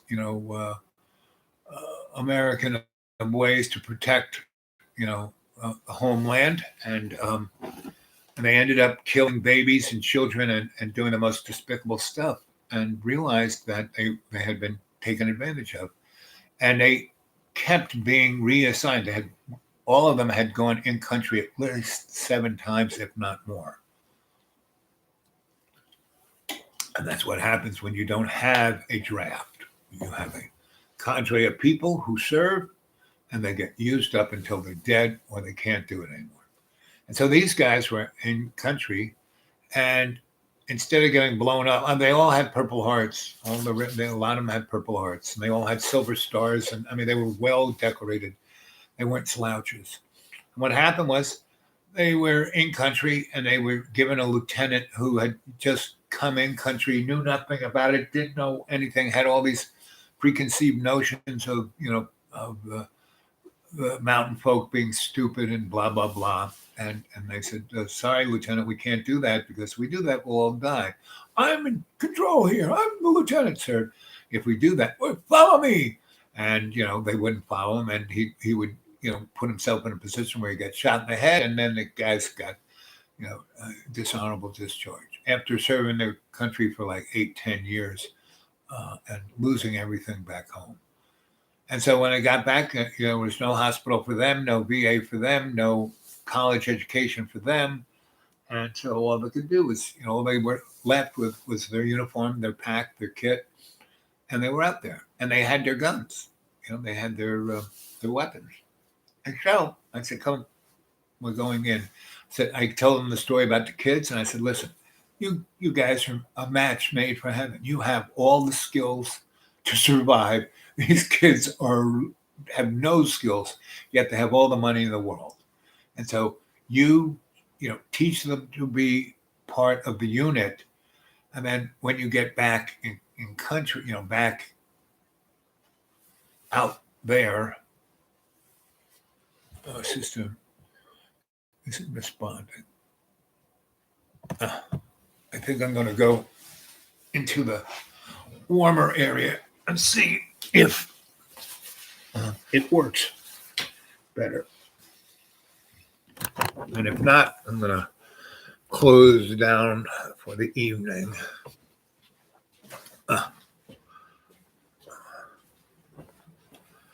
It might be that I'm away from the Wi-Fi, because Wi-Fi is on this side, and it's kind of right near this room, and the room is toasty rather than cold.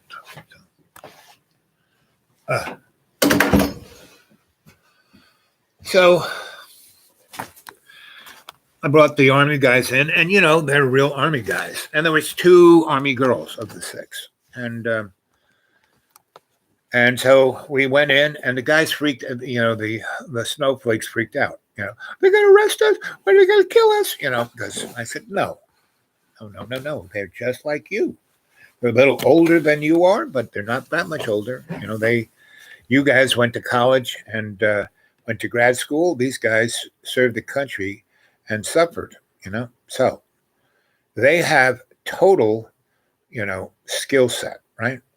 You guys have none, but you do have, you can become friends with them. You can learn things from them, things that you could really use rather than the crap that you got in college that is useless. Right? So anyway, the guys took off, their vests, their coats. I said, boy, this place is warm. The Army guy said, wow, you really know what you're doing, don't you? I said, yes, I do. So they took the kids and took them out and showed them, because it hadn't snowed yet, things you can eat in the forest. So they collected a ton of that day. And others went and got more firewood because it was going to snow sometime soon. And so anyway, and they had some other things to eat. And so we made another meal. And then I basically took all the canned stuff I had. I gave them everything I wanted to give them. I didn't give them everything, but I gave them enough to get them to whenever they're going to go to the next moment where they can restock. But these Army guys knew the forest really well because that's where they were from. So they were mountain folk. They had lived in the mountains most all of their life until they went into the military. And so they had a really good skill set. They knew what they could eat out there and what they could find in the wintertime before the snow. And they actually had snares and they had some rabbits. So we cooked up the rabbits and some more canned stuff and had another great meal. And they showed them how to skin the animals. And so the kids were learning, good skills. And so the next morning, second morning, and we're going on our third day. And all of a sudden, a freaking cell phone rings, right? And this girl, hello? Oh, Aunt Susie. Blah, blah, blah, blah, blah, blah, blah. Oh, sure. And so I said, wait a minute. You've had a cell phone this whole freaking time? And she goes, yeah, but, I don't have that much battery, so I turned it off. And my parents and I had an agreement that they would call between 10 a.m. and 12. And so I turned it on for that period to see if they call in. And I'm going, So I said, so who is that? She said, well, my aunt, she lives around here. And she said that if I get over to her, she'll give me a car and $2,000 in cash. And she goes, can you drive me there? And I said, yes, if you give me $500 in cash. Well, why should I do that? Well, then you can walk. And the Army guys just start laughing. And she goes, okay. So, we go to, to the town. It's near, Wheeling. And so it wasn't really too far from where we were, about 60 miles away. And right up all we had to do was get back on 61, zip up the highway, and so it was no big deal. And so we get up there, we go to the aunts, and she explains, and introduces me, right? And she goes, this is Al Bob, and he's a shaman, and he's really amazing. He can do magic. I mean, we were almost dead, and like that, he got us to pick up firewood and start fires and fix a well, and she's going on and on and on. And her aunt is like looking at me, and she goes, "You got this girl to do work?" I said, "Yes." She said, "That is a magic act. How did you do that?" And I said, "Well, basically, I, said, do this, do this, do this." And when they whined and didn't want to do it, I said, "Good, I'm out of here. See you later." But we're cold, we're freezing, we're hungry, we haven't eaten in 2 days. Good, see you, bye. Oh, but you're going to pick up the firewood? You're going to stick the garbage into the cracks of the wall? Or are you going to, okay. And then after they were done, they were pretty amazed that they did all that. And so the lady pulls out her paycheck, her checkbook, and I said, "Hey, we're not in anywhere where I can stick money in a bank or anything, and neither are they." So she goes over to her little safe and she pulls out, she gives the kid $2,000 in Benjamins, and she gives me 1,000, right? Before the girl has to give me the 500. But when we got out in the car, she goes, "I don't have to give you the 500. Do I?" I said, "Well, it might be nice, but if you're that stingy, if you really need it, even though you're just a cell phone call away from access to anything, and I have nothing, sure, you can keep the 500, which she did. Anyway, so she goes, "Well, now I have a car, but I'm scared to drive the car without you right behind me, just in case something happens." And I'm going, "Well, why don't we go to the supermarket and get a ton of food and then go back?"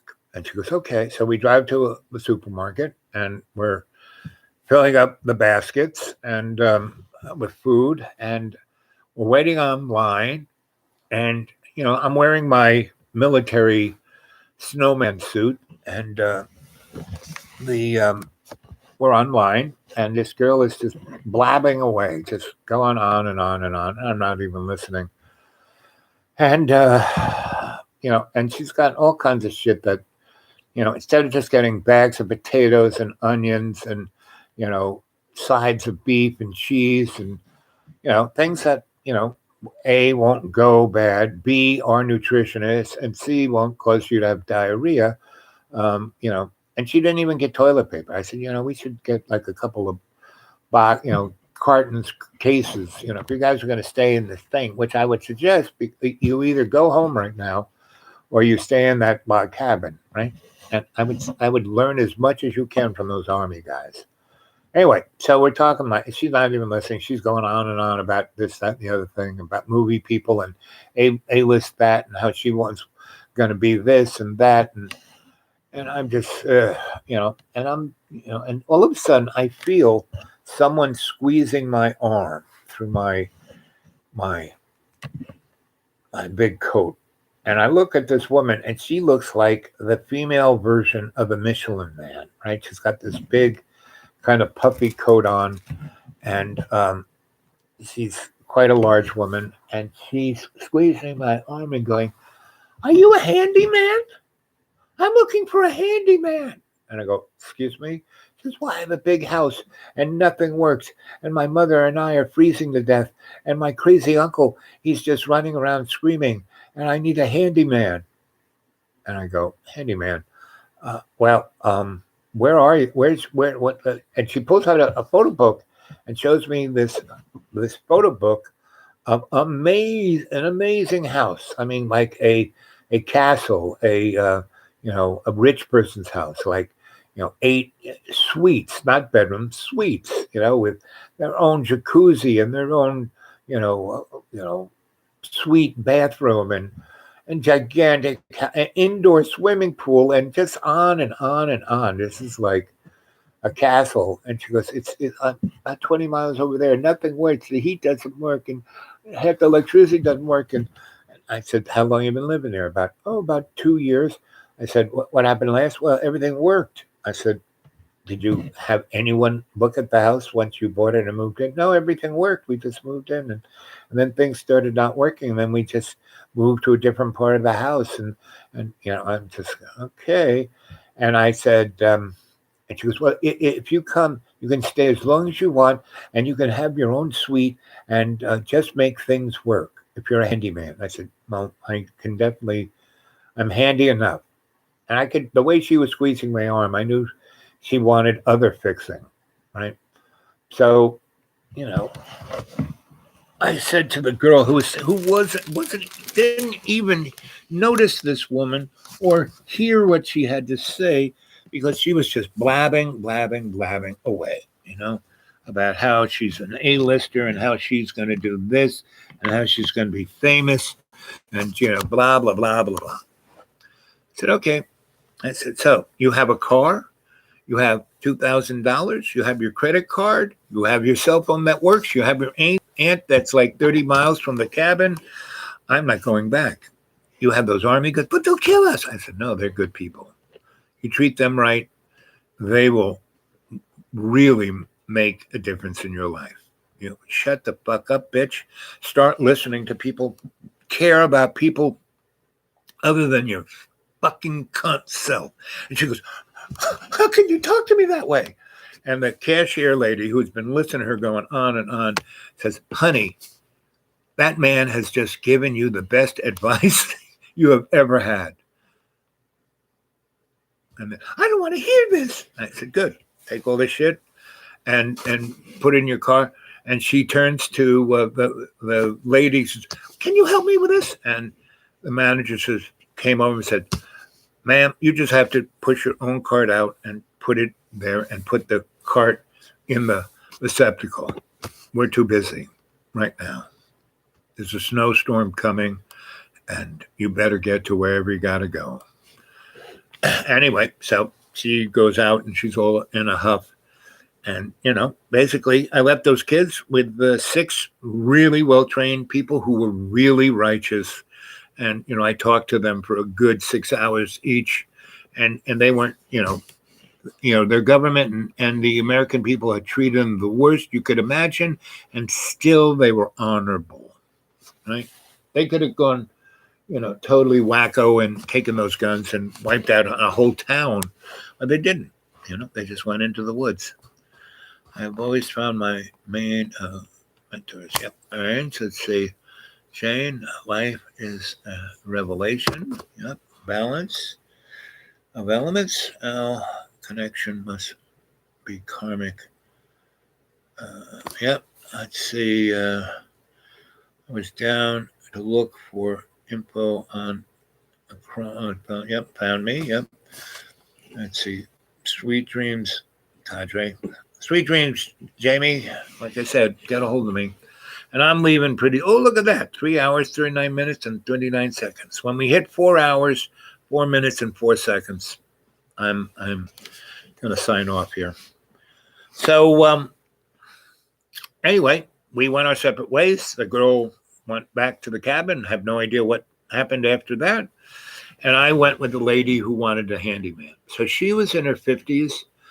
She was a retired bureaucrat from California, and her mother had a career and had some nice, she was an investment banker of such, or worked for one, and took the inside information and on the down low made herself a nice little nice little chunk of change.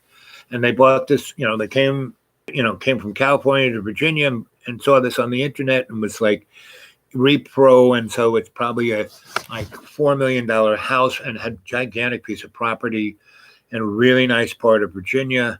It was because we drove, was right on the border, West Virginia. Virginia was on the Virginia side, and so this thing probably was worth 10, and she said she got it like for under $1 million, and so I didn't have under $1 million, but she did, and Mom sure did. So anyway.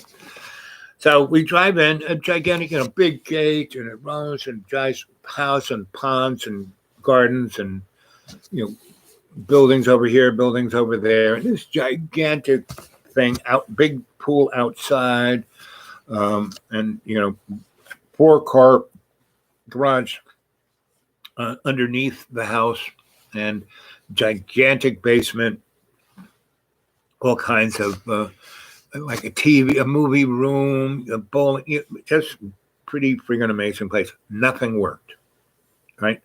Electricity was, I had my tools. I said, okay. I went over and basically tested powers coming underground into the house, not a problem. 4 big panels, not a problem. All the buses hot, everything's fine.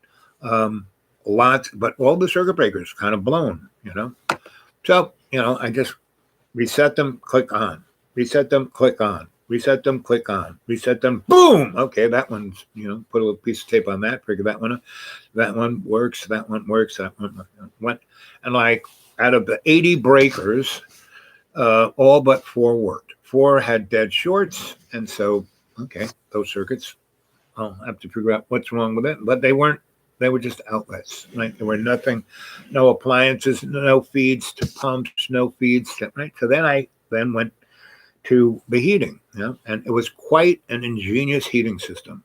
The heating system was a heat pump, and it also had this Swedish wooden stove that heated water and superheated the heat coming out and put it through a register that took another medium into where the heat pump was.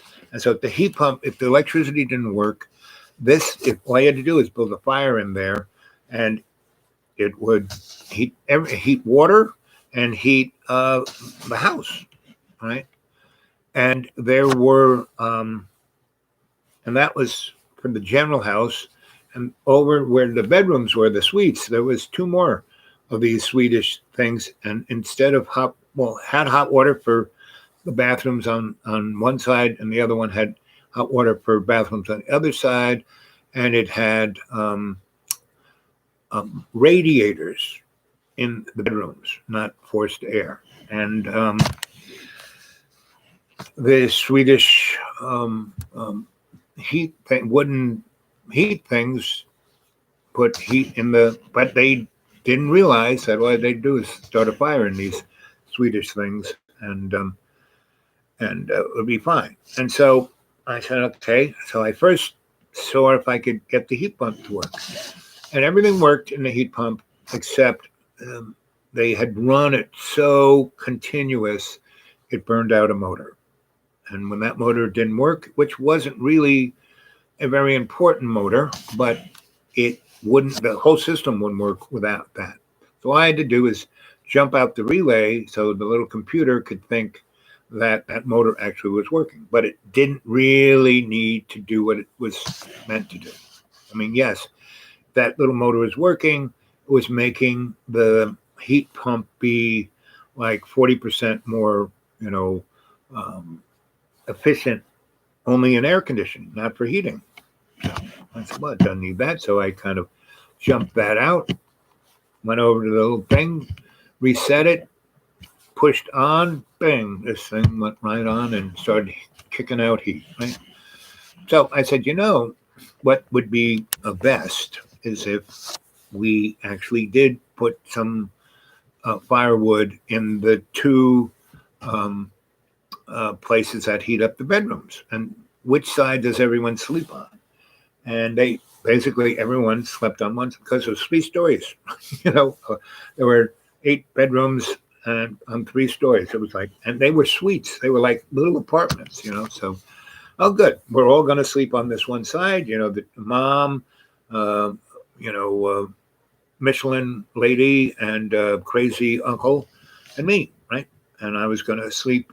And the one in the basement was quite nice. It wasn't in the basement. And the back wall had these gigantic windows that went onto a patio, and there were decks. Each of those bedrooms had a deck, and so it was really nice, right? And so the patio didn't get any. It was kind of encased. It was like a sunroom, so it was actually nicer than the decks up there because in the wintertime, those things actually stayed warm. So I had the downstairs. It had a little kitchenette. It had nice bedroom with a big, gigantic, amazing king size bed. Bathroom with a shower and a bathtub and a jacuzzi. And it was just the bee's knees. So, I got in there and basically, within 2 hours, I got the house warm, hot water going, and 99% of all the electrics back working. And the woman was like agog. She couldn't friggin' believe I said, listen, when you know what you're doing, it's not a problem. But we had a guy in here and he just couldn't figure anything out, and it cost me $500 just for him to show up. I said, yeah, well, that's the difference. Anyway, I said, okay, so what's next? And she goes, well, I'm not really much of a cook. Either is my mom, and we've just been eating TV dinners. And I said, so what did you get at the supermarket? More TV dinners. I said, why don't we get back in your car and go back to the supermarket? Because it wasn't really that far away, like 20-minute ride. Let's get some real food, and I'll cook you real food. She goes, well, I bake. I said, good, you bake, I'll cook. And so we did that. And her idea of baking was to get Pillsbury dough, those things that come in a roll, and you put them on a pan, and you got whatever Pillsbury says that thing is. And so that's okay, that's not bad. But the next time we went to the market, I bought real bread and stuff. But anyway, so I was cooking for him, and boy, Mom, who had the money, she's a smart girl and was really interesting person. And between her crazy nephew and her just wacko daughter, she was just jonesing for someone to talk to, and that could have a conversation. And she had the money, she had the checkbook. So, that was fine. So it's pretty obvious that because they had a lot of things they wanted to do to that place. They had a lot of shelves they wanted to have. There were a lot of rooms that weren't finished. And that was the rooms that kind of blew out. They tried to, do something in that room, and it wasn't finished. So when they plugged something in or did something, it just kind of blew up. So those were the rooms. So it was one thing to do. Cook for them was another thing. And the Michelin lady, did not clean. She didn't know how to clean. Neither did the crazy nephew, and the rich lady. She was in a wheelchair. So I became, cook, bottle washer, and cleaner, and everything. Right. So I was going along great. I had a great place to stay, internet, you name it. Everything was great. Far better than John, right? And my laptop, and I was writing stories, and the old lady, she was telling me stories of old California, like from the 1930s on, and it was like listening to her stories was like watching Chinatown, right? She had lived in San Francisco and LA in the 30s. She grew up a little closer towards in the South, down Laguna Beach way, went to school in San Francisco, was there for, 10, 15 years, had a pretty good job, got involved in this banking guy, and went down to, before World War II, went down to LA, and, Depression was still going on. The banking guy was into buying up shit, and she kept buying up little bits here and there along with him. And she was a good-looking girl, so she had, started hooking up with really, really wealthy, powerful men, and she took advantage of that, and that was what she built her fortune on her back, but she was really smart. So the people that she worked for didn't use her for that, but used her for her quality. So she had amazing stories, which I wrote down, which I am planning to weave into my series of 10. That's what it's going to be called, the series of 10. And right now I have Ear Hair is the first one, Legend, Legacy, and the other one is Re-Edit, and then I have another 5 that are bits and pieces all over my hard drive, and especially stories that I wrote with this girl. So anyway, around there, they had a little town that was just, this wasn't the only big house. And that part of Virginia, near West Virginia, kind of above Rustburg, that's where a lot of the rich guys from, the military industrial complex, because, the, CIA and the NSA and all of its contractors are just above that. And DC is just, 40 miles down 66 that away. So, and this was all super duper farmland up until the 70s. And then it became, these guys would buy whole farms and turn them into big, gigantic, like estates, right? And then chunks of that fell off into things like this, really big fancy house with about 20 acres, right? A mini estate.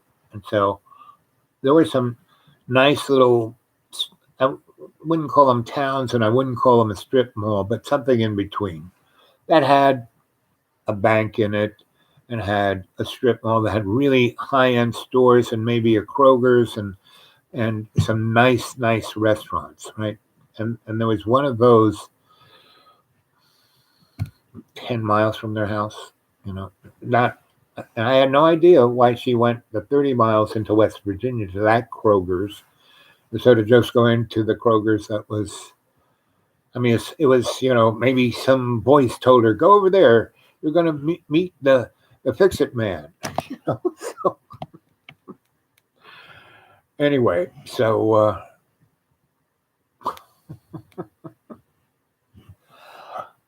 so I was having a great winter with her, and everything was fine. And my cell phone didn't work, because I had the cell phone I have, I still do, is a provider that's not Verizon, right? It's now it's becoming a pretty big one, but back in the day when I got that phone, it was, it was okay on interstates and it was okay in certain cities, but other than that, it didn't work too good.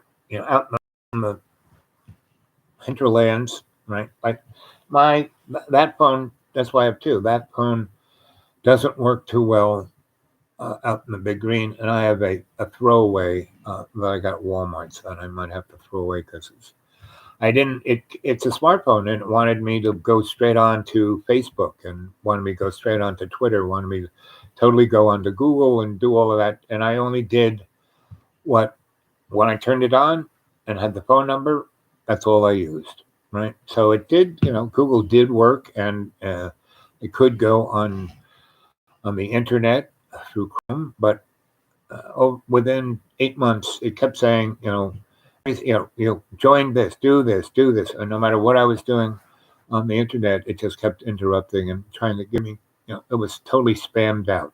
Just spam, to the point that it stopped, and it still works as a phone, but anyway. So that phone, so I only had one phone then, and that phone didn't work there, which was great. I didn't want to talk to anybody, and so but when I would go into that little strippy phone, my phone did work, and I could go on my because that phone is totally hooked up to everything, except I'm not on Facebook or any of that other shit, but I did hook it up to all the other shit, which I can use, and that allows me to navigate the internet. And so all of my everything goes straight up into the cloud. So that phone, the memory doesn't get clogged up, right? Whereas my throwaway phone, nothing goes on the cloud, so it's got a real super limited memory. So that's its other. So I really don't, but it costs nothing. That phone costs $10 a month to use unlimited text and messaging. So, anyway, and it works everywhere. So, but I don't really use it that much. I mean, there's certain phone numbers on that one that I use, and I use it. So but anyway, so I would go to Strippy Mall, and there was this great restaurant. I mean, great restaurant, super duper amazing, great food, great baked goods, great everything. And I went in there, and it was open from 6 in the morning to 2 in the morning. So it was like the workers, anyone having breakfast and wants a really good breakfast for $10 or less, that was what they had. And lunch, they had like an amazing lunch, specials, you name it, they had that. And they had dinners, again, amazing dinners, right? Really, every lobster, fish, you name it. And they got everything fresh, the lobster, the fish, everything. And you could get an extraordinary meal for $20, right? So as I was fixing shit up, I would say to the lady, it's nice that I'm staying here, but I'm cooking for you. I take care of your mother, blah, blah, blah, blah, blah, blah, blah. And so she said, okay, I'll pay you X amount. I said, great, fine, not a problem. Cash, right? Okay. And so she did. And she, and then she got out like that. I did probably $70,000 worth of fixing and making things work and building rooms. Because I hung doors. The sheetrock was up. And I mudded and painted everything, and I built shelves. She was into weaving and sewing, and so I made all these. And she had tons of shit she had bought in 2 years from Amazon. She never opened a box. She probably had $100,000 worth of shit from Amazon that just kept the cars outside because the garage was just full of crap. And there was 2 gigantic barns that she could have put the shit in, but she didn't want to walk less than 100 yards. It was like, I couldn't believe this. Anyway, so she goes, well, I don't like because it rains and you get wet and it snows. And I said, not a problem. There was a Harbor Freight. I bought some tarps and some cable and some strain reliefs, and I made a nice awning from the garage. I covered the whole garage and the whole place that you park your cars all the way over 100 yards in front of both those things. So there was a thing that went the whole side of the house all the way over to those 2 barns. It was about 40 feet wide and about 100 yards long, and it was great. I had pitched it so whether it rained or snowed, everything just slid right off, and it worked great. So she could go over there, right? And I did all kinds of shit like that to my place. And I made everything work, and I cooked really. So the money I was getting wasn't coming from her. It was coming from her mom. And her mom kept, once I made the deal with the tire lady, Mom said, well, it's, where you and I are, this is my house. She was talking like it's hers. No. And when I die, it'll be hers, right? And the crazy guy, he might leave, but I'll put him in an institution. And this place was just like, if you've ever seen the movie Arsenic and Old Lace, or seen the play, or read the book, that's exactly what I was. I was playing the part of Cary Grant, right? Anyway, so it went on and on and on. And every time I would go down to that nice restaurant, I would take the old lady. I wouldn't take the Michelin lady because there were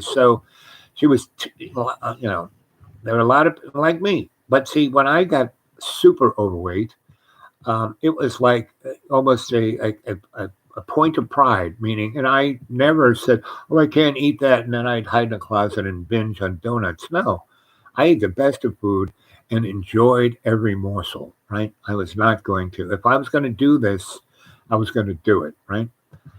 And that's why I survived. My guides, when I was up in my life review, they were all giggling. I said, we've never, this one said, you are just like Mr. Creosote in The Meaning to Life by Monty Python. I said, you guys watch movies? And they said, of course, we watch everything. Anyway, I digress. So anyway, Mom and I became really good friends. honey bun. That's what I started calling because she looked like a big honey bun, a big honey, thing in a bun, and she wore a bun in her hair, and it would like pull her eyebrows up. I mean, this.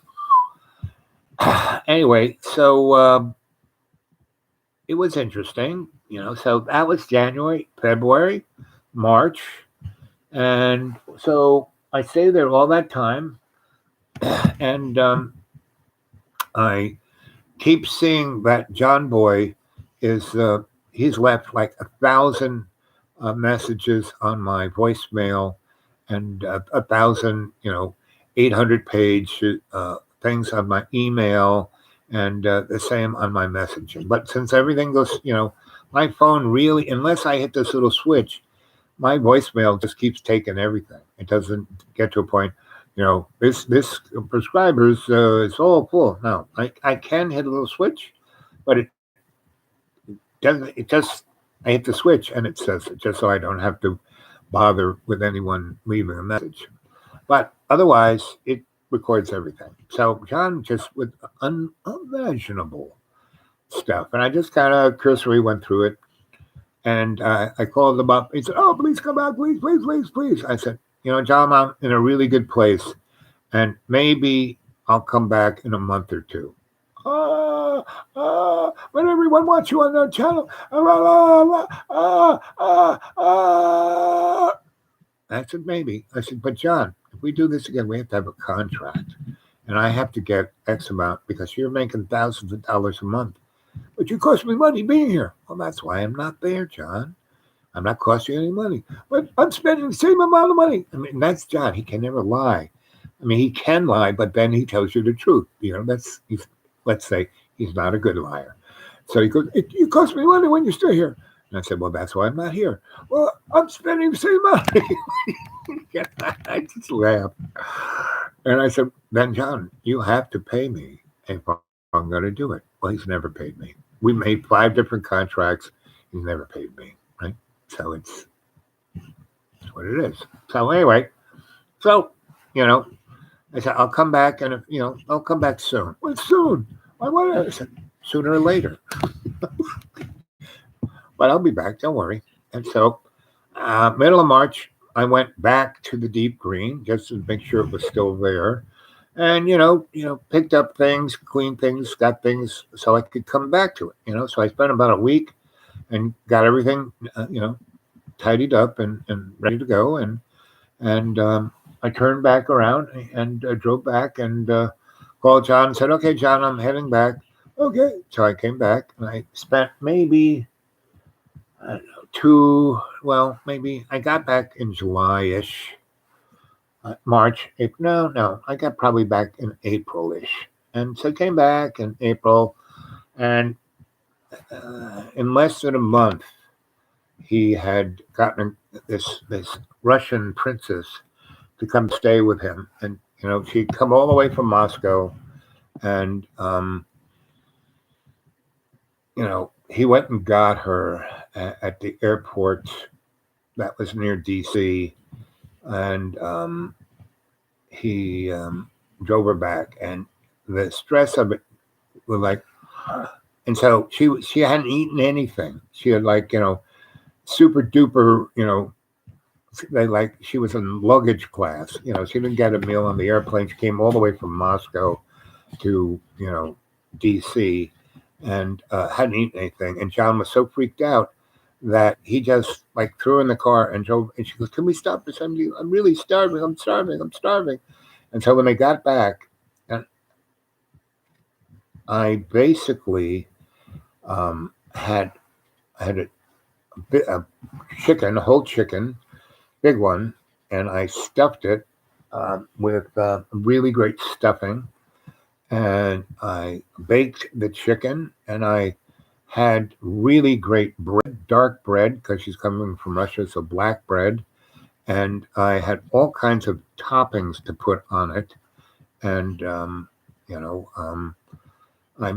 had all kind of baked goods like cookies and pastries and Napoleons. And Mr. Moon is amazing baker. I got a ton of different baked stuff from him. Breads, his black bread, his challah bread, his every kind of bread, and bagels and sliced Nova and cream cheese with Nova, and so I made amazing mushroom soup, right?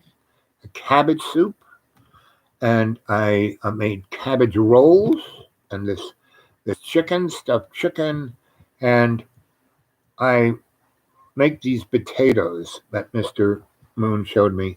And you take a potato and you peel it, right? And then you cut it up into big chunks and you boil it till it's, boiled, not falling apart, but soft, right? And then you cover it in, let it cool. You cover it in oil, sprinkle salt on, and put it on a baking pan, put it in the oven, and you put on the broiler and you crisp it on one thing, you turn it around, crisp on the other, and so then you turn it down to the lowest of the broiling, and you put it on the rung, and you keep it there, and it just turns the whole. You've already crisped it, and it just makes it crisper and crisper and crisper, and it brings out the taste of the oily salt. And you can also flavor them in different ways.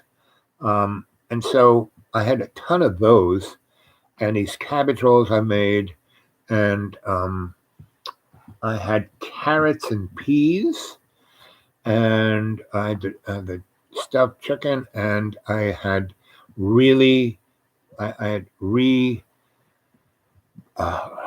you take a baked potato, you bake a potato, right? You get it nice and crispy you don't take the skin off, right? And you cut up the top and you scoop out the cooked potato. You make really good mashed potatoes.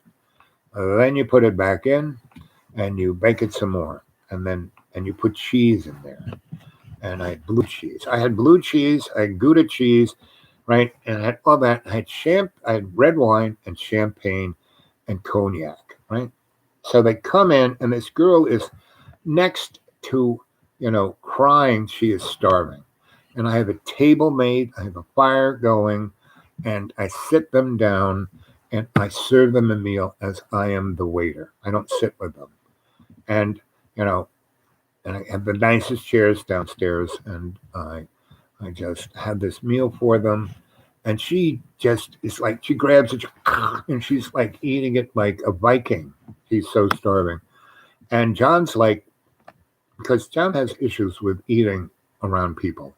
And so he's seeing this girl just because she hadn't eaten in like 30 hours. And then the next 6 hours to drive from DC back here, he wouldn't stop. And that's how she spoke English very well, but with a serious accent. He can't, right. And so,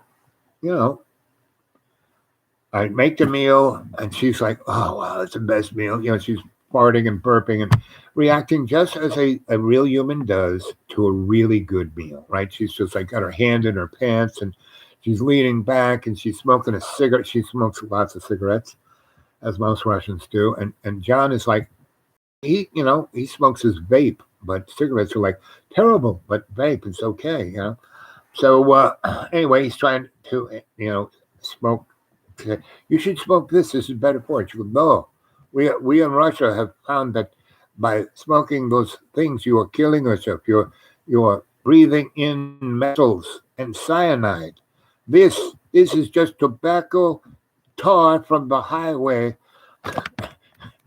and mercury. It's everything in Russia has mercury in it. And so she's just the Russians, but really smart. She's got like 10 degrees from engineering degrees, language degrees, diplomatic degrees, and she just wants to get to America and become a rich woman because she's got the brains to do it. And so hey, Fish, good to see you. Never late for you, dear. And you can always go back and watch it. And I'll call you later tomorrow. And again, good morning, good evening, good afternoon, and welcome to Dreamy Dreamland with Sensei Al Bob. and I'm just here to tell you stories, and I'm right in the middle of a great one. So, John has got his Russian wife here, and because all I want, all these, all I want is my children and my wife. But he's had a girlfriend. Oh, and that's fornication. All right, but all he really wants is that. Anyway, so you know, I make them this great meal. She is like and she hasn't slept in 48 hours. And so I say, you kids, here's this bottle of champagne. You drank the wine. Why don't you take the rest of the champagne and this really nice bottle of cognac, and I have this tray of Napoleons and eclairs, and they're made by a great baker, the same baker who made all of those breads and that cornbread and that pie I gave you for dessert, and that's the guy who made these. So why don't you take them up in this thermos of coffee I have, really good coffee, and you take the champagne and the cognac and just go up there and have a good old time. And so she goes, great, show me the way. So John you go up those stairs and go up to the top, and I had to run around and unlock the door. And you lock the doors in your own house, inside the house? Why? Well, you never know. And when John runs that way and she's looking at me and she goes, so you're always like this? I said, have a good night. She goes, you're a good man. Anyway, so, I go into this room here and kind of read a book, and, and I go out and I left all the food. So I go out about an hour or two later, and, I'm eating my dinner. I'm eating the chicken. I'm eating the stuffing. I'm eating the stuffed potatoes. John hardly took it. And I'm eating my Napoleon, my slice of the cake, and, my part of the wine, because I, left enough for me. And so I'm down there, and it's maybe midnight, maybe 1, maybe 2, no later than somewhere between 1 and 2. And John comes down, and he doesn't see me. Because I'm kind of sitting over the table, and this candle was burning out. I didn't turn the light on, and I'm just there eating and enjoying. And I hear him come down. I don't say anything, and he goes in, and he's like just eating everything that's in the kitchen, right? I said, John, and he was like, she was, I said, why'd you go up there with your sweetie? He goes, yeah, she has hair on her pussy, and it smells, she got hair under her arm, I said, John, that's called being a human being. But I want to shave like a little girl, And I said, John, relax. She's a very nice woman, very smart, she's make you a good wife. So he runs upstairs. Anyway, so I go back, finish my thing. I clean up the kitchen a little bit, and I go back to sleep, right? And or I go to sleep. And bang, bang, bang, and he smashes into the room. I hadn't, didn't put anything to stop him from doing that, and he starts screaming at me that it's my fault. Get out, get out, get out. And, I'm like, what? And I haven't really, unfurled anything, right? Pretty much, I've only been here for 4 or 5 days, or less than a week. I haven't really taken everything out of the car. I'm still a little gun shy. And, he's get out. And I go out, and the Russian girl is like smoking 4 cigarettes at one time, and she's basically naked, and she has this mink coat. In Russia you can't get any food, but everyone's got a mink coat. She got a mink coat that has a mink hood, so she's big. I mean, this coat will keep you warm. She's basically naked. She got these big boots on with no socks or anything, and she's standing out there, and it's still not summer yet, and she's smoking 4 cigarettes at the same time. Or maybe, no, what it is, yes, that's what it is. I came back, in the fall. I stayed there. He threw me out, and then and I went down to to help Mishka, and he let me stay at the art gallery. And then John begged me to come back, and that's when I came back. And that's, a couple of weeks later, she came back, and I pretty much had most of my stuff down at the art gallery. I just came back up to stay with John. That's why I didn't have to move anything. So anyway, he threw me out, and by that time, Mishka had come back and was staying in the art gallery, so I couldn't go into the art gallery. But my stuff was kind of in one of the back rooms there, and so I went down. After John threw me out, it was morning time when he got out. So by that time he had thrown me out 3 times, and so I went down to Mishka's, and had coffee with him, told him the stories, and he just started. You saw the bald-headed guy going. He started going at not me, but what he knew was going on, right? Anyway, so good. He said, "Well, what are you going to do?" I said, "Well, I'm just going to either go back to the deep green," which is what I think I did. Yes, I went back to the deep green. And then John again called, and I came back. And then it was getting towards the election, and that's when we did all the videos about Donnie Trump that were amazing, and people loved them. We had when we put the first one up, we got 20,000 that day. And we're back at it. We hit it. Right. And so we did a bunch of those, and we did the Elvis videos, and they were really good. And some people really, they thought I was great, but John, they really, and so anytime he would jump in, that was like when we did the Donnie Trump ones, his whole real thing was the editing of it and all the imagery he added to it, and he was the off-screen voice. So when he plays a character, he is quite amazing. So he was, Brokaw, the news guy. He was interviewing me as the only white guy left in America. And Brokaw was now an artificial intelligence. I mean, it was pretty good. And so, and then he threw me out that time because he got really upset that everyone didn't want to, he didn't want him, they just wanted to see me on his channel. And he was making, $1,500 to $1,700 a month off of me being on his channel, and never saw a nickel of that. It was just, "You cost me money, get out," And then, "Please come back, please come back, please come back." So that was 2000. So between that and when did I leave for good? 2017. In September, I left, and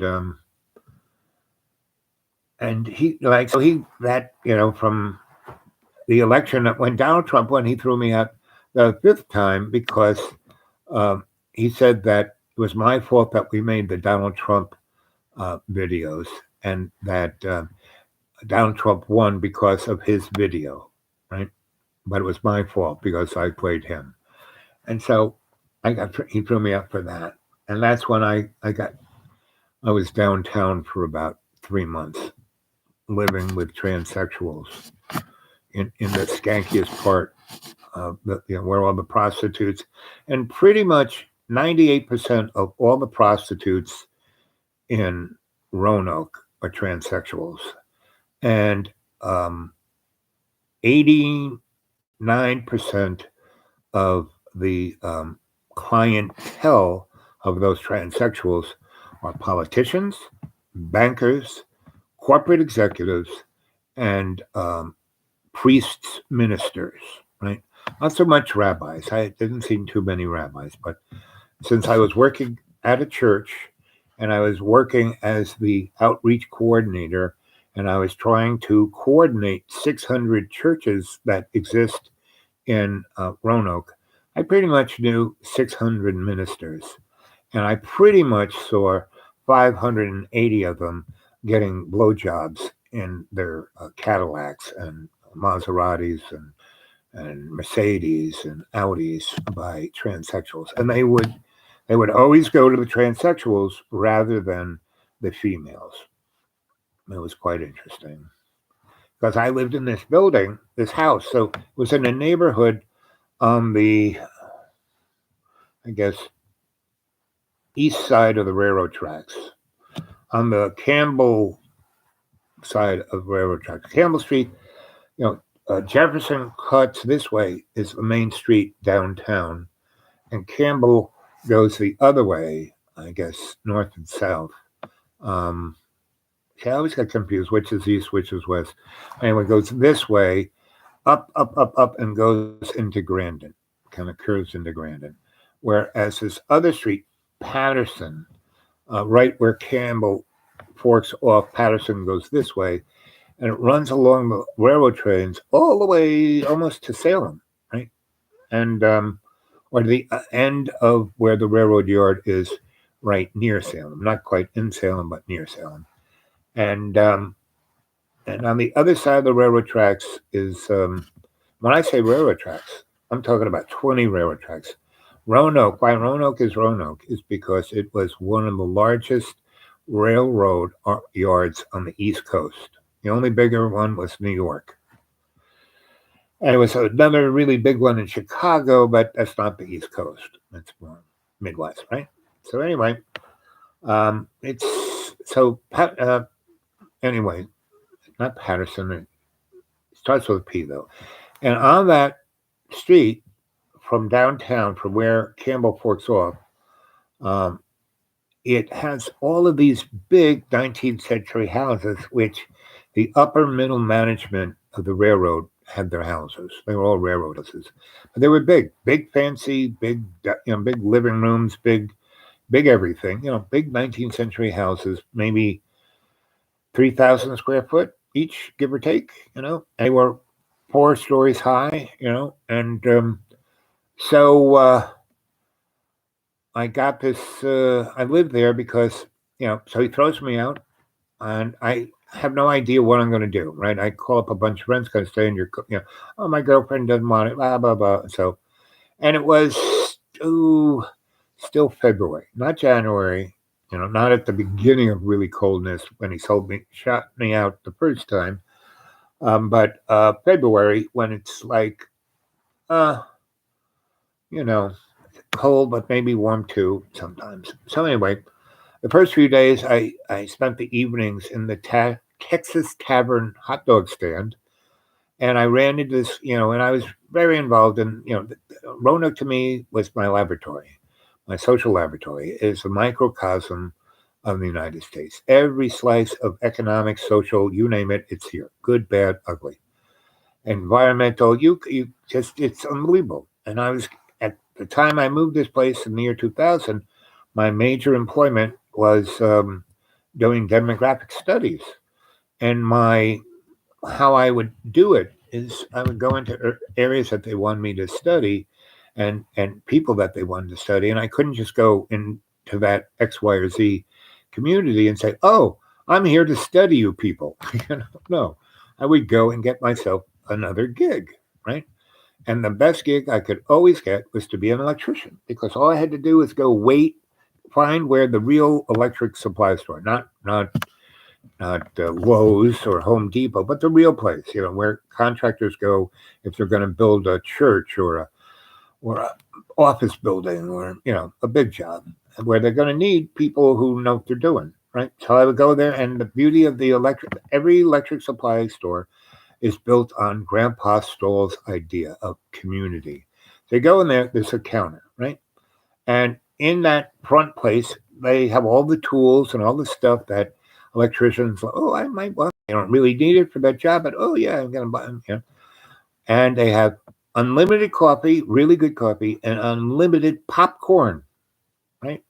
And others, and maybe half of them have unlimited donuts, right? Where the donut guy keeps bringing them so they're fresh, right? Like 3 or 4 times a day, the donut guy comes. Anyway, so and it's free. It's not from a machine. You don't put. It's free. It's like part of the community of electricians, right? So, and also where the coffee urn is, they also have a little tap for hot water, so you can have tea. And they have the like styrofoam cups with ramen soup. And so anyway, you go in there, you the guy comes over, you start talking electric stuff, and the guy at the bench realizes, hey, this guy knows what he's talking about. And they so what do you want? I said, well, what I'm looking for is a job. I'm just came in town, and I know this is I've just expressed my technical prowess and my abilities. So you know everybody who's coming in here and what job they're working on, and you know which one's fucking up. So when the guy comes in totally desperate, pulling his hair out, you steer him towards me, right? And I'll make it worth your while. And the guy goes, yeah. And then I'd read his palm and talk about his family and blah, blah, blah. And like get him to like, wow, you're an amazing guy. So that's how I would get a job. And I would go in there one day and wouldn't have to one day, but there's always one guy coming in, because they've taken a job, they've overextended themselves, things are starting to screw up really bad because their guys, they can't be there to make sure they don't screw up. They need me to do that, to make sure they do it right. So the guy doesn't come to the supply place and spend the whole day drinking coffee, So, I did it for 50 years, it works every time. And I can be in different countries where they don't even speak English. And there's always the real electric. If it's a town and it has electricity, there's a supply house, right? So as a scientist, as a demographer, as a social scientist, that was always my cover, and it worked amazing. So when I was here, before I started working for the Desperate Corporate Lawyers in 2008, so I was here 10 years, before 8. I got here in 2008, right, in this general neck of the woods. I was more near, South Boston. And anyway, so John throws me out. I'm hanging out in the, whatchamacallit, and I've already died. So my body, after John, before, John bought the school at 2015. I died in 2014. Early on, January. And so it took me all of 2014, 6 months in Florida. And then around May, I came back here and still recuperated and, got my strength back and, lost lots of weight and kept losing weight and, got some doctors to take care of me. It took me about 4 months going through Carillion to get the right doctor and go through all the right paperwork to get myself wired in. And so they did. So I'm in relatively good shape, but still I'm walking with a walker, still walking with my legs in braces, still pretty fucked up. And then so John buys the place and, we moved the shit out. And that was, he was like in that period of time, but he wanted me here because I was, I worked so hard. Well, like, pretty much all the sheetrock on all the ceilings that caved in, me and Alex put up, right? Pretty much the guy who he got to be his contractor, who we would fire. And that guy was great. He did 98% of all the work, right? All the big construction work, the big staircase that was about to fall down, he fixed that. He did all the stuff that was needed and so I got this place insured, not a problem. But when I sold it, the guy who was my buddy who gave me the insurance, he goes, well, this guy, I don't have the kind of, I know your building, I know what it is, I insured it, and you didn't fix anything, and I came to your parties, and I would say, you should fix that. I do have this place insured. I said, hey, is it fall down yet? And he'd laugh, I'd laugh, and it wouldn't matter, because now you don't own it, he does. He has to fix all this stuff that needs to be fixed. So the guy who he got to do it, I would say, this has to be fixed first, and like without John's, involvement in the conversation, because John would go, I'm in charge, you leave, you're fired. And then he'd be here all alone, and then the big staircase would fall on and kill him. So we did the main guy, Mr. Mike, he did the 98% and he did an amazing job, right? I did like the kind of strategic, you should do this is how that was, and look at that, what do you think of this? And we would do it without John. John would be downstairs doing something, and we would have those kind of conferences, and we'd never. And John's pretty good at giving Mr. Mike the money he needs to buy the stuff and pay for it. And that's why Mr. Mike would put up for all the shit, because John fired Mr. Mike probably 20 times, like right in the middle of shit. Get out, can't take it, you know. So, and Mr. Mike was the only guy who would put up with that shit. Other contractors came here and just walked off. So I'm never coming back to this place, right? Now, John is 7% better than he was when he first showed up here, right? So he doesn't do that anymore, right? But that's only 7%. He is 0.4% better than he was when I showed up here the day after New Year's. So that's good. You know, he's moving in the right direction, right? And I'm hoping that at some point he may have a realization of because what he needs to do is very simple. I mean, he could have a career and not leave this place. He has the best internet. He's really good at editing film. He could work for big companies in anywhere in the world. They'd even, just send the stuff by the internet here. He could work on it and send it back, and he could probably make $100,000 a year just doing that.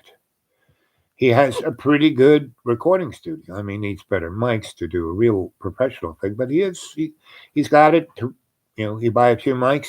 He could do music for people. He's a good enough musician that he could do scores and stuff for movies, for commercials, for TV shows.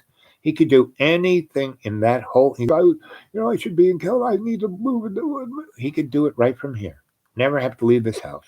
Have Kroger's deliver everything up here, right? And by doing that, he would make relationships with people there on the other side of the screen. He'd get comfortable working with people, and then he might just go downtown. There are 5 really good colleges running. He has enough credentials. He could teach at any one of them if he could just act civil, right? And then he could meet people that he might like to go out with, be part of. He could, have close enough physical relationships with people not to, go crazy because they have pubic hair, But unless he can do that, pretty much it's going to be status quo. And Freud said, when you do the same thing over and over again, and you expect a different outcome, that's insanity. Well, I think he's talking about me. So now, I don't do the same thing over and over again. I try many different strategies to help John. But we're pretty much, since 2015 and now, that's 7 years, he has improved by about 7.4%, which is something, but it's not, it's something, it's like it's a forward movement in personal interaction, characteristics, and abilities that has made his interaction with me at least somewhat workable, right? I have to be extraordinarily patient. I have to be totally listening, to everything and totally there for him. No one else is, period. No one. Zip, zilch, zip. And so, when he threw me at the last time, 2.5, 3 years ago, it was, September of 2017. So whatever that was, is that 3 years or 2.5 years or 3 years plus, whatever that is. Or to that? No, I spent the winter of 18 and 19. So yeah, it had to be September 7. No, I guess it was September of 18 because I spent the winter of 18 in the deep and 19 in the deep and 20 and 21, right? So I guess it's, almost 4 years, right? 4 years. So 18, 4 years. When he threw me out in that September, and again, it was pitch black. I said, John, can't we just wait? Can't I just leave first dawn? You want me to ride down? Get out. and he had begged me to come, and I drove 200 miles to come here. Now I was doing other things, and I had other places to stay lined up, but I thought I'd at least be able to stay here one night. But he couldn't handle it. And I made him a really nice dinner, and he just lost his, went on and on and on about everything. And so I said, fine. I hadn't unpacked anything. I just got in the car and drove down the hill. And, I know every square inch of this road. And it wasn't dark. It was like, it was summertime. It was September. It was like 7:30. So it was going to get dark soon, right?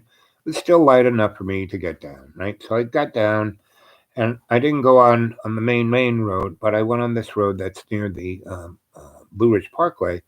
And it used to be a road that went up about 5 miles, and then you could jump on the parkway. But they put a big rock there, and they built a bunch of houses on it. And the last mile and a half had no houses on it. But that's where everyone who had a bicycle, who didn't want to drive the other end of Roanoke to get onto the parkway, they drive there, leave their vehicle there, take their bicycle up the rack, and go ride the bicycle up and down the Blue Ridge. Right? So that was a good place you could park. People didn't get concerned if there was a car there, because a lot of people parked there and then went camping. Was on a bicycle and went camping. Would drive up 100 miles and hit a couple places, leave their car there 3 or 4 days. There were no signs saying no parking. You could park there. So that was a good place to, camp out in your car. No cop's going to bother you. No one's going to call. So I went up there, and I had my phone and went forward bars, and I called everyone I knew, see if I, while it was still a little bit of light, I could, find a couch or a bed to sleep on. And no one answered. Everything went to voicemail. I told everyone, hey, I'm at a certain place, and if you can come and get me after it gets really dark or in the morning, give me a call, blah, blah, blah. Right? So I kind of eased into and it was relatively warm. It was like 70 degrees. It was comfortable. It was now dark. And I wasn't asleep. I was kind of listening to the radio. I have to get up here for a second.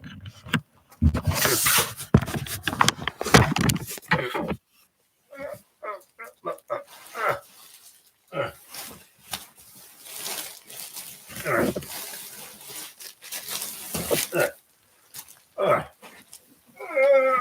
man.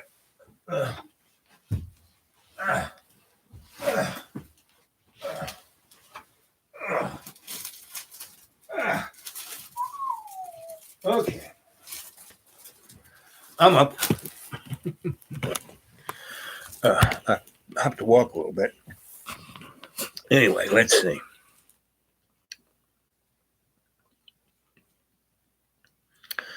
I was drawn. Okay. Hey, nice fish. And John is like Morty to your Rick. Yep. John needs to get out of his own way. That's true. And Bob, if you ever come to Toronto, you have a place to stay. Okay. I need a passport, don't I? Back in the day, you never needed a passport. And they don't let, you guys need passports to go from one part of your country to the other. Jess, how is Canada doing? Dundas and Dufferin, and find the TTC bus stop in the north alleyway. Yep. You know what I'd love, Jess, is you come visit me in the deep green and then drive me up to Toronto. I'd like be stuck in your trunk while we go through customs.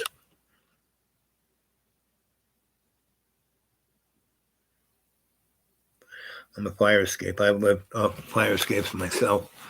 So anyway, so that night, so I'm down at the end of where the Blue Ridge is, and so I'm like easing into like, okay, I'm going to sleep in my car tonight, and I can sleep anywhere. I just meditate.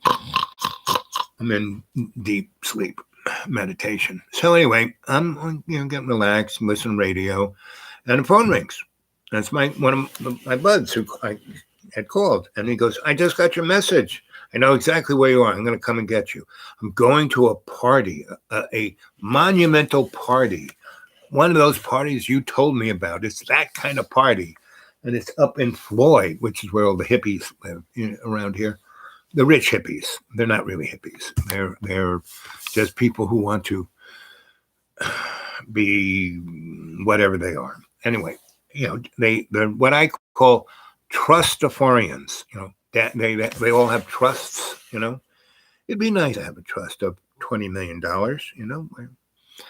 Anyway, but I'm a millionaire on $400. And good morning, good evening, and welcome to Dreamy Dreamland with your sensei Al Bob, your griot who tells you stories to enlighten, to enjoy, and don't believe a word I say. And this show is only for your entertainment. You want to get a hold of me, it's at the dudeawake42 at gmail, dudeawake42 at gmail. And if you would, it is, I don't know if it's the first yet, but I think it's close.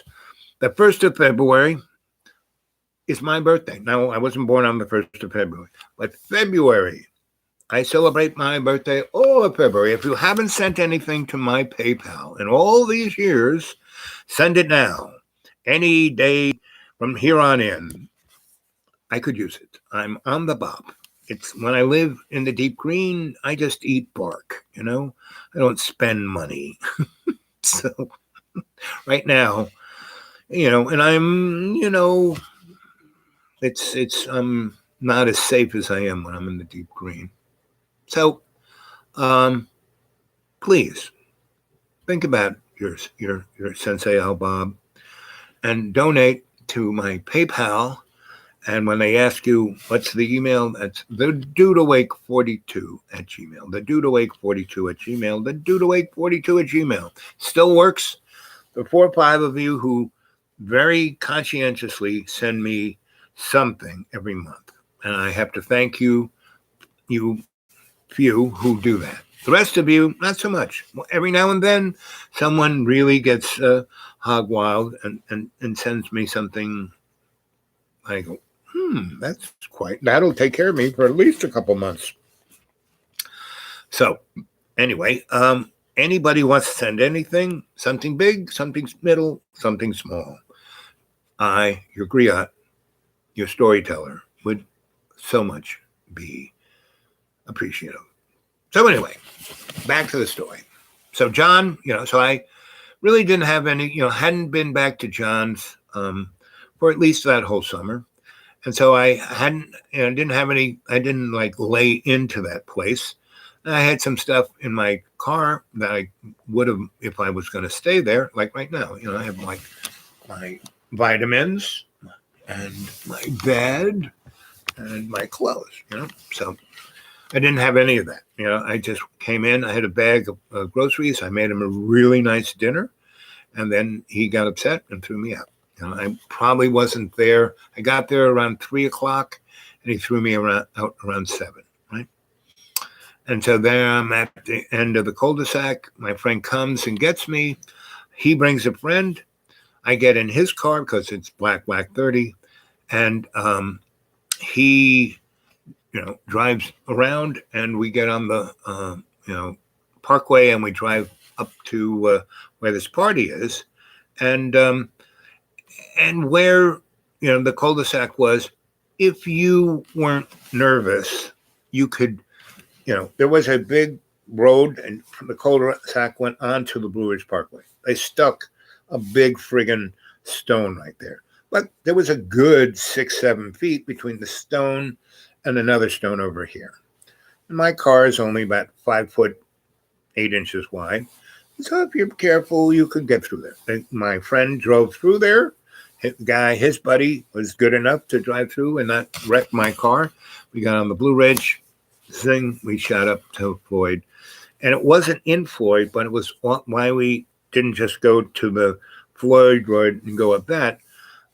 This party was off of the Blue Ridge Parkway, right? And pretty much from where the Rock is, there are lots of places where you go off the Blue Ridge Parkway to other people's houses and other towns and all kinds of, above that rock, above Roanoke County, there are places you can get off the Blue Ridge. Anyway, so we go up to Blue Ridge, we turn, and we go deep, deep, deep, up, up, up, up, up, deep, deep, deep, up. And then we hit this farm, which is way up there, above Bend Mountain. And it's near Copper Hill, but way more towards Floyd, but way high up. And it's a beautiful farm that just goes forever. And at the way edge over there, you can see Blacksburg, right? And you go way over there, you can see North Carolina. I mean, it's way high up there, and there are no trees, right? So, but there is a little bit of a forest in the road that we came through from the Blue Ridge, right? So we pop out, big, fancy, nice house, white, big, and it's probably was built in the 40s or maybe 30s, but really renovated to the notch, like in the early O's. Really rich person, really super rich, rich. And this lady backed the kids because they were going to bring the Mountain Valley Pipeline right through her property, like right through her building. And she's a rich person, and you can't do that to me. I'm a rich person. And I said, screw you, bitch. We're doing it. So, she got her big fancy lawyer, sued the shit out of these guys. They still coming right at her. So she then went to all the college kids who wanted to think that they were doing something for the environment. So they started up this group, and they basically, did low end, I don't want to call it terrorism, but they hung themselves up in the trees, lived up in there. So they couldn't just come through the bulldozers. And so they did that. And it stopped it. It cost the guys millions of dollars. It wasted time, blah, blah, blah. So they took a little jog away from the rich lady's place and didn't go to her land. And then the kids moved the trees moved themselves onto other trees in front of that. And the rich lady sued him more, so it was going to head towards the Supreme Court. And so it looked like maybe it's going to be stopped. And I knew it was going to be stopped. Large corporations, they know this is going to happen. They got it in the budget. And so all they do is wait people like those kids out. And then they know they're bourgeois. They know they're not really committed. They know that they probably won't do it for more than 6 months. So it's a rounding off error, They can charge the consumer, they don't care. They're going to make their money. So, but, they had won this, A, they took the jog. B, so the rich lady, she's happy. She's not get the thing down her throat. But it's still going to affect her, that's for sure. And so she doesn't still want it to go. So she's still suing them. And she still giving the kids money. And the court has now put an injunction on the pipeline. And whoop-de-doo, right? So we go to so they're having this amazing celebration. This lady's got more money than God. So we show up, my car, and I'm sitting in my friend's car, and his friend is driving my car. So we drive in, and they got a lot of people there, probably 500-600 people at this party. And there's places to camp and all kinds, and they got parking, and they got, valets and all kinds of shit. And they got a big, gigantic wedding tent, and unbelievable food, booze, anything else you want to distract yourself, right? And they're making more signs because they're going to have a big rally downtown Roanoke in front of the courthouse, blah, blah, blah. So we pull in, and they're saying, oh, you should park away. I said, listen, buddy, I can't walk. Look, see the car behind me? See how it has the handicap, you can park right here, which was like 3 feet to the dance floor. And I said, great. Hey, Charlie, park my, and it had the best camping, right? It had these really great witch hazel and holly trees. So those trees are the strongest. They're only this big, but they're as strong as like an oak tree this big, right? And they got these low kind of limby things, and they're great for hammocks and everything else. So I pull my car in right here. I pull I have this table, like a card table. I pull that out, put it up, right? I have a really amazingly comfy lounge chair that I unfold and put there. And I have a couple other lawn chairs. I put a piece of carpet down. First, I put a big tarp. These two guys helped me put the tarp up. Then I put the card table, chairs, and I string my hammock up, and I put another little tarp over that to keep me warm, and if any rain kind of blows through, it'll keep me dry even when it really rains.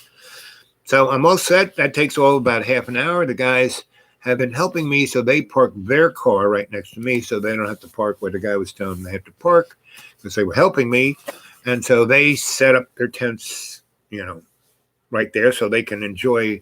Because I have a nice little, Coleman lantern and a nice little, Coleman stove and a, nice little Coleman, ice box, and that plugs into the cigarette lighter, and another one full of ice, and because we went over to where they had a truckload of ice and put in my thing and went that, and the party really hadn't started, but it was all laid out, and so they were in the back in the kitchen there, and I said, I'm a good cook. Can I help you? And they said, well, we're being paid to do this, but that's very nice. And this one guy goes, so you must be a rainbow guy. And I said, that's right, I am. That's why I came here. To serve is to have fun. And the head guy goes, that's really sweet. Here, you want some food? And I said, because most people who are rich and think, rainbow guys like dumpster diver, which we are, I have fed many a people out of dumpsters. So he goes, he's got a truck, like a walk-in, right? And so he goes in there, and he's got a nice kind of carry-on bag, not a garbage, but a sturdy bag that I'll keep after this. And he fills it full of Tupperware things of all kinds of yummy stuff, Swedish meatballs and shrimp and you name it. He's got it, and he's got it filled with these things. And then he's got another bag with like packets of cheese and ham and a bunch of bread and all kinds of yummy toppings. And he goes, here, and a couple bottles of wine and, great. And we just came back there actually to get ice. And he goes, oh, ice. Okay. So he puts half the thing of ice and then sticks beers, and really good beer. Like these guys are beer guys and like really, craft beer. And he's sticking them in there. And we carry that back. We put the goodies in my plug-in refrigerator and, put half of them in my car because, food, you can, as long as it's not in the sun and exposed to things that will make it really turn, food can be out for a day or two. And that food wasn't going to last a day or two. Anyway, so from driving in to setting up camp and getting all of that stuff there, and still now the crowd is starting to move in. We got there just before really, dark 30, right? Probably around 8 o'clock. And we had enough light, we had enough light to put the tarp up and put the Coleman and light it, right? And put the table out, the chairs out, my hammock, their tents. And then we took the Coleman to go get ice, and that's when we got all those provisions. So we got back by 9-ish, maybe less, maybe 9:30, 9:45. By the time we got to the wedding tent, it was, maybe a third of the people who ended up being there. But the DJ was playing nice tunes, nice. And the smorgasbord was open, and the bar was open, and there was no crowd. So we kind of went over and, just picked a lot of food, went over to the table, kind of ate up, had I got a bottle of wine. I said, well, can I have that bottle? Sure. I mean, that's how generous this spread was. I said, can I have that bottle? Sure. Not like a little cup. Sure. A nice bottle of wine, too. Anyway, so I sat there, and basically people started to stroll up because I've lived in this neck of the woods for 20 years. Everyone kind of knows me, and everyone knows that I read. I do cold readings, and so people would come up. This is my friend Al. You have to meet. Read her, read him, right. And then the rich lady came over. I said, I met you before. You're a friend of Mrs. Toblin's. I said, yes. And that's like the richest lady in town. And she has the Toblin Museum. She's my good bud. I met her. I just kind of strolled in one of her big parties she had at the opening of the museum. And they had this section that only rich people went. And if you belonged, if you were a subscriber, however she put it, if you were kicking in a chunk of change, every month they had a big fancy party where they had performance artists, and they had people coming from all over the world who'd have shows there. They'd be there, and you get to have cocktails with Yoko Ono. Yoko Ono had a really big show at the top. It was really nice. And so the first time she did, once that thing opened, she had the big gala opening. I went with a friend of mine who's a rich person, who is a big art person, who's knows her, and we went in, and I went looking like how I always look, and anyway, because I was with this really super rich person, the guy at the door knew who this really, super rich, super powerful. You don't say, "Oh, you can come in, but he can't." If I'm with that person, not a problem. So I walk in, and there's all the super rich around Mrs. Toblin, blah, blah, blah. My friend who's super is in that crowd, walks up, and I'm with her. And I'm just kind of, and, Mrs. Toblin really likes us. Oh, sweetie. And who's your friend? Oh, this is my good friend, Al Bob. You really he needs to be your good friend. And she goes, why is that? And I go, let's see the palm. Hold the palm that you write with up. And she giggles and puts her palm, and I don't tell her shit that you can read in the newspaper about, because she's the richest lady in town and she's just opened the biggest, she did shit that, because she had so much money and power, she built this museum right in the middle of town, super duper. It has brown breaking architecture as the Guggenheim was. Everyone went nuts. Oh, can you put that in? No, it's disgusting. And now it's the most amazing building. I mean, same thing with the World Trade Center. Oh my God! Oh. But now, anyway. So the build, because what the architect did was, from her big estate over there, he looking down into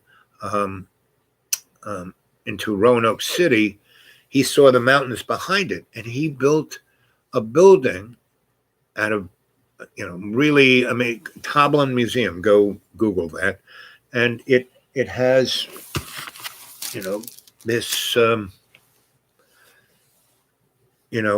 the thing of the mountains is the thing of the building.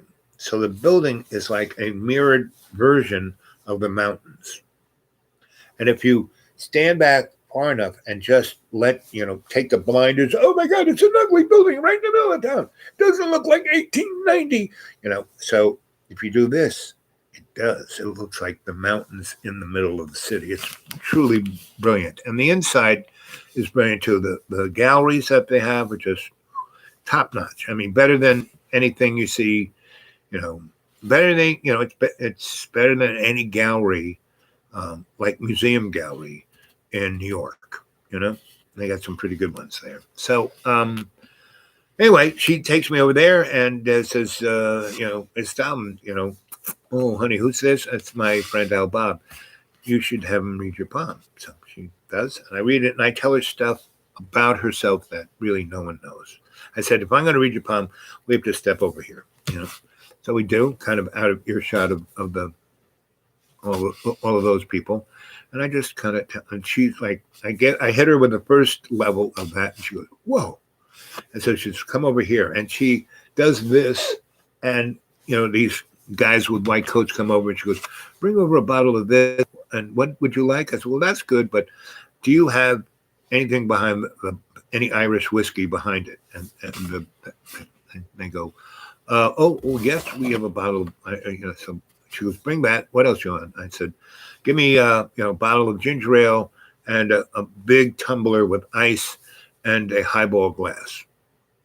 And so that's what we do. So we have nice red wine, and there's a thing of cheese and bread and nice little thing and little baked goods and candies. And we said that, and this is her private little,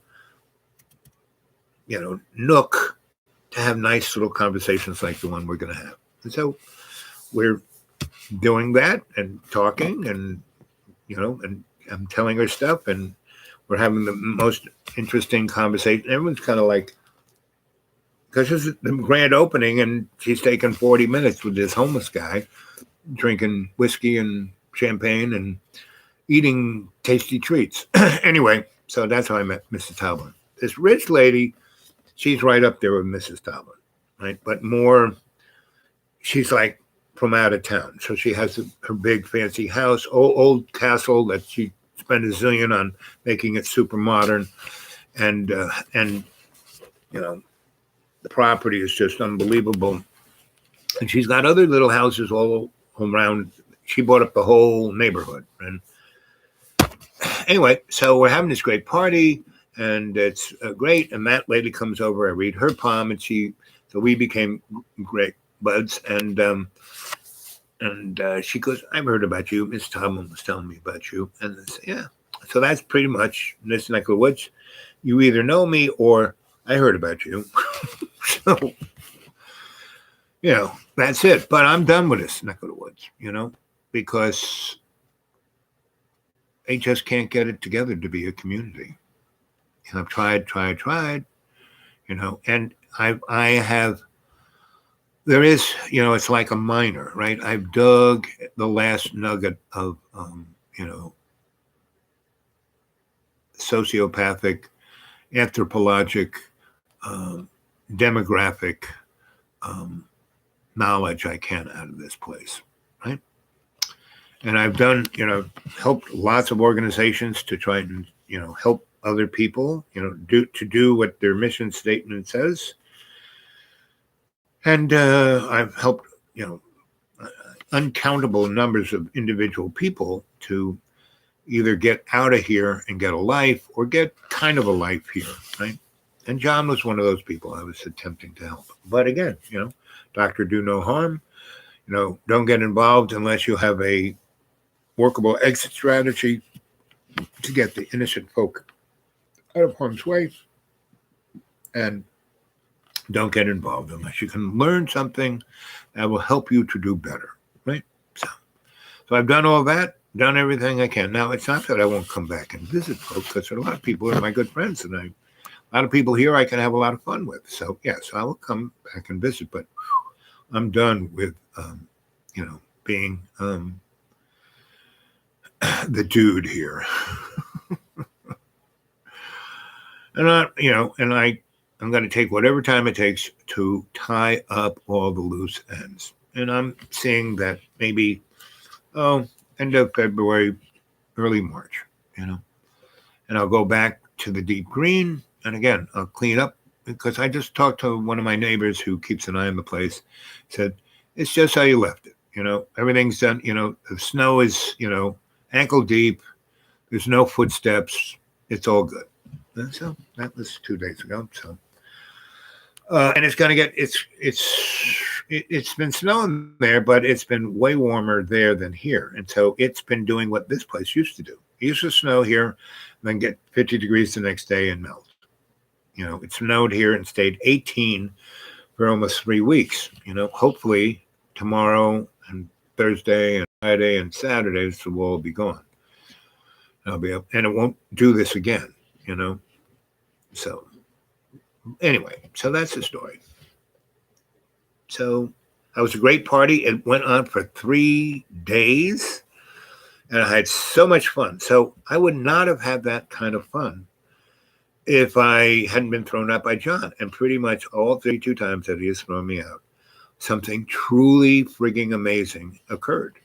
And I helped lots of people, and I learned new things, and I had loads of fun. So that's it. So let's see. 5 hours and 19 minutes. Woo! We charged back up a little bit. I'm going to save that phone call for tomorrow. I'm going to say goodnight. It's been 5 hours. 9 people have given thumbs up. How about some more thumbs up, gang? Come on. You can do better than 9. Ooh, nice feather there. a magic feather just appeared on the floor. That's always a good omen. A blue feather, a very good omen. You know, there's no place that it could come from. It just appeared on the floor. Very good omen. Excellent omen. For me and for all of you guys out there, this is something important. From this point on, if you do your best, be your best, your life will change in ways that you can't even imagine. But if you just, oh, that was a nice show, and just go back to your, tomorrow and tomorrow and tomorrow, not going to be, it's going to be what it is, but if you step up to this blue feather that just appeared on the floor, this is a good omen. Thank you, Father Sky. I'm keeping this one. And I'm putting my hat back on.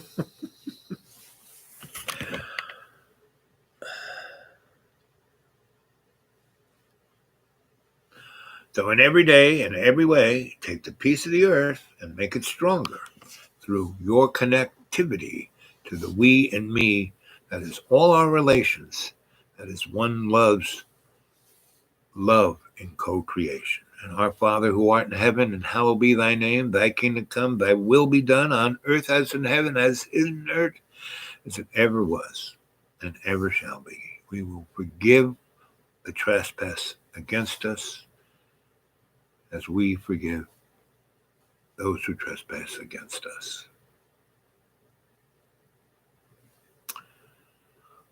You got it? Good. See you tomorrow. Okay, what time is it now? 9:30. I'm gonna walk around and stretch a little bit, do some Tai Chi, get ready for Betty Bye. And you guys have a good night wherever you are. So long. Goodbye. So long. So long. See you tomorrow. Hit the little button down here. And hit this little button over there.